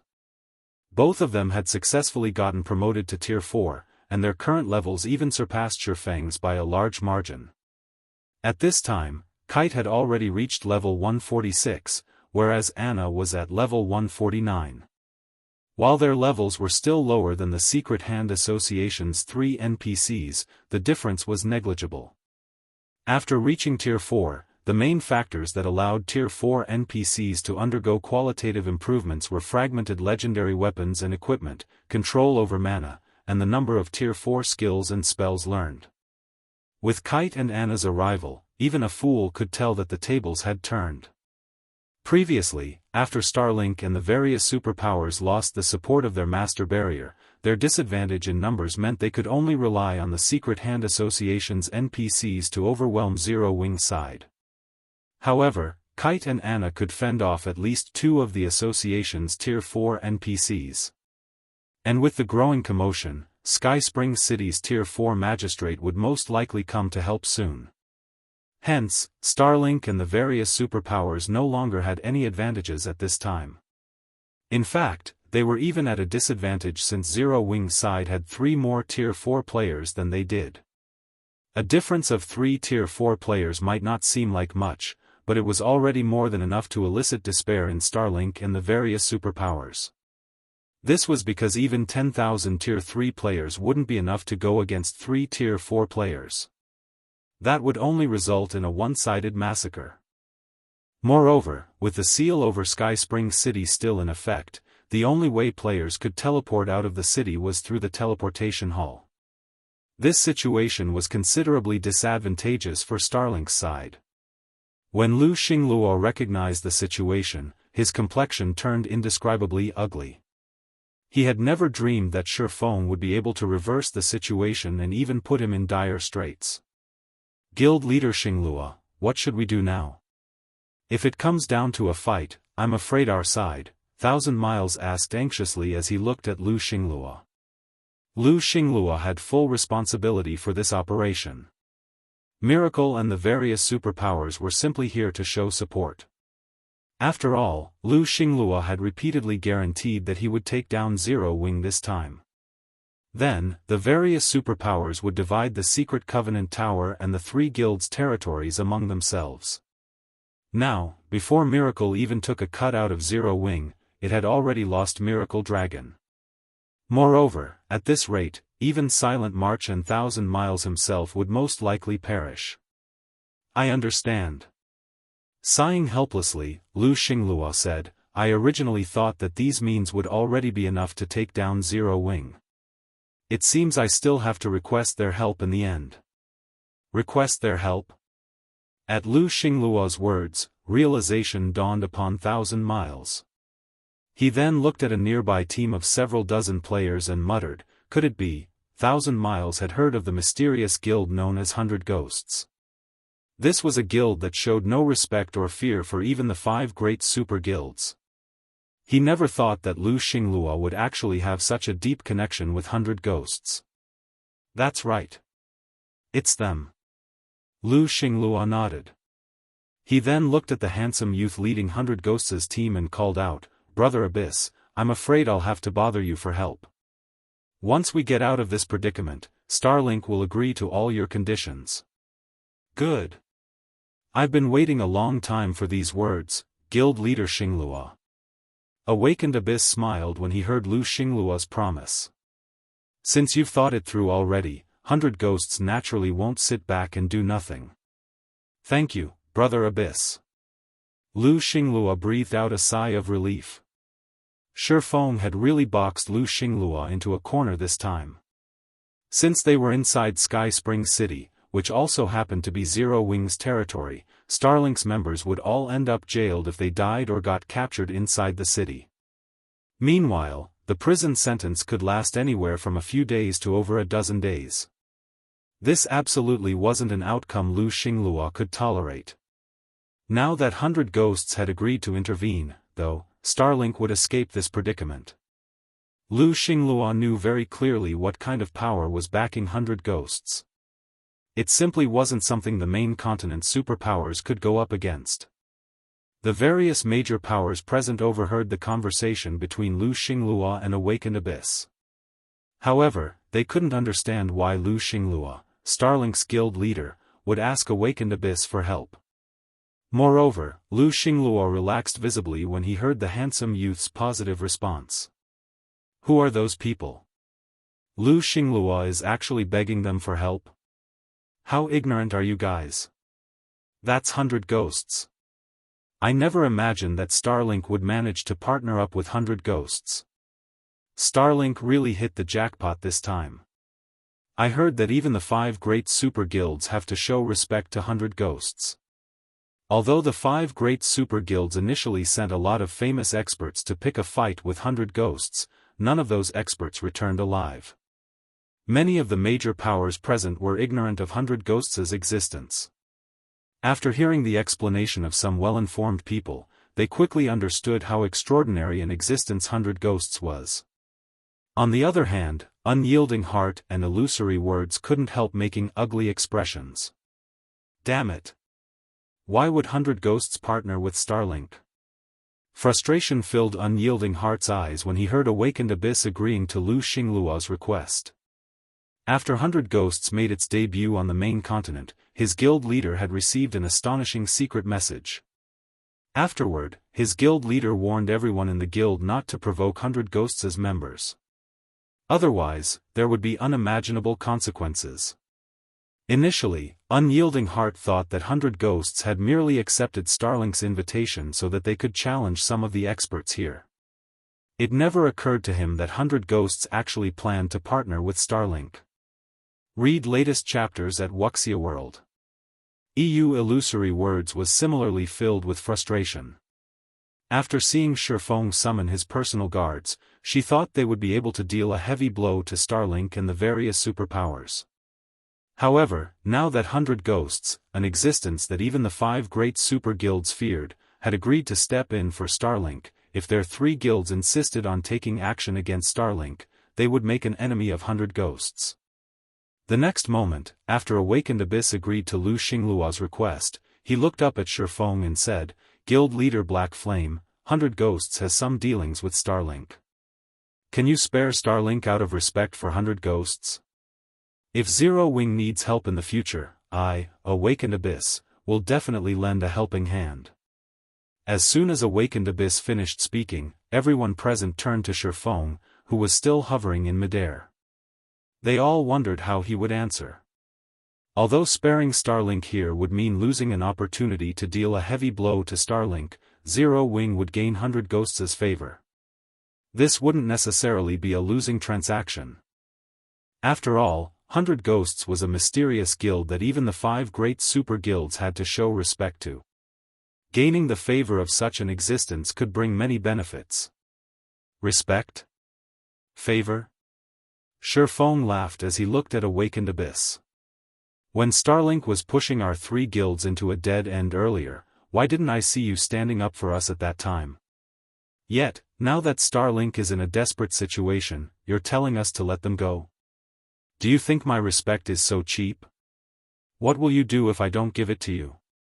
Chapter 28:18, You think too highly of yourself. When Feng finished speaking, silence enveloped the entire battlefield. Nobody had expected that Feng would show no regard at all for 100 Ghosts. A cold glint flashed in Awakened Abyss's eyes at Feng's response. Guild leader Black Flame, my suggestion is beneficial for both our sides.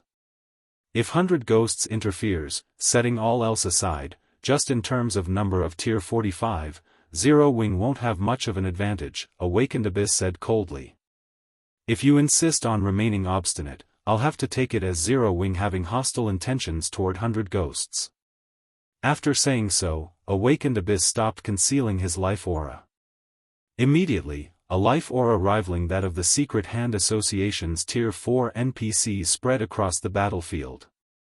Simultaneously, Awakened Abyss revealed the glow effect of his equipment, the result making the surrounding spectators gasp. This was because Awakened Abyss was actually fully geared in epic equipment. Moreover, apart from a full set of epic equipment, Awakened Abyss's longsword was also extraordinary, sporting 6 gleaming gemstones inlaid into it.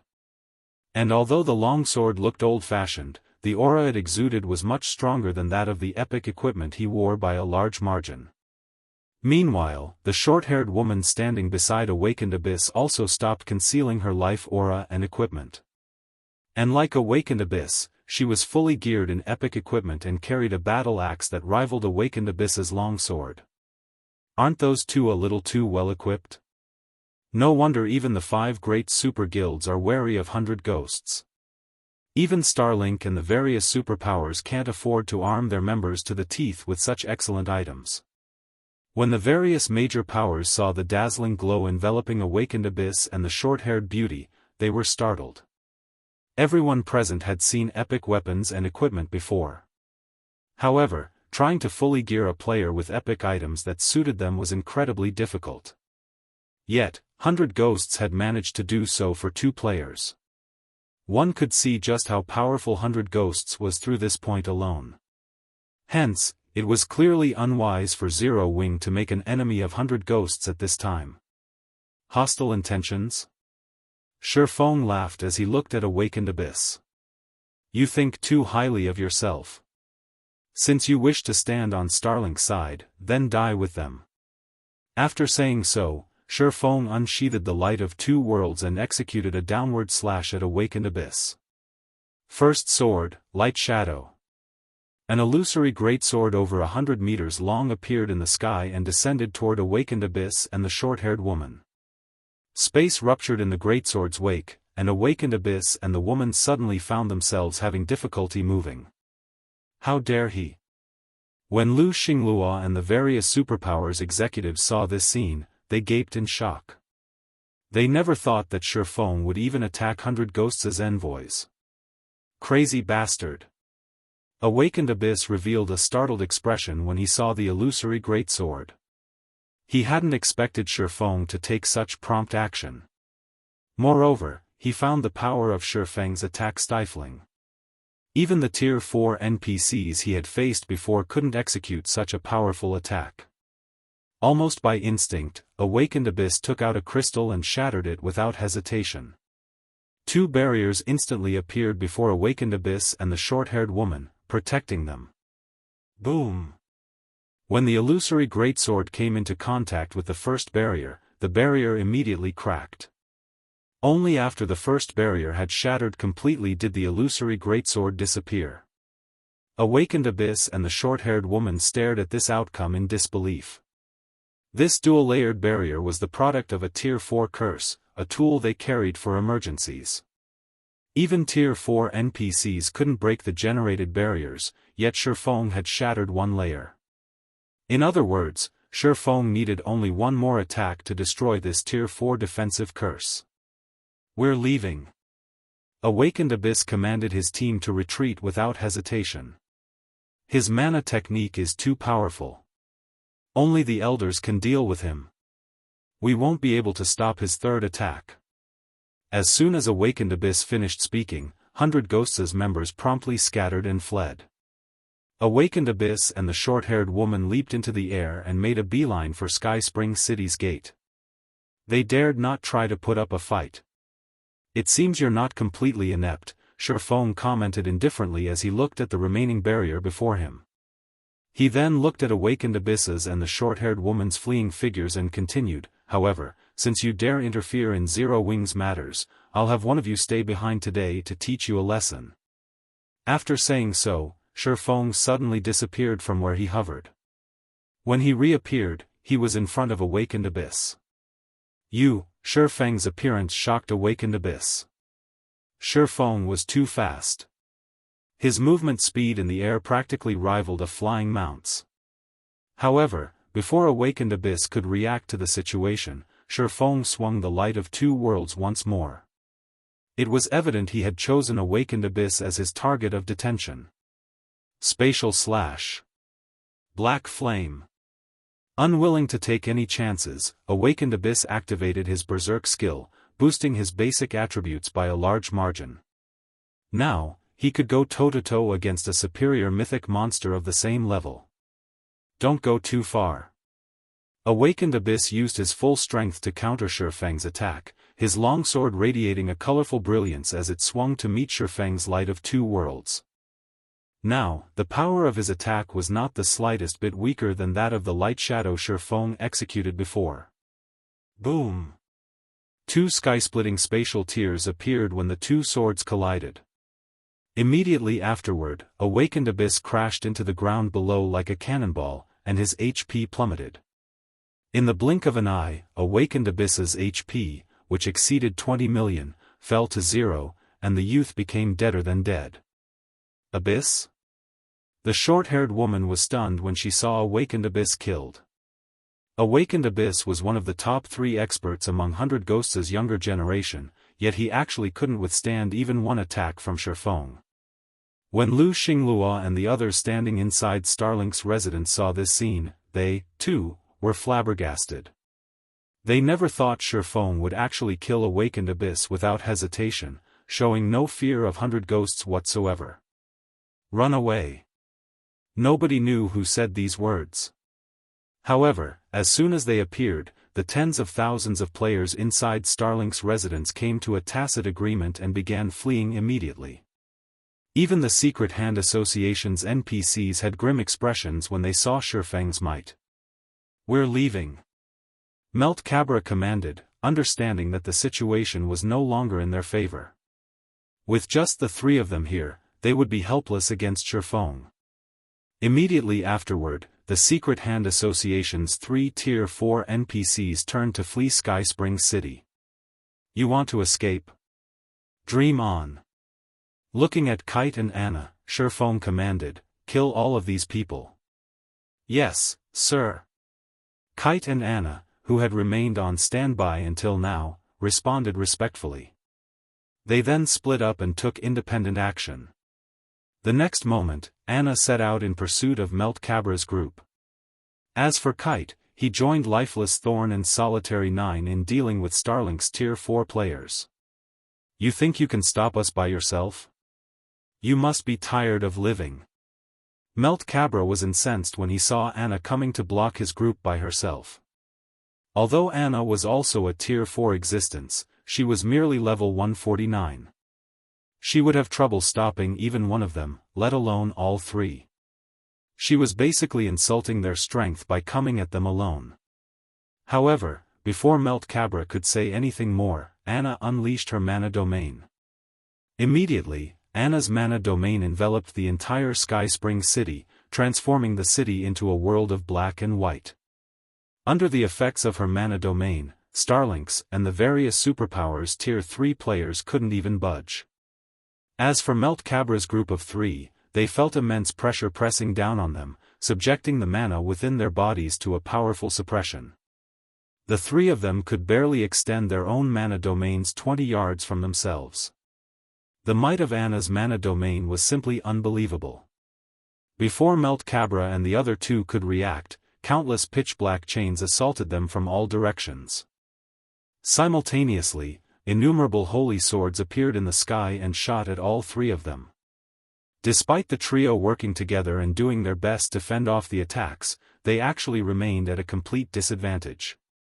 Anna thoroughly displayed her strength as an epic guard, and it was only a matter of time before she defeated the 3 hostile NPCs. "Lu Xinglua, you should follow your friends as well."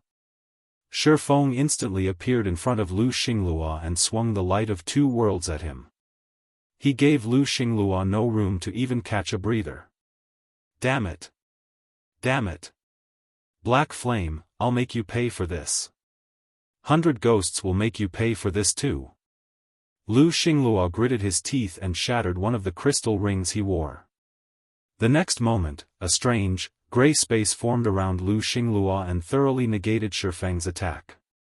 However, Lu Xinglua also let out an agonized scream in the gray space.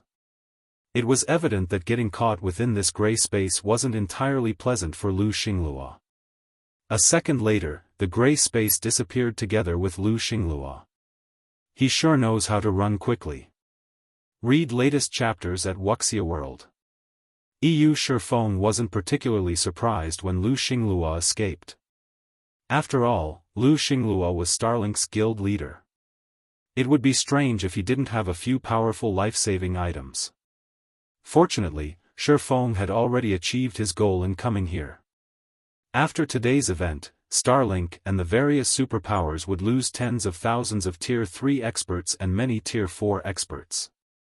Moreover, even if these experts died, they would still be detained for several days in Sky Spring City's prison once they respawned. Less than 10 minutes later, with Anna and Kite's assistance, Zero Wings members annihilated the Secret Hand Association's 3 Tier 4 NPCs and the various superpowers Tier 3 and Tier 4 experts. The spectating powers were awestruck to witness the deaths of the various superpowers experts. None of them had ever dreamed that the superpowers crusade against the Secret Covenant Tower would come to such an end. Zero Wings' hidden strength also exceeded their imagination. The guild simply wasn't an existence the various superpowers could go up against. This astonishing piece of news quickly spread all over the Twin Towers kingdom. It even reached the neighboring kingdoms and empires, shocking the various player forces there. Chapter 28-19, Changes in the Twin Towers Kingdom in a certain border town of the Fire Dragon Empire.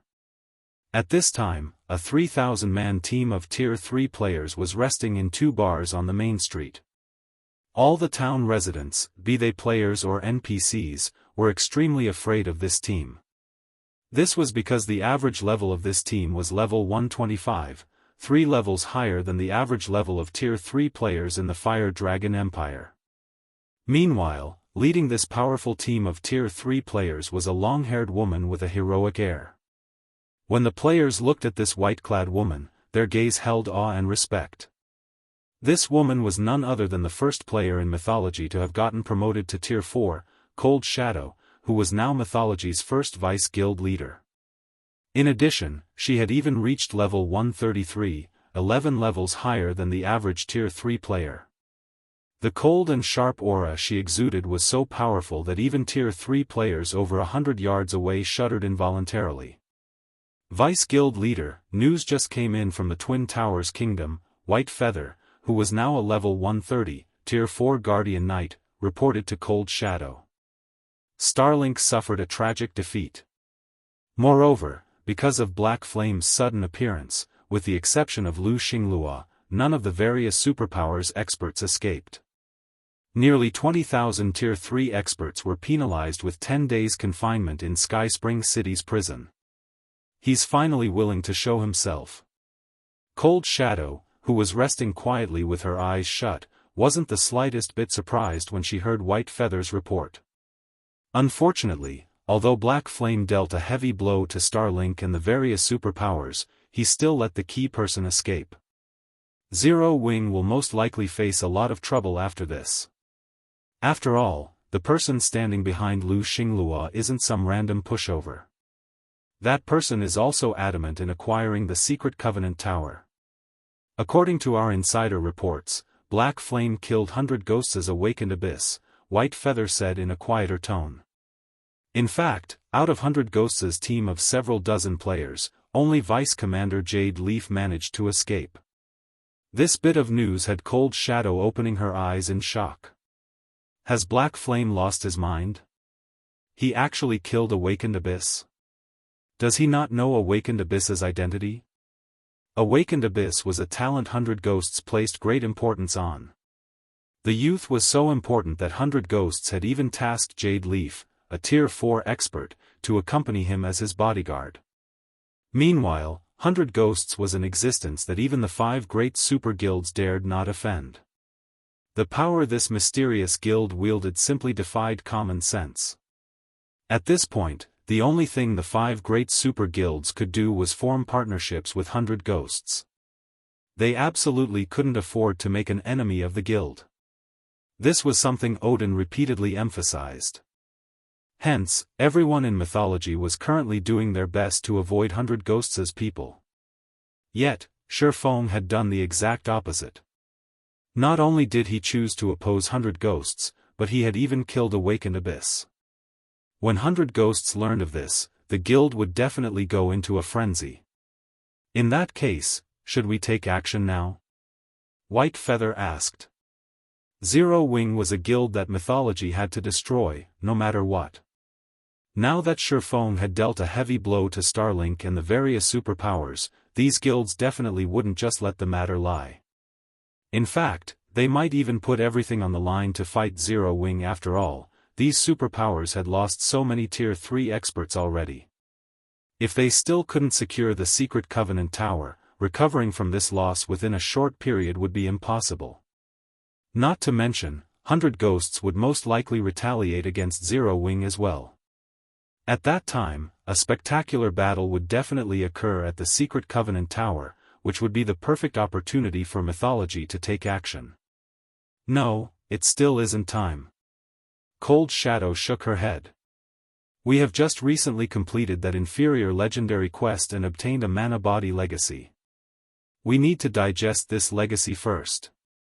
It wouldn't be too late to take action once we have improved our mana bodies.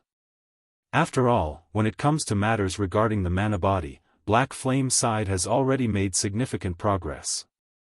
I doubt we are a match for him in this regard even now. I understand. I'll notify the others about this and have them head to the Divine Cave, White Feather said, nodding. There's no need for us to head to the Divine Cave yet. We are merely learning a legacy. We can learn it anywhere, Cold Shadow said.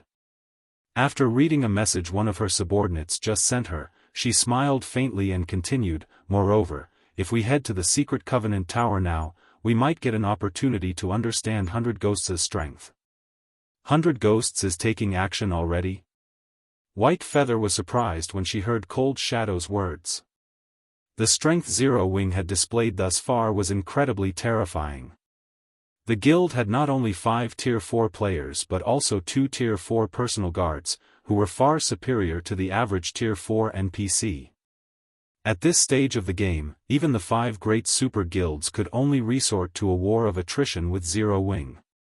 In a frontal confrontation, their chances of defeating Zero Wing would be 0. Hence, White Feather found it incredible that 100 Ghosts would retaliate against Zero Wing right after losing several dozen of its top combatants. That's not entirely true, Cold Shadow said, chuckling. A hint of anticipation appearing in her eyes, she added, you'll understand once we get there. If Zero Wing doesn't abandon the Secret Covenant Tower this time, it'll most likely be doomed forever. After Cold Shadow finished speaking, White Feather promptly organized a group of peak experts, and they accompanied Cold Shadow to the Secret Covenant Tower. Twin Towers Kingdom, Sky Spring City, Guild Leader, we're done compiling the list of items we got, Fire Dance reported as she approached Feng. With an excited look on her face, she continued, we obtained close to 20,000 weapons and equipment from this battle, including over 6,000 level 110 plus fine gold weapons and equipment and over 2,000 level 110 plus dark gold weapons and equipment. The rest are all level 110 plus secret silver weapons and equipment. This harvest will mitigate a significant portion of the losses we suffered previously. Currently, Fire Dance, Yulan, and Melancholic Smile were managing the affairs of the entire guild. Dealing with the guild's weapon stockpile gave Fire Dance massive headaches. Previously, when she had merely been commanding Zero Wing's main force, she hadn't known just how important it was for the guild to have a sufficient stockpile of weapons and equipment. However, after taking over Gentle Snow's and Aqua Rose's responsibilities and repeatedly clashing with the various superpowers, she finally understood what a guild's foundation referred to. Originally, she believed that a guild's foundation referred to the number of experts a guild possessed. However, after the various superpowers began waging war against Zero Wing, she realized that what truly served as a guild's foundation were weapons and equipment. If not for the Candlelight trading firm having a sufficiently large number of lifestyle players, Zero Wing would have long since run out of weapons and equipment. And if that happened, members would definitely withdraw from the guild in droves. After all, nobody would want to fight for a guild that couldn't even arm them with weapons and equipment. Give half of the weapons and equipment to Crimson Emperor and Unyielding Soul, Feng said, smiling. I believe they haven't been faring well recently, either. These weapons and equipment should help them cope with their troubles. Feng had a very thorough understanding of the issues involved in guild wars. When he led Shadow in his previous life, there had been instances when the guild's warehouse had only bronze weapons and equipment. Back then, Shadow had only been a small guild. If a superpower were to face a situation where its warehouse had only bronze weapons and equipment, everyone in the guild would have long since quit. After all, even if guild players died and lost levels, so long as they had sufficiently good weapons and equipment, they could quickly recover their levels. However, without weapons and equipment, they might as well be independent players. At the very least, hostile forces wouldn't persecute them. Before Feng could issue any more commands, Illusory Words approached him with a grim look on her face. Guild leader Black Flame, a big problem appeared in Barren Forest City, near the Secret Covenant Tower. Illusory Words said anxiously. According to our scouts, over 1 million faux saint monsters have appeared there and are making their way toward the Secret Covenant Tower.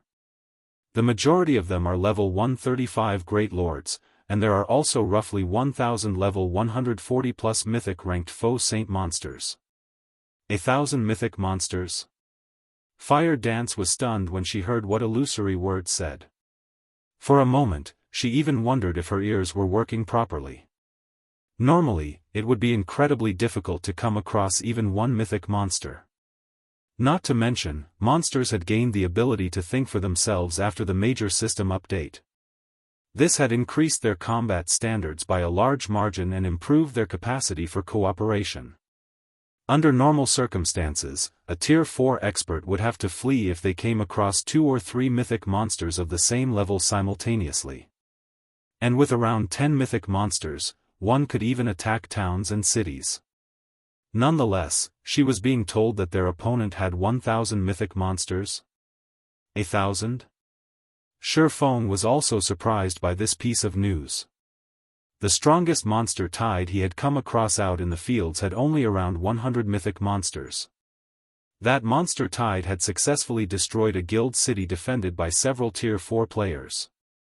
Now, the enemy had 1,000 mythic monsters, foe saint monsters possessing above-average combat standards. This was undoubtedly a devastating force. That's right. There are at least 1,000 of them. Illusory Words nodded, an ugly expression appearing on her face. According to their movement speed, it'll take them around 10 hours to reach the Secret Covenant Tower. We should have enough time if we withdraw from the tower now. They didn't have any hope of defeating a force of 1,000 level 140+ mythic monsters, even if they had a guild city as support. Without a guild city for protection, their only option was to give up. After all, players killed by those foe saint monsters would suffer heavy penalties. No wonder Lu Xinglua was so confident even while retreating. It turns out he still had such a trump card hidden, Feng said in sudden realization. Chuckling, he continued, it seems they are really desperate this time. It would have been a different story if Saint's Hand had mobilized this legion of mythic-ranked foe saint monsters in a neutral map, but it was currently moving within the Twin Towers Kingdom's borders. The kingdom would definitely mobilize its army once it noticed the foe saint monsters. A kingdom's army wasn't an existence to be trifled with. This was especially true now that the NPC population in the game had skyrocketed. Once the Twin Towers Kingdom mobilized its army, even a force of 1,000 mythic monsters would meet a tragic end. Meanwhile, this legion of mythic-ranked foe saint monsters was probably close to everything Saint's Hand had. The fact that Saint's Hand was willing to go so far probably meant that Lu Xinglua and the various superpowers had paid it an astronomical price. Read latest chapters at Wuxia World. EU anxiously, Fire Dance asked, Guild Leader, should we withdraw our members from the tower now? No. Feng shook his head. A manic gleam appearing in his eyes, he said, since these people wish to die, we'll fulfill their wish. When Illusory Words and Fire Dance heard Feng's words, their first thought was that he had truly gone mad. After all, he was actually still planning to engage the enemy in such a situation. A legion with 1,000 mythic-ranked foe saint monsters was something only NPCs could handle at present. It simply wasn't a force players could go up against. Guild Leader Black Flame, at this time, Illusory Words suddenly thought of something, and a hint of shock flashed in her eyes. That thing. Have you completed it? Emicham. It's completed. Feng nodded. However, I still need to make some final adjustments. For now, I'll have to trouble you two to gather our manpower at the tower as soon as possible. I'll meet you there. After saying so, Feng summoned the Thunder Eagle and flew straight to the Secret Covenant Tower. Chapter 2820, Sudden Appearance of the Steel Fortress Barren Forest City, Frostrain Ridge. Frostrain Ridge was a level 70 map. Snow blanketed the place all year round, and it was famous for cryolite. In God's domain, cryolite was one of the rare ores that could be used to manufacture alchemy tools. Hence, it had incredibly high demand. However, as its output was relatively low and the appearance of its deposits was random, its price was constantly high. Currently, one piece of cryolite could sell for 20 silver on the market. Hence, many newcomers in God's domain would choose to grind for levels in the Frostrain Ridge. Doing so earned them EXP and a considerable sum of money. However, the vast Frostrain Ridge was devoid of players and NPCs at this time. The entire map had become a land of death due to the invasion of faux saint monsters. Above Frostrain Ridge, a 20-meter-long dark fire crow flew through the sky and stopped before a 200-meter-long ancient demonic serpent hovering in the air. The ancient demonic serpent was like the king of the skies, overlooking all existences. Even the extraordinary rank dark fire crow was like an infant before the ancient demonic serpent. In fact, despite being at the Tier 3 peak standard, the dark fire crow actually bristled in fear when it arrived before the ancient demonic serpent. If not for its master forcing it, the dark fire crow would have tried to stay as far away as possible from the ancient demonic serpent. A total of 300 players rode on the back of the ancient demonic serpent. These players were all at least level 126 and radiated an aura similar to that of Tier 4 mythic monsters. They wore black heavy armor, and their eyes gave off a bloody glow. In addition, leading these players were 5 bona fide Tier 4 players. If Feng were here, he would recognize one of these 5 players, the short-haired woman Jade Leaf. At this time, though, she had a respectful and fearful expression on her face as she looked at the elderly man before her. "Elder Windshadow, I apologize for the long wait," said Lu Xinglua from the Dark Fire Crow. At this time, Lu Xinglua's appearance had undergone significant changes. If one looked past the gray cloak he wore, one would notice scarlet runes ringing his neck. The pupils in his eyes were now dark gold reverse crosses. Smiling, Lu Xinglua said to the elderly man riding at the head of the ancient demonic serpent, "I didn't expect Elder Windshadow to bring the Black Knights here. It seems that you really plan on making Zero Wing disappear." At this point, the various superpowers in God's domain knew very little about the guild known as 100 Ghosts. However, Lu Xinglua was quite clear about how powerful the guild was. The Black Knight Legion was 100 Ghosts' trump card legion, and it was much more powerful than even the 5 great super guilds' trump card legions. This was because the members of this legion could no longer be considered human. Not only did every one of them possess a special bloodline, but even the weakest among them was at the flowing water realm standard. Combined, their 5 senses, raw power, and reaction speed allowed them to surpass even the average Tier 4 player. The Black Knight's equipment standard was even more amazing. Every member was geared in Tier 3 mana set equipment. With this set, even an ordinary Tier 3 expert could hold their ground against Tier 4 mythic monsters. Of course, this Tier 3 mana set equipment wasn't something just anybody could use. This was because the set had an incredibly high strength requirement, which was already at the Tier 4 standard. Even a Tier 3 berserker who had invested all their free attribute points into strength couldn't meet this requirement. It was unrelated to the levels of players. Only these monsters the 100 Ghosts nurtured could equip this Tier 3 mana set equipment while still at Tier 3. In addition, mana equipment had a massive flaw. Unlike ordinary equipment, mana equipment couldn't be repaired. Every reduction in durability was permanent. Hence, using this Tier 3 mana set equipment was incredibly costly. Even an existence like 100 Ghosts dared not resort to it frequently. 100 Ghosts had 1,000 of such monstrous players. Although the guild had dispatched only 300 now, these players could already move across the main continent unhindered. It's nothing. Since Zero Wing thinks we are pushovers, this old man will let everyone know what we are capable of, Windshadow said as he looked at Lu Xinglua, who appeared rather inhuman, with indifferent eyes. He then shifted his attention to the man behind Lu Xinglua and asked, "Guild leader Xinglua, won't you introduce the expert behind you?" If one were to say that Lu Xinglua currently resembled a demon kin, then the mysterious, bandaged man sitting behind Lu Xinglua was a real demon.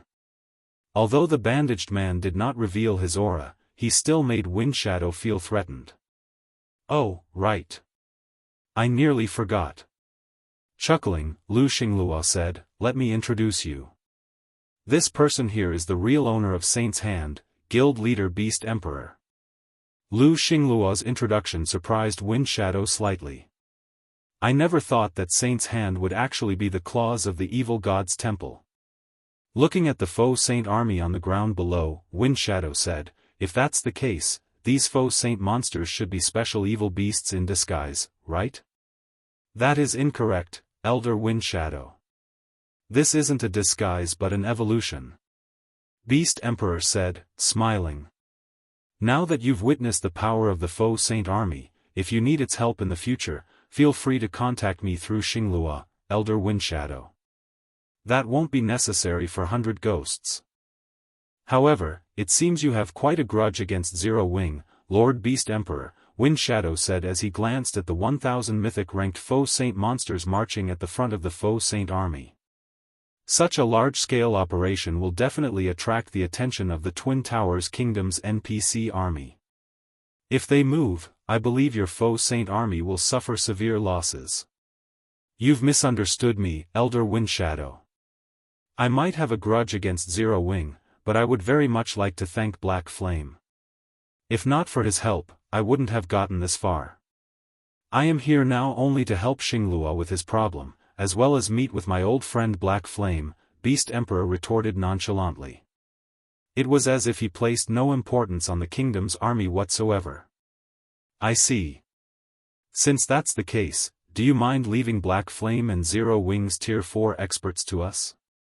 Wind Shadow asked. No problem. Nodding, Beast Emperor said, I only want their corpses. After Wind Shadow and Beast Emperor reached an agreement, they continued toward the Secret Covenant Tower. While the two powers were traveling to the Secret Covenant Tower, two people riding a blazing dragon were observing their movements from far away using a magic mirror. Amazing! I never thought that Beast Emperor would actually be Saint's Hand's true guild leader.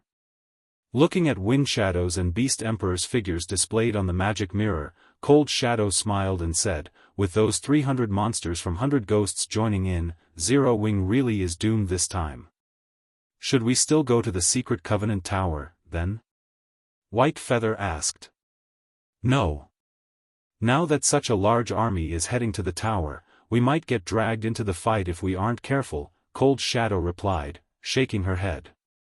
If Zero Wing doesn't concede the tower this time, it will definitely suffer a heavy loss. Right now, 100 Ghosts and Beast Emperor pose more of a danger to us.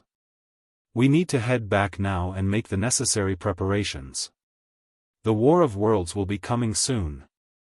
After saying so, Cold Shadow took out a return scroll and teleported back to the Fire Dragon Empire. She had no intention of watching the upcoming fight whatsoever. After all, the fight's outcome was a no-brainer.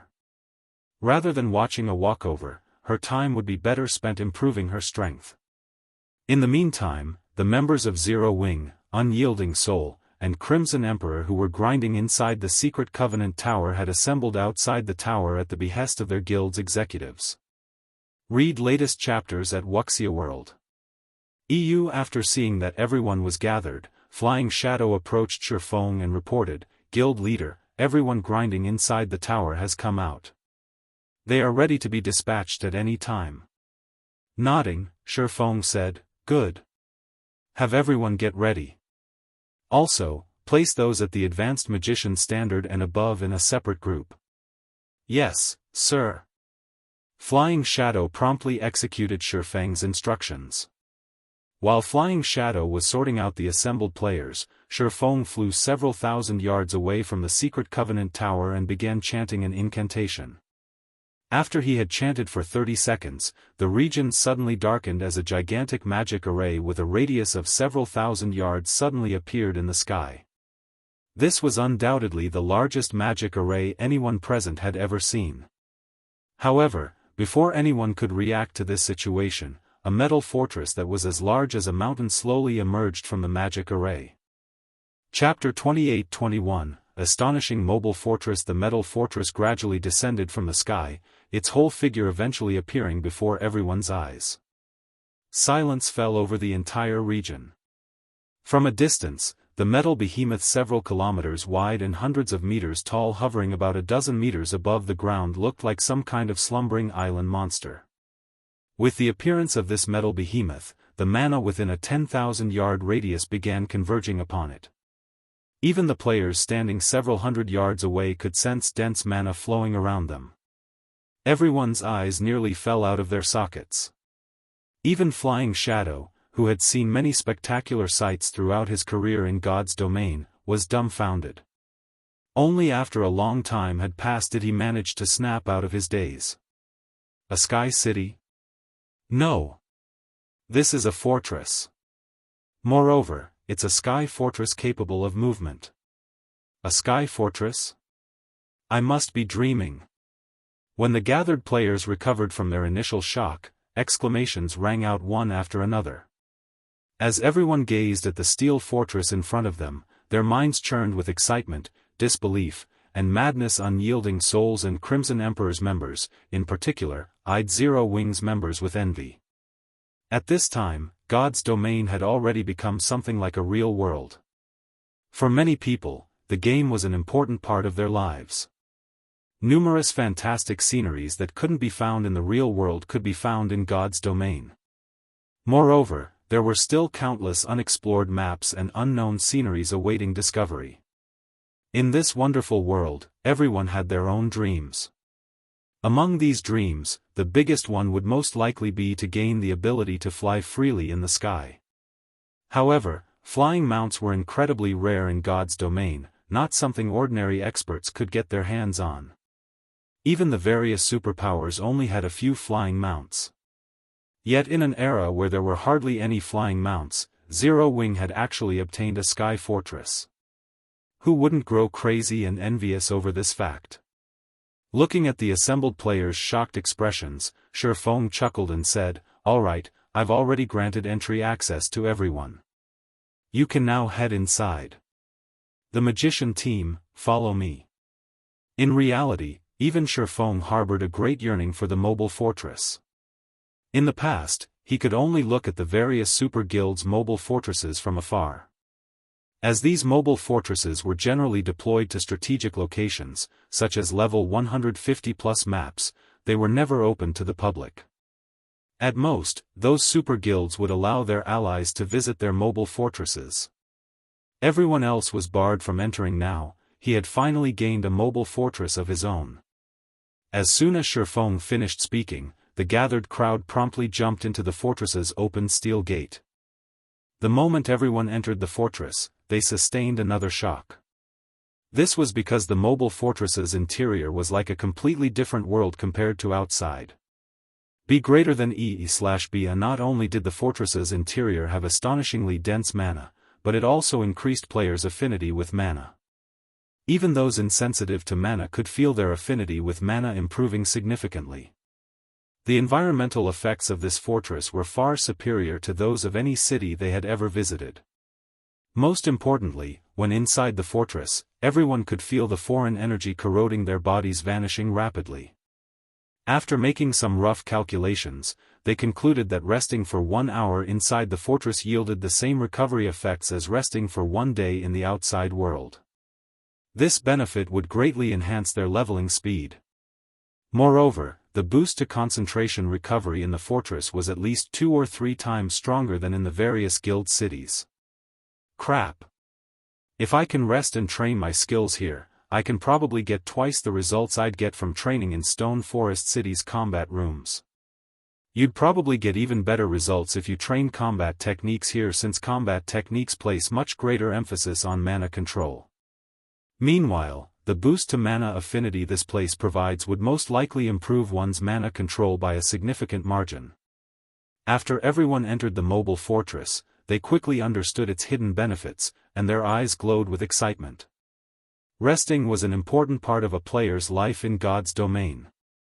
In fact, resting accounted for around 1/3 of the time most players spent in the game. Even combat fanatics spent at least 1/5 of their time resting.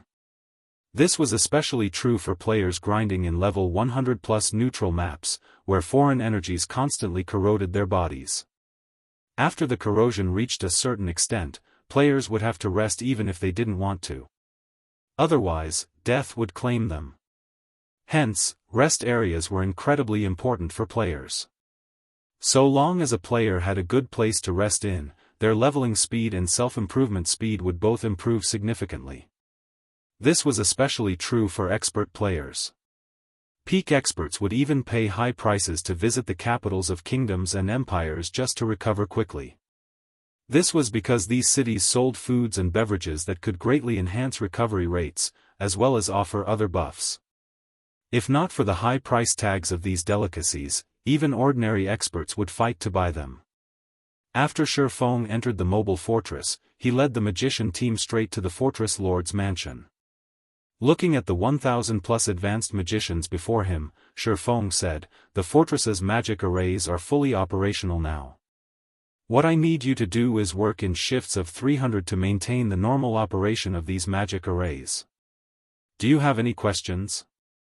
The mobile fortress was mainly made up of magic crystals, and most of its operations relied on mana. Hence, a lot of manpower was required to operate it. This small mobile fortress needed 300 advanced magicians to keep its magic arrays fully operational. In addition, the mobile fortress consumed a lot more magic crystals than guild cities. Just its normal operation mode cost 50,000 magic crystals per day. If the fortress's offensive and defensive magic arrays were activated as well, this cost would zoom. Read latest chapters at Wuxia World. It was fortunate that Feng was incredibly wealthy right now.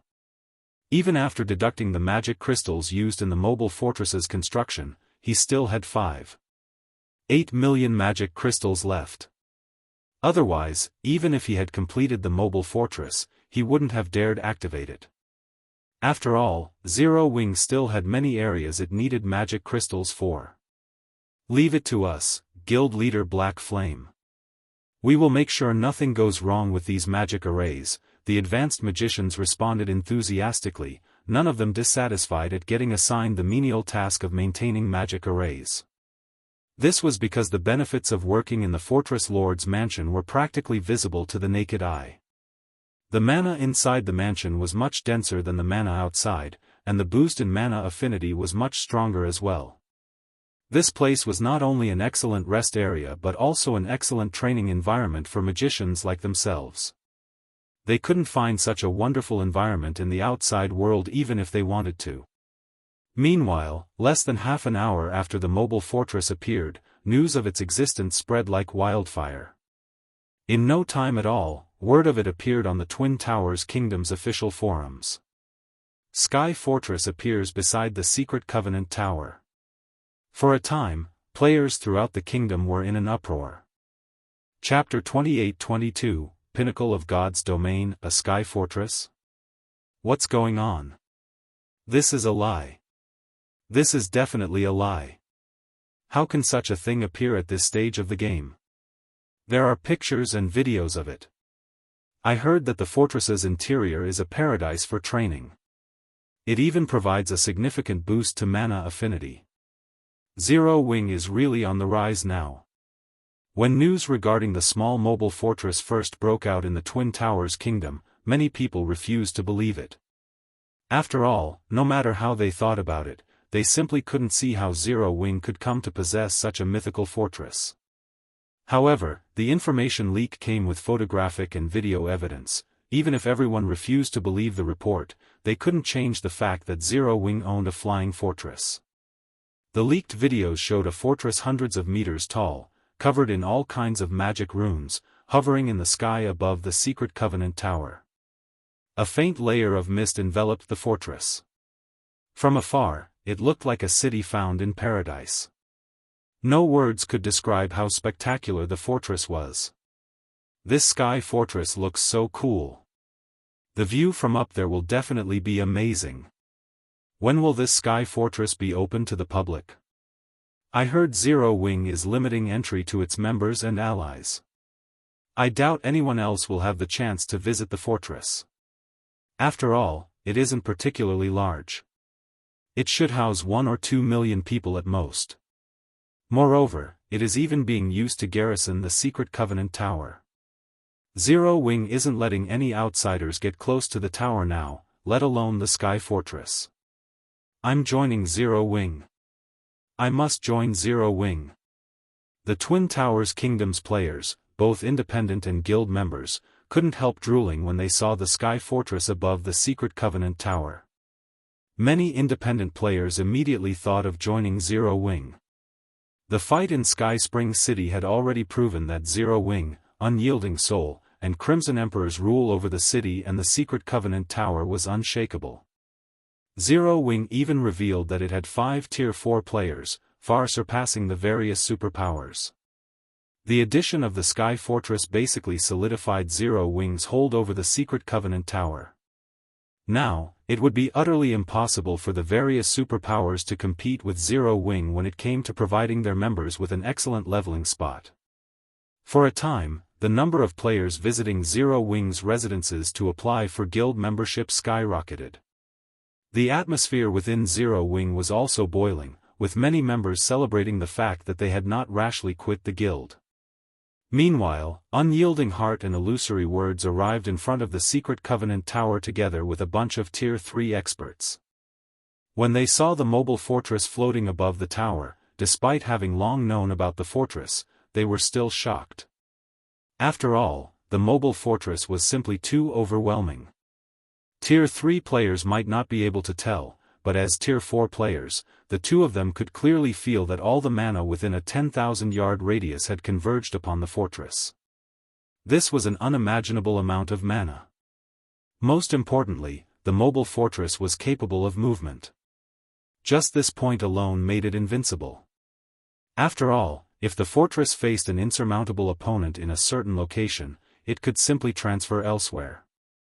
With this mobile fortress, Zero Wing has truly reached the pinnacle of God's domain, Unyielding Heart said enviously as he looked at the mobile fortress. He couldn't help sighing ruefully. Back when he first learned of Zero Wing's existence, Zero Wing had only been a small guild. Now, even Unyielding Soul had to look up to it. Of course, Zero Wing's foundation was still weak. However, so long as the guild could maintain its hold over the Secret Covenant Tower, its rise would be inevitable. Nodding in agreement with Unyielding Heart's words, Illusory Word said, "Although I don't know whether we can successfully defend the Secret Covenant Tower, even if we fail, it wouldn't affect Zero Wing by much. With this mobile fortress, Zero Wing can simply set up shop in a level 130 map.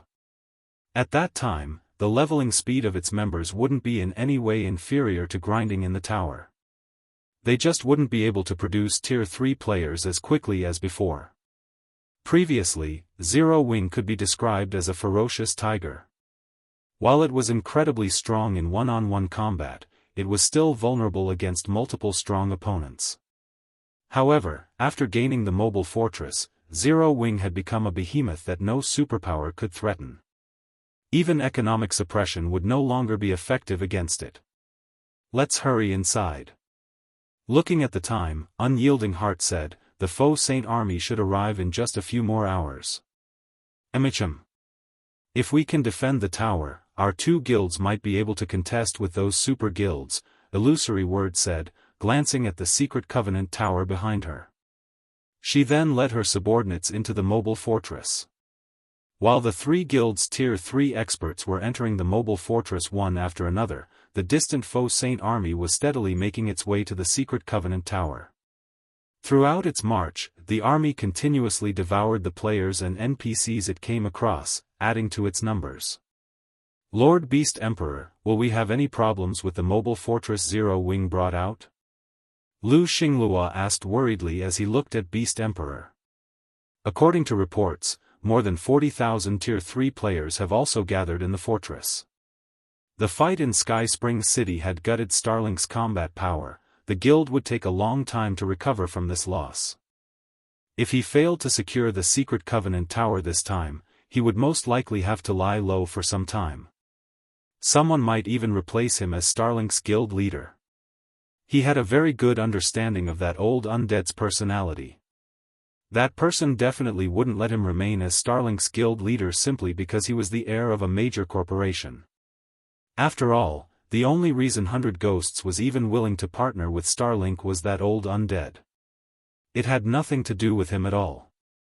Meanwhile, the defensive capabilities of a fortress far surpassed those of a guild city. Zero Wing's mobile fortress definitely wouldn't have any problems defending against the attacks of Tier 4 mythic monsters. Relax. This mobile fortress might pose a problem for other people since it is floating in the sky, but you shouldn't forget that mythic-ranked foe saint monsters can fly. They are walking now only because they need to protect the Great Lords and Grand Lords, Beast Emperor replied nonchalantly.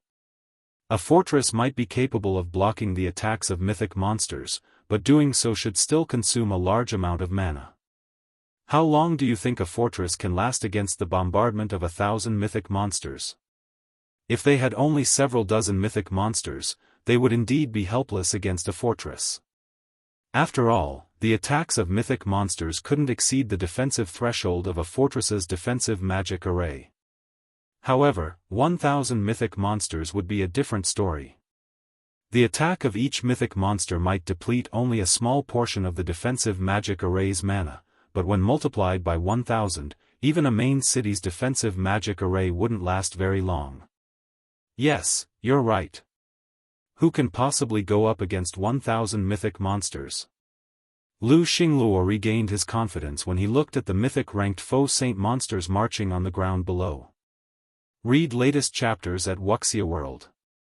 A fortress might be amazing, but there was also strength in numbers. After saying so, Lu Xingluo looked at the giant serpent flying nearby, a cold glint appearing in his eyes. 100 Ghosts' ancient demonic serpent was an extraordinary existence. Not only was the flying mount itself at the Tier 4 mythic standard, but it was also a legendary flying mount, one of the rulers of the sky during ancient times. According to rumors, the strength of the ancient demonic serpent's bloodline was close to rivaling that of dragons. In air combat, the combat power it could display surpassed even that of a flying ship. Hence, their side wouldn't necessarily lose to Zero Wing's mobile fortress in air combat. Time passed quickly. After traveling for another 6 hours, Lu Xingluo and Beast Emperor saw a gigantic, floating fortress on the distant horizon. So, that is the mobile fortress? Beast Emperor was a little surprised when he first laid eyes on the mobile fortress. Afterward, though, a smirk appeared on his face.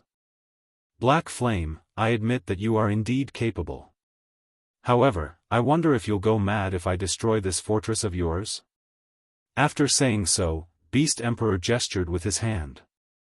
In response, his army's 1,000 mythic-ranked foe saint saboteurs, took to the skies and flew straight toward the mobile fortress. Their speed in the air was just slightly inferior to that of flying mounts, and they gave Zero Wing's side no time to react whatsoever. Chapter 28-23, Fortress's abilities. The 1,000 foe saint saboteurs flew across the sky with their 10-meter-tall bodies.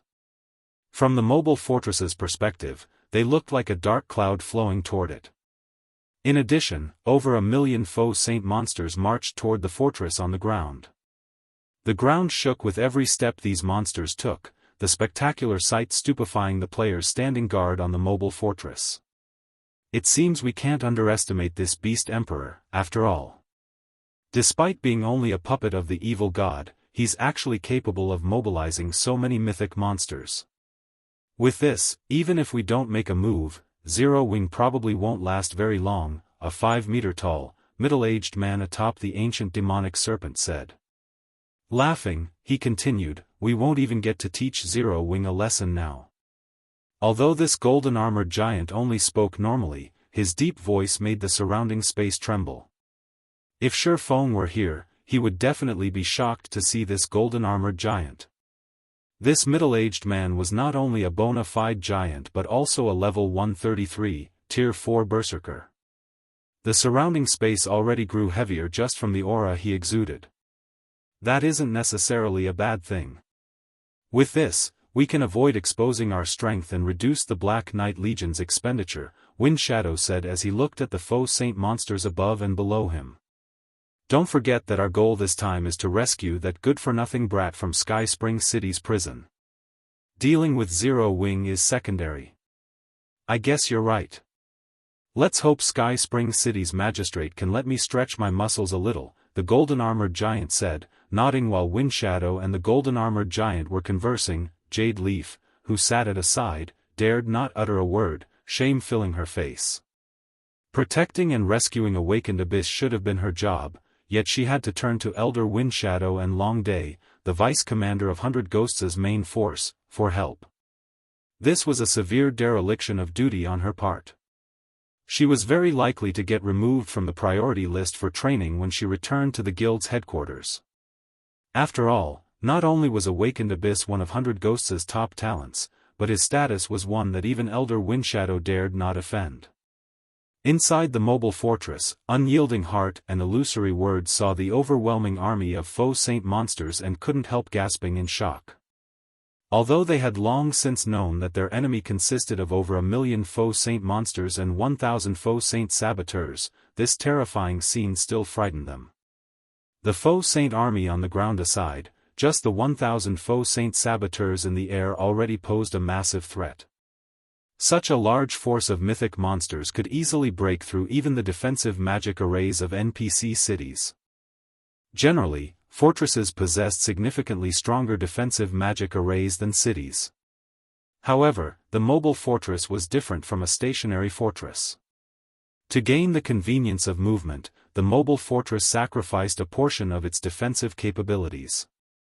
Hence, while the mobile fortress was still capable of blocking the attacks of these faux saint saboteurs, it was unknown how long it could continue doing so. Once the defensive barrier broke, these faux saint saboteurs would slaughter the players inside the fortress. Even Tier 4 players like themselves wouldn't be able to stop these monsters. After all, the difference in numbers was simply too massive. Everyone, get ready. Attack with everything you've got once these faux saint monsters enter within range. Unyielding Heart shouted. Remember. Do not hold back anything. Fight with everything you've got right off the bat. Only by removing these mythic monsters as soon as possible will we have a greater chance of victory. Yes, sir. When the players stationed atop of the fortress walls saw the approaching faux saint saboteurs, they couldn't help gulping nervously. The outcome of the upcoming battle would be decided by whether they managed to finish off these faux saint saboteurs before the latter destroyed the fortress's defensive magic array. This would be a race against the duration of the defensive barrier. Meanwhile, on the fortress lord's mansion's top floor, which was also the highest point in the fortress. Guild leader, they're here, Fire Dance reported. When the faux saint saboteurs were less than 1,000 yards away from the fortress, she asked nervously, should we start attacking now? No, let them come closer, Feng said, shaking his head. The mobile fortress had 26 large magic elven cannons and 8 magic charging towers. Its overall firepower exceeded that of guild cities by leaps and bounds. However, this frightening firepower came at an equally frightening cost. Every shot the large magic elven cannons fired cost 6,000 magic crystals, and they had a cooldown of 1 minute. As for the magic charging towers, they cost 20,000 magic crystals to fire each time and had a cooldown of 3 minutes. Although Feng had over 5 million magic crystals on hand, he still couldn't afford to employ these weapons freely. Hence, they had to make the most of every shot. Meanwhile, a distance of 1,000 yards was practically nothing to the mythic-ranked faux saint saboteurs. Just 3 seconds later, they appeared before the mobile fortress's defensive barrier. Immediately afterward, all 1,000 faux saint saboteurs raised the various weapons they held and launched a barrage of ruthless attacks on the defensive barrier. The next moment, deafening noises came from outside the mobile fortress. Numerous spatial tears also appeared around the fortress's defensive barrier. The barrier itself trembled violently, and even the players inside the fortress could clearly sense the power of the attacks. Outside the mobile fortress, the thunderous assault was audible even from over 10,000 yards away. What powerful attacks! If it were a guild city's defensive magic array, it would have most likely crumbled at the first wave of attacks, Long Day exclaimed in astonishment. The simultaneous attacks of 1,000 mythic monsters were simply earth-shattering. Even a Tier 5 large-scale destruction spell would pale in comparison to this barrage. Jade Leaf also nodded in agreement. Even an NPC main city's defensive magic array would suffer tremendously before this combined attack, let alone a measly mobile fortress. However, when the attacks ended, 100 Ghosts' members and the players standing atop the mobile fortress's walls were all stunned. It's fine. At this time, not only were there no cracks on the defensive barrier, but the magic power oscillation from the barrier also remained frighteningly smooth and steady. It was evident that the faux Saint Saboteur's attacks failed to reach the barrier's defensive limit.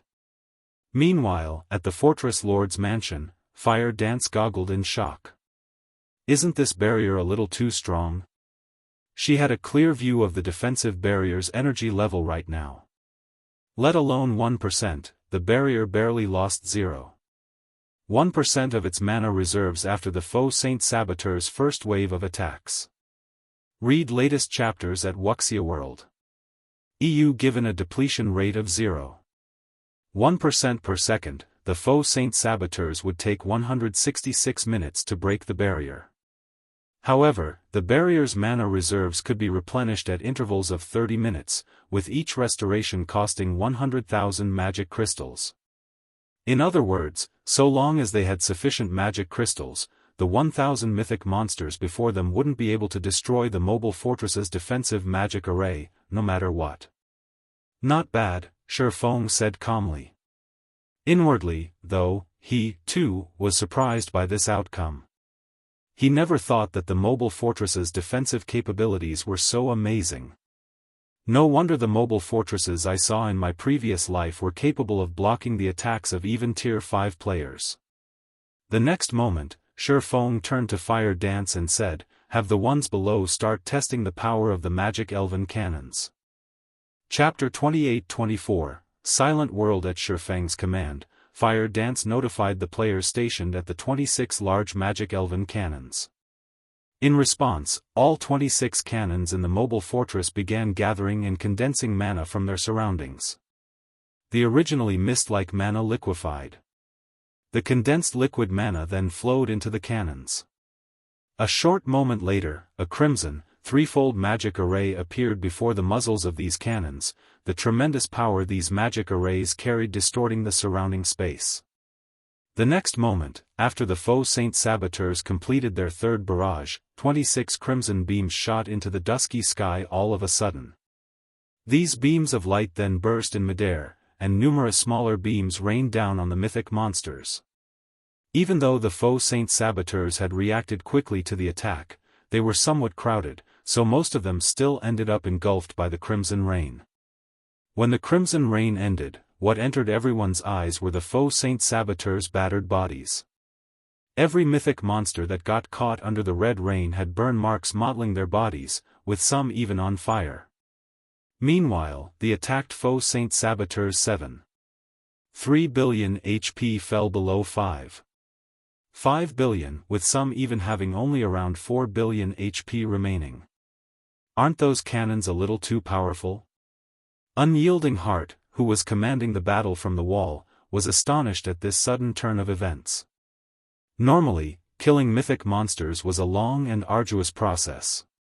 Yet, the large elven magic cannons dealt over 200 million damage per attack. Moreover, their AoE covered at least an 800-yard radius. Had the faux Saint Saboteurs positioned themselves more closely together, just one volley from the 26 cannons might have been enough to reduce the HP of these mythic monsters to a critical level, and 2 volleys would be enough to wipe them out of existence. At this time, let alone the players inside the mobile fortress, even Lu Xinglua and Beast Emperor were thunderstruck. How is this possible? How can a fortress possess such strong offensive capabilities? Lu Xinglua felt his brain freezing when he saw that the faux Saint Saboteurs had lost a quarter of their HP from just one volley. He had seen fortresses before. He had also seen fortresses dealing with monster tides before. From what he had seen, fortresses indeed possessed incredible offensive capabilities. Even facing an army of 100,000 monsters and over a dozen mythic monsters, a fortress could easily emerge victorious within an hour. However, what was up with this mobile fortress in front of him? The mobile fortress's cannons had actually reaped a quarter of the faux Saint Saboteurs' HP with just one volley. In other words, just 4 cannon volleys would be enough to annihilate most of the saboteurs. At this time, even 100 Ghosts' members, who were watching the fun from afar, were shocked by this outcome. They never thought that the mobile fortress would possess such puissant offensive capabilities. Although they had the means to evade the attacks of these large magic elven cannons, just one mistake would mean an express trip to the afterlife for them. Only the ancient demonic serpent could possibly endure a blow from the cannons. Out of everyone on the battlefield, only Feng didn't find this outcome surprising. After all, the mobile fortress was a stronghold capable of resisting Tier 5 existences. If it didn't even have the ability to go up against a group of Tier 4 monsters, how could it go up against Tier 5 monsters? However, Feng's heart still ached after this volley. After all, the 26 shots fired cost 156,000 magic crystals in total. Converted to coins, that was 62,400 gold. While Feng was feeling distressed, Beast Emperor hurriedly gave out a command to the faux Saint Saboteurs. Spread out and attack from all directions. I refuse to believe they can fire those cannons without limit. The use of any strategic weapon in God's domain came at a great price.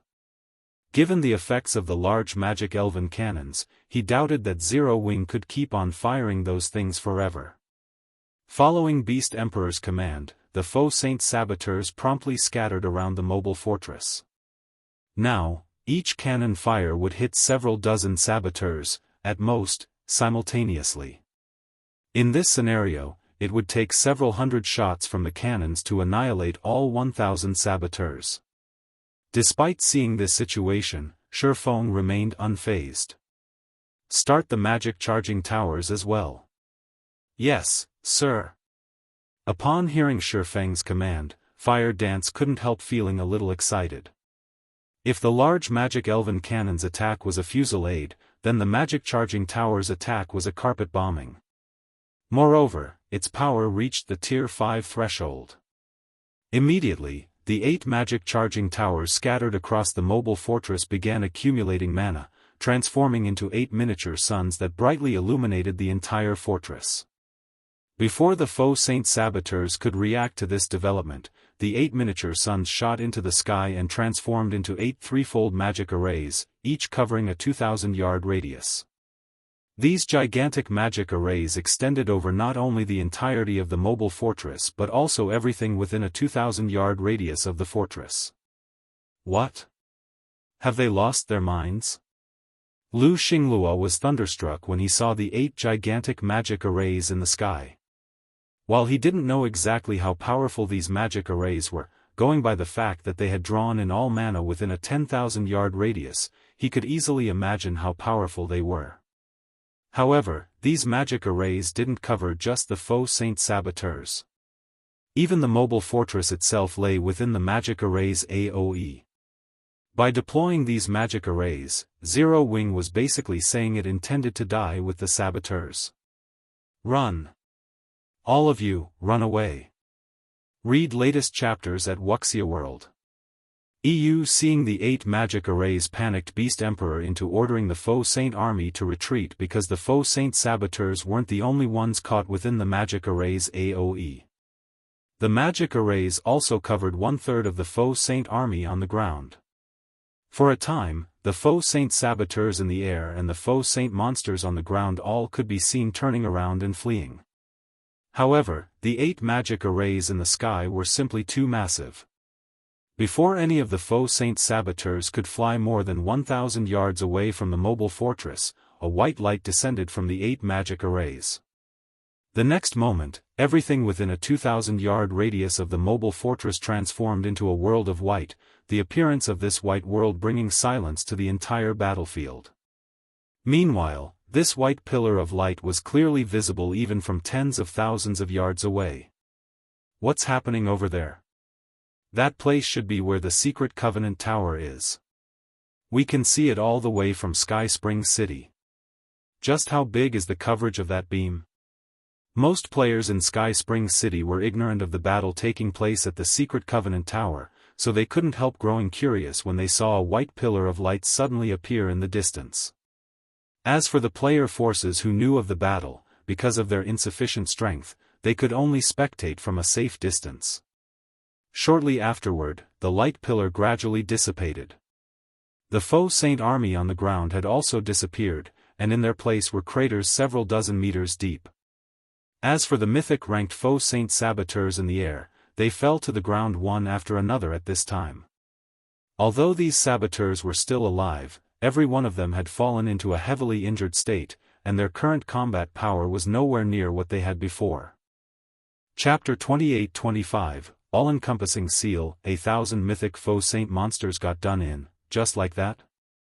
When Unyielding Heart and the others standing on the mobile fortress's walls looked at the Faux Saint saboteurs scattered on the ground and saw that these mythic monsters had less than one-third of their HPs remaining, they couldn't help gaping in shock. They had all anticipated a bitter fight. They had even prepared themselves to fight day and night and suffer innumerable casualties. After all, the Faux Saint monsters possessed above-average combat standards and cunning minds. Their ability to learn and improve on combat techniques also made them increasingly tougher to fight as the battle went on. Moreover, their high HPs meant these Faux Saint monsters could stay in battle for long periods. However, with just 2 rounds of attacks, the mobile fortress had heavily injured the 1,000 mythic-ranked Faux Saint saboteurs and killed several 100,000 lower-ranked Faux Saint monsters. This wasn't a battle but a one-sided massacre. No wonder he never paid any attention to the various superpowers from the very beginning. With this mobile fortress, even the 5 great super guilds would be helpless against the present Zero Wing. Unyielding Heart smiled bitterly when he looked at the land of death below the fortress. Whether it was Starlink or 100 Ghosts, neither of them mattered in front of the mobile fortress. Meanwhile, atop the fortress lord's mansion, Feng's heart ached once more. Activating all 8 magic charging towers had cost him 160,000 magic crystals. At this stage of the game, even first-rate guilds would have 400,000 magic crystals, at most, in their stockpile. He had burned through nearly half of a first-rate guild's magic crystal stockpile in just 1 round of attacks. On the other hand, outside the mobile fortress, 100 Ghosts' members, Lu Xinglua, and Beast Emperor all remained silent for a long time upon seeing the magic charging tower's attacks. Beast Emperor was especially shocked by this outcome. Originally, he thought that with his army of 1,000,000 Faux Saint monsters, he could trample over the entire Twin Towers kingdom, that nobody short of the kingdom's NPC army would be a match for his army. Yet, now. As for 100 Ghosts' members, they also felt pressured by this outcome. After all, the mythic-ranked Faux Saint saboteurs had survived the mobile fortress's attacks due only to their high HP. If players like themselves were to suffer a hit from one of these attacks, they would die without question. At this time, Jade Leaf turned to Windshadow and said, "Elder Windshadow, this mobile fortress is too powerful. If we charge in blindly, I'm afraid our chances are slim." In air combat, the ancient demonic serpent was indeed powerful. It could even go up against a handful of Faux Saint saboteurs simultaneously and still hold the upper hand. However, even if the ancient demonic serpent could survive the mobile fortress's heaven-defying blow, they, the Flying Mount's passengers, would most definitely be reduced to ashes. Not to mention, despite the mutually destructive blow, the mobile fortress's defensive barrier remained intact. Such being the case, even the ancient demonic serpent's strongest blow would only exhaust some of the barrier's energy reserves. After hesitating for some time, Windshadow announced, "We're retreating." The ancient demonic serpent was a Tier 4 legendary flying mount. Its strongest blow touched upon the threshold of Tier 5, an attack that even an advanced guild city's defensive magic array couldn't withstand. Originally, Windshadow believed that, while the mobile fortress's defensive magic array might be strong, destroying it shouldn't be a problem for the ancient demonic serpent, given enough time. However, let alone destroying the barrier, just surviving that purifying light would be a problem. Since it was evident they couldn't do anything against the mobile fortress, they naturally had no reason to remain here. At this time, Wind Shadow wasn't the only person with such thoughts. Beast Emperor similarly commanded his foe Saint army to retreat immediately. After ordering a retreat, Beast Emperor looked at Lu Xinglua and said, "Let's go. There's no point in staying here anymore." Trying to clash with the mobile fortress now was simply suicidal. Their only choice was to retreat and figure out other options to deal with the fortress. Securing the secret Covenant Tower was also no longer possible. So long as the mobile fortress remained in the tower's vicinity, they couldn't do anything about the tower. "Lord Beast Emperor, don't you have any way at all? I've bet everything on you," Lu Xinglua said, looking at Beast Emperor with crazed eyes. Starlink had suffered a massive blow from the battle in Sky Spring City. He would be finished if he failed to secure the secret Covenant Tower as well. "Xinglua, you might not be able to return to Starlink, but with the Starline Corporation's financial strength, you can still follow me," Beast Emperor consoled. "You've seen for yourself how quickly the foe Saint army expands. It will only grow stronger from now on. Even that old undead backing you won't be able to go up against the foe Saint army in the future.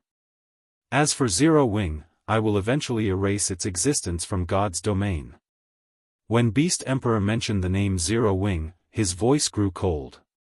If not for Zero Wing's interference, his army would have long since trampled over Star Moon Kingdom and the Black Dragon Empire. He wouldn't have had to resort to creating Saint's Hand, an organization filled with cunning opportunists, to help him. As for the losses he suffered this time, he didn't place much importance on them. After all, for his current self, foe Saint monsters below mythic rank were incredibly easy to produce. As for the mythic-ranked foe Saint saboteurs, while they were severely weakened right now, if they focused on fleeing, nobody could stop them. Zero Wing would be able to kill only a few of them at most. In addition, after today's event, he finally understood the reason for Zero Wing's confidence. Now, all he needed to do was wait. He would wait until he produced a Tier 5 foe Saint monster. So long as a Tier 5 foe Saint monster appeared, let alone Zero Wing's mobile fortress, even God's domain's various kingdoms and empires would no longer pose a threat to him. However, producing a Tier 5 foe Saint monster wasn't an easy task. It required a large number of Tier 4 foe Saint monsters to serve as a base, as well as a large amount of resources. Only after fulfilling these two conditions could he produce a Tier 5 foe Saint monster. Meanwhile, Lu Xinglua, the heir of the Starline Corporation, was the perfect cash cow to help him fulfill these requirements. Read latest chapters at Wuxia World. EU. After hearing Beast Emperor's words, Lu Xinglua could only nod in frustration, throwing in his lot with Beast Emperor. From today onward, he would stand against the players of God's domain and acquire the upper zone resources he needed from Beast Emperor. This was also Lu Xinglua's only option. Otherwise, let alone the position of Starlink's guild leader, he might even get replaced as the Starline Corporation's heir. After all, there were still several reserve heirs in the corporation eagerly waiting to supplant him. Upon seeing the distant Darkfire Crow and ancient demonic serpent turning around and leaving, Fire Dance smiled and said, "Guild leader, it seems they plan to retreat." She found their enemy's decision to retreat reasonable. After all, anyone would lose the will to fight after witnessing that devastating blow. Unfortunately, they couldn't deal any additional damage to the foe Saint army. Although the mobile fortress possessed incredible offensive capabilities, it had no means to seal its opponents in place.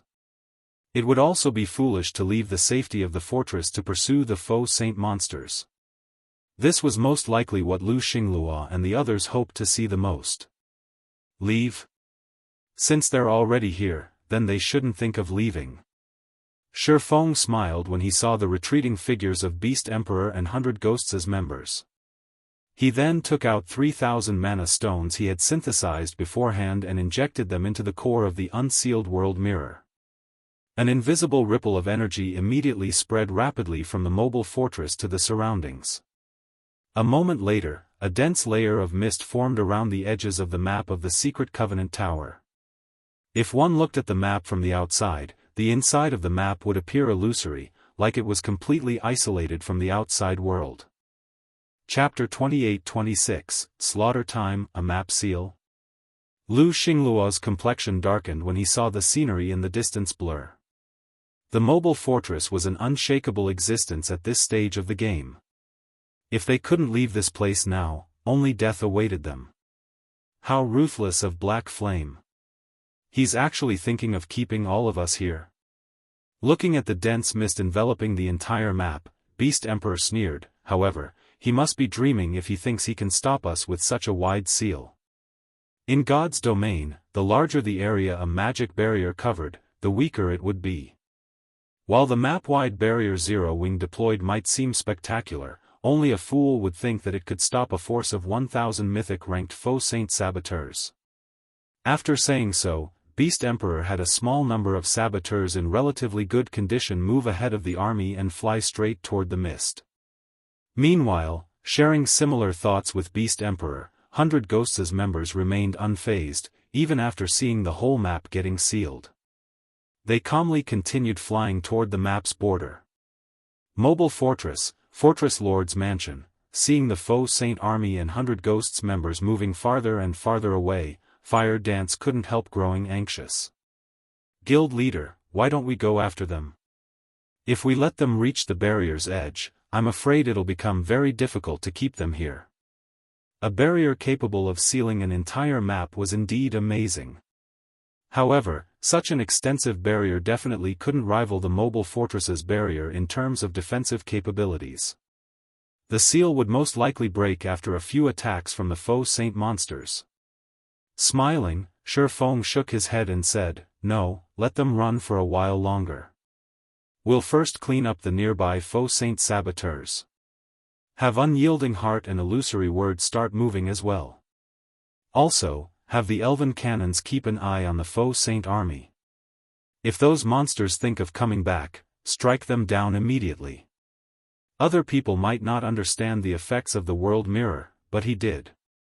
Including the 2 additional crystalline mirrors he had obtained after killing those 3 NPCs from the Secret Hand Association, he now had 6 of the 12 mirrors that made up the world mirror.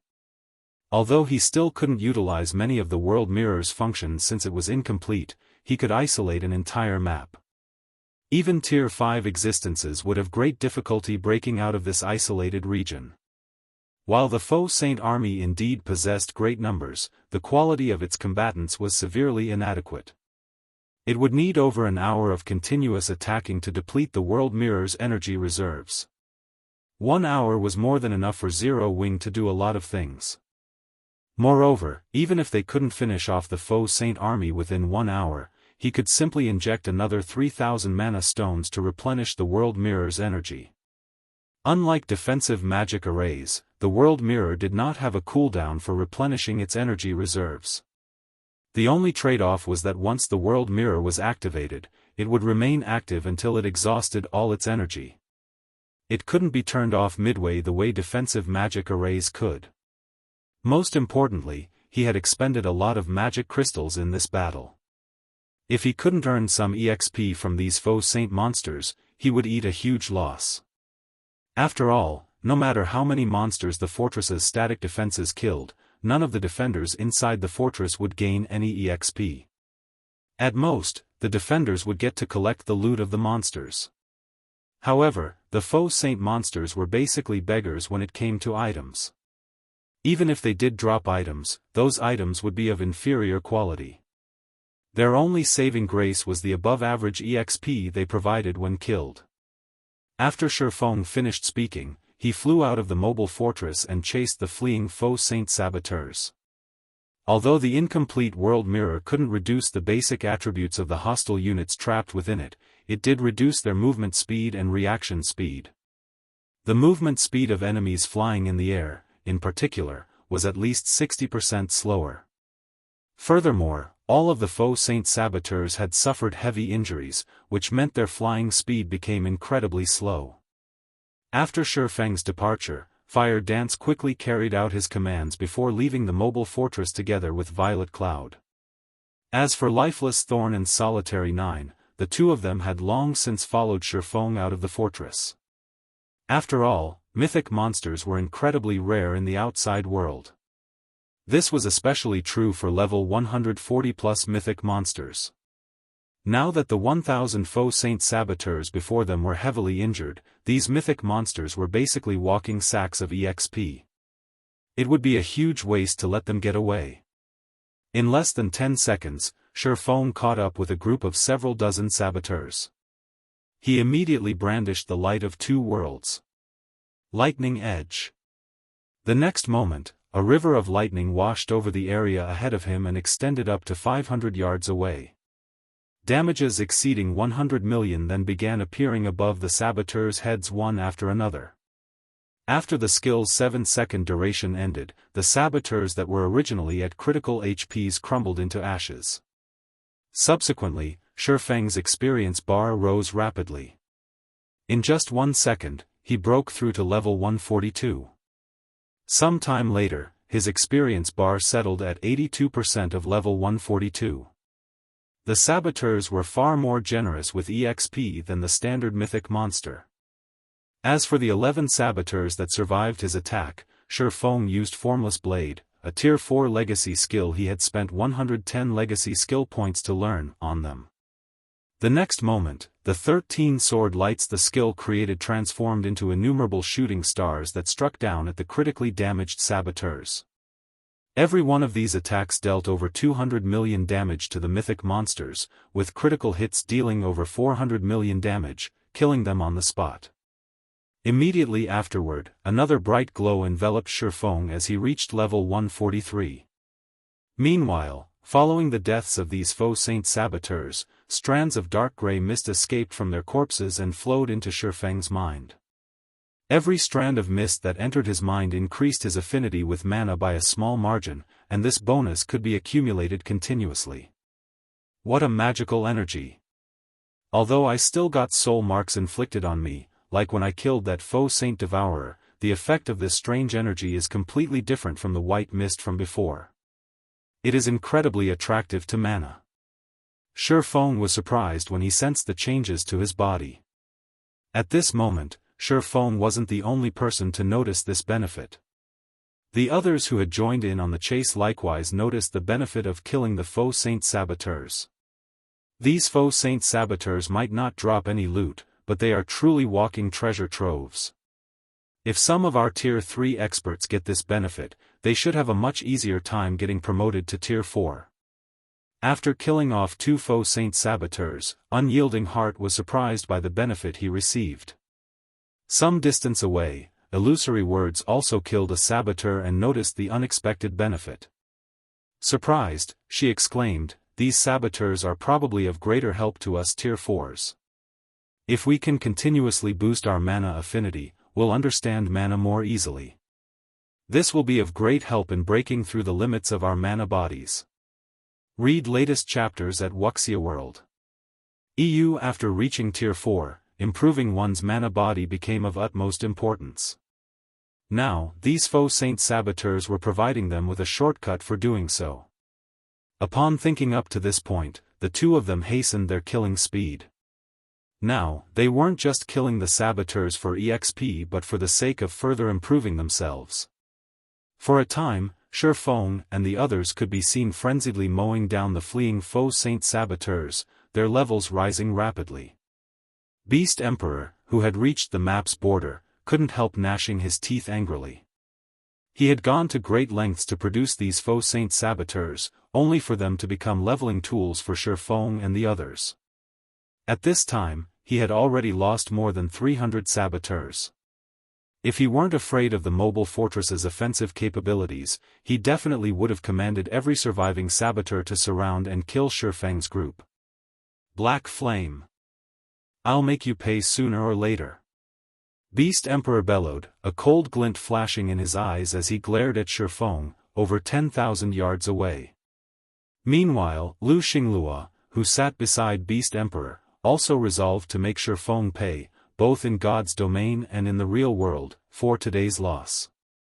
Turning to the dense mist before him, Beast Emperor commanded the several hundred faux saint saboteurs around him, "Attack." Shatter this damned barrier. Chapter 28-27, Surrender and Death. Obeying Beast Emperor's command, several hundred faux Saint saboteurs swung their weapons at the dense mist before them. Although these saboteurs were heavily damaged, with their extraordinary techniques, they still managed to exhibit power at the mythic standard in their attacks. Boom! Every one of the saboteurs' attacks opened a tear in space upon impact, the spatial tears bringing momentary darkness to the area. When the spatial tears disappeared, though, both Beast Emperor and Lu Xinglua were thunderstruck. Impossible! Defying expectations, the saboteurs' all-out attacks not only failed to crack the barrier, but the barrier didn't even fluctuate in the slightest. It remained perfectly intact like before. 100 Ghosts' members were also surprised. Do these saboteurs not have enough power to shatter this barrier after being heavily injured? Jade Leaf wondered when she saw that the layer of mist remained dense despite the saboteurs' attacks. Being able to envelop an entire map and hinder teleportation and communication was already plenty amazing for a magic barrier. Yet, it was now revealed that this barrier could actually withstand the attacks of so many faux Saint saboteurs. This was simply unbelievable.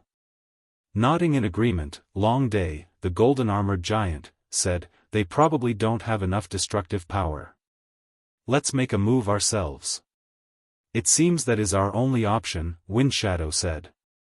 Under Windshadow's manipulation, the ancient demonic serpent immediately opened its mouth and released a breath of darkness.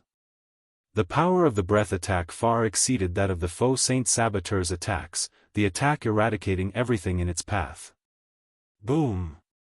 Upon collision, the space within a several hundred-yard radius of the point of impact turned into a dark void. The mist layer at that point also trembled violently, the vibrations extending several thousand yards away. Only after several seconds had passed did the mist layer revert to normal. "It's still standing?" Like Beast Emperor and Lu Xinglua, 100 Ghosts' members now had dumbfounded expressions on their faces. They couldn't believe what had just happened. After the ancient demonic serpent got promoted to Tier 4, its all-out attack had power at the entry level of Tier 5. Even superior mythic monsters of the same level wouldn't dare take this attack head-on. In fact, this attack could one-shot the defensive magic arrays of guild cities. Yet, when this attack struck the barrier enveloping this entire map, it failed to create even a single crack. At this time, let alone 100 Ghosts' members, even Unyielding Heart and Illusory Words, who had just caught up with the rest of the faux Saint army, were stunned by this scene. Both of them could tell that the demonic serpent's attack was on par with the all-out attack of Tadelia the Soul Singer, a realm lord of the ruined mountain range. Nevertheless, the demonic serpent's attack had failed to break through the seemingly flimsy layer of mist surrounding the map. The strength of this magic barrier was simply unheard of. Since this magic barrier enveloped the entire map, its withstanding Tier 4 attacks was already unbelievable, all the more Tier 5 attacks. With the combination of this magic barrier and the mobile fortress, Zero Wing was most likely invincible in God's domain already. However, Beast Emperor and 100 Ghosts' members evidently had no intention of giving up. After snapping out of their daze, they promptly bombarded the mist layer in a frenzy. In their opinion, even if their attacks failed to destroy the barrier, their attacks had most likely exhausted a significant portion of the barrier's energy reserves. If they pressed their offensive, the barrier would crumble in no time at all. For a time, the faux Saint army and ancient demonic serpent blitzed the magic barrier. Meanwhile, Feng's group mowed down the faux Saint saboteurs they came across. 1 minute. 3 minutes. 10 minutes. At this time, Feng's group had already killed over 600 saboteurs. From the EXP they gained, Feng had reached level 146, while Fire Dance, Violet Cloud, Unyielding Heart, and Illusory Words had reached level 141. Lifeless Thorn and Solitary 9 were now at level 143. When Feng and the others stood only 500 yards away from the faux Saint army, Beast Emperor and 100 Ghosts' members finally snapped out of their trance and stopped assailing the barrier. They then looked at Feng's group and the distant mobile fortress warily. "It seems we meet again," Feng said, smiling as he looked at Beast Emperor and Wind Shadow. "Now, will you surrender quietly, or do you want me to send you on your way?" "Black Flame, don't get too full of yourself. My saboteurs have fully recovered already." Beast Emperor snarled as he glared at Feng. "Although I only have around 300 left, at this distance, killing you bunch won't be difficult." Beast Emperor's heart was practically bleeding from Feng's group killing nearly 700 of his foe saint saboteurs. If not for his fear of the mobile fortress, he would have long since had his foe saint army surround and kill Feng's group already. However, unlike Beast Emperor, Wind Shadow was exceptionally calm. "Greetings, Guild Leader Black Flame. I am Wind Shadow, an elder of 100 ghosts." After taking a deep breath, Wind Shadow continued slowly, "100 ghosts admits defeat this time. We are willing to pay ransom for our release and the release of Awakened Abyss." "Elder Wind Shadow?" Jade Leaf was taken aback by Wind Shadow's words. 100 ghosts was different from the guilds of the main continent. Even the 5 great super guilds were of no significance to 100 ghosts. Yet, their guild was admitting defeat to Zero Wing. Their guild would turn into a laughingstock for the main continent's various superpowers. Moreover, they wouldn't have any way of explaining this humiliation to the guild's higher-ups. Beast Emperor and Lu Xinglua were also stunned by this situation. They never thought that Wind Shadow would surrender without hesitation.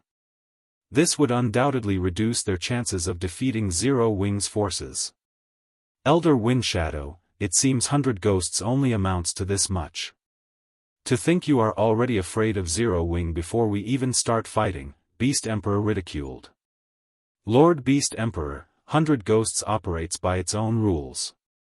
Moreover, 100 ghosts doesn't have much of a grudge against Zero Wing, to begin with.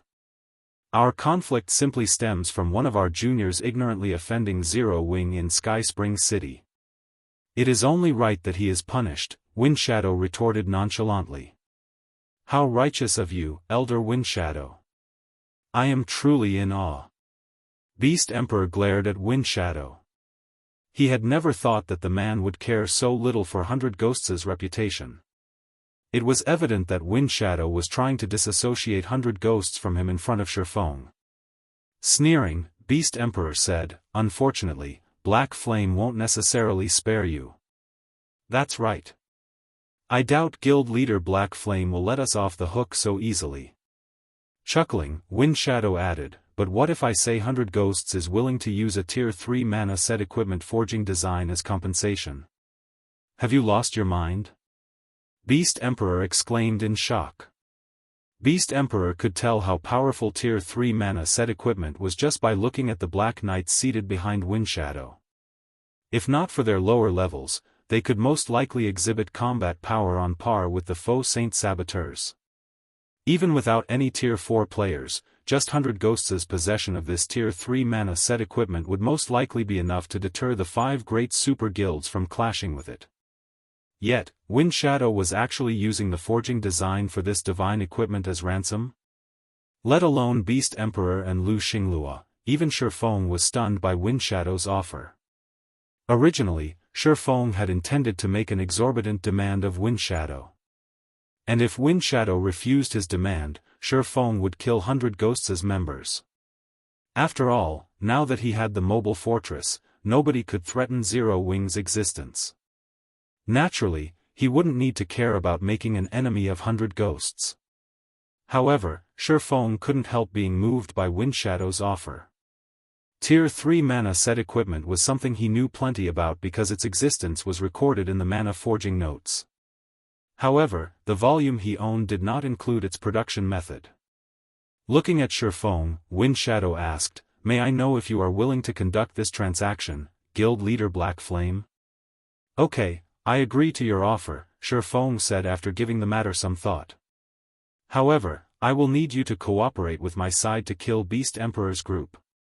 Also, my people must be the ones to land the killing blows on these saboteurs." "Black Flame." Beast Emperor had the urge to charge forward and kill Feng when he heard the latter's words. Just you wait. Sooner or later, however, before Beast Emperor could finish speaking, Feng, who had been standing over 400 yards away, suddenly appeared in front of him. Tier 4 Legacy Skill, Magic Light Assault. Feng's attack was so quick that nobody could react to it. By the time anyone realized what was going on, the light of two worlds had already pierced through Beast Emperor's heart. Read latest chapters at Wuxia World. BSV/B. Beast Emperor was stupefied when he saw the sword stabbed in his heart. He had never dreamed that Feng would take action so decisively, leaving him with no time for any of his life-saving moves. And worse, as he was losing all his HP to one attack, he noticed Feng holding a burning, pitch-black scroll. This pitch-black magic scroll was something familiar to dark players like Beast Emperor. It was the Tier 3 magic scroll Abyssal Curse. When activated, the scroll would lock onto a target and increase the target's death penalty by 3 to 5 times for 3 minutes. Lu Xinglua was dumbfounded at this scene. He never thought that Feng would have such a frightening move up his sleeve. He also never thought that Beast Emperor would die, just like that. The next moment, Feng drew his sword from Beast Emperor's corpse and picked up the 2 items the latter dropped. He then shifted his gaze to Lu Xinglua and smiled calmly. Guild Leader Xinglua, it's time we settled our old debts. Chapter 28 Skyrocketing levels in a towering temple built within a gloomy and silent mountain. A black flash suddenly appeared on the altar in the center of the temple. When this black flash disappeared, Beast Emperor's bandaged figure stood in its place. Apart from Beast Emperor's aura being slightly weaker, his level actually remained the same. He was still at level 132, Tier 4, despite Feng having killed him just a moment ago. Black Flame. You thought you could land a blow on me using the Abyssal Curse? Dream on. I received the Immortal Body Curse from the evil god. Don't even think you can harm me so easily. When Beast Emperor recalled the moment Feng killed him, he sneered. Just you wait. I already have the foundation to evolve a Tier 5 Faux Saint monster. Once I gather enough materials, I'll let your Zero Wing feel the fear of death. The Tier 4 Curse Immortal Body allowed him to get resurrected instantly at his designated evil god's temple without penalty once a day. He could also use the curse to kill himself, and even being under restraints wouldn't stop this curse from activating. This move was the trump card he prepared in case of capture by NPCs. After all, if he got caught by NPCs, particularly the War God's Temple's NPCs, he would be doomed eternally. It was also because of this curse that he no longer had to live in hiding and didn't have to fear capture. It's a pity I didn't manage to rescue Lu Xinglua. With his help, I could produce the Tier 5 Faux Saint monster much sooner. Once again, it seems I have nobody but myself to rely on, Beast Emperor thought to himself. Unlike himself, Lu Xinglua was only at Tier 3. Feng could easily capture Lu Xinglua. Moreover, Lu Xinglua's previous escape from Sky Spring City had tainted his body with evil energy. If Feng handed Lu Xinglua over to the War God's Temple, then it would be game over for the latter.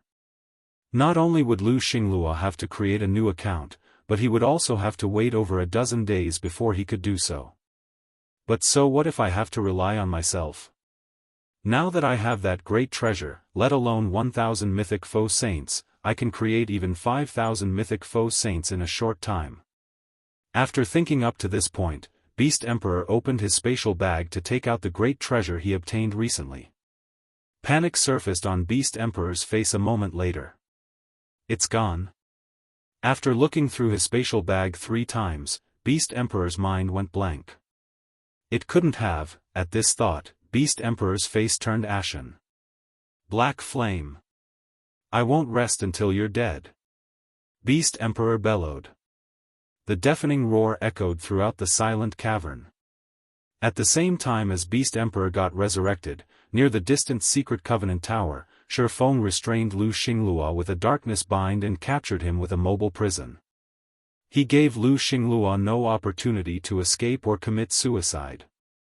The entire process of Feng killing Beast Emperor and imprisoning Lu Xinglua took only 5 seconds, and watching this scene play out made 100 Ghosts' members break out in a cold sweat. This was because Feng's attack was astonishingly fast. Even Wind Shadow, a Tier 4 Shadow Dancer, had reacted to the attack only when Feng was already standing in front of Beast Emperor. Moreover, the power of Feng's attack was equally incredible. Apart from Tier 4 defensive classes, any other Tier 4 player would most likely die instantly if struck. Meanwhile, after Beast Emperor's death, the Faux Saint army fell into chaos, and the remaining hundreds of thousands of Faux Saint monsters began fleeing in all directions. Only the mythic-ranked Faux Saint saboteurs remained relatively calm. Knowing that they couldn't break the barrier sealing the map, the 300-plus saboteurs promptly swarmed toward Feng's group in a last-ditch effort. Foolish resistance. Seeing the saboteurs' reaction, Feng took out the Ring of Gospel, injected 5,000 magic crystals into the ring, and activated Miniature World. Immediately, the space within a 5,000-yard radius of Feng froze. Simultaneously, a powerful pressure descended from the sky, increasing the weight of all Faux Saint monsters present and reducing their basic attributes and physique drastically. In the blink of an eye, the Faux Saint monsters had their combat power halved. World suppression? Long Day exclaimed in astonishment when he noticed the Faux Saint saboteurs' physique and speed plummeting. How many trump cards does this black flame have? Previously, he thought that the remaining 300-plus Faux Saint saboteurs would still bring Zero Wing a lot of trouble. However, seeing the present situation, he found his earlier thoughts laughable. World suppression was different from the suppression effect of ordinary magic barriers. It suppressed a person from all aspects, and even Tier 4 existences with a mana domain couldn't resist it. And if a Tier 4 existence did not possess a mana domain, they couldn't fly within the frozen space. As a result of Feng's Miniature World, the Faux Saint saboteurs now possessed combat power at only the entry level of Tier 4. Every one of them had also fallen to the ground after losing their ability to fly. At this time, let alone Tier 4 players, even Tier 3 peak experts could put up a fight against these mythic monsters. Ladies and gentlemen from 100 Ghosts, can you take action now, as per our agreement? Feng asked, smiling as he turned to look at 100 Ghosts' members. Or were your words from before merely a joke? You jest, Guild Leader Black Flame. We will certainly adhere to our agreement, Wind Shadow replied, chuckling. With a wave of his hand, he commanded, you bunch, get moving.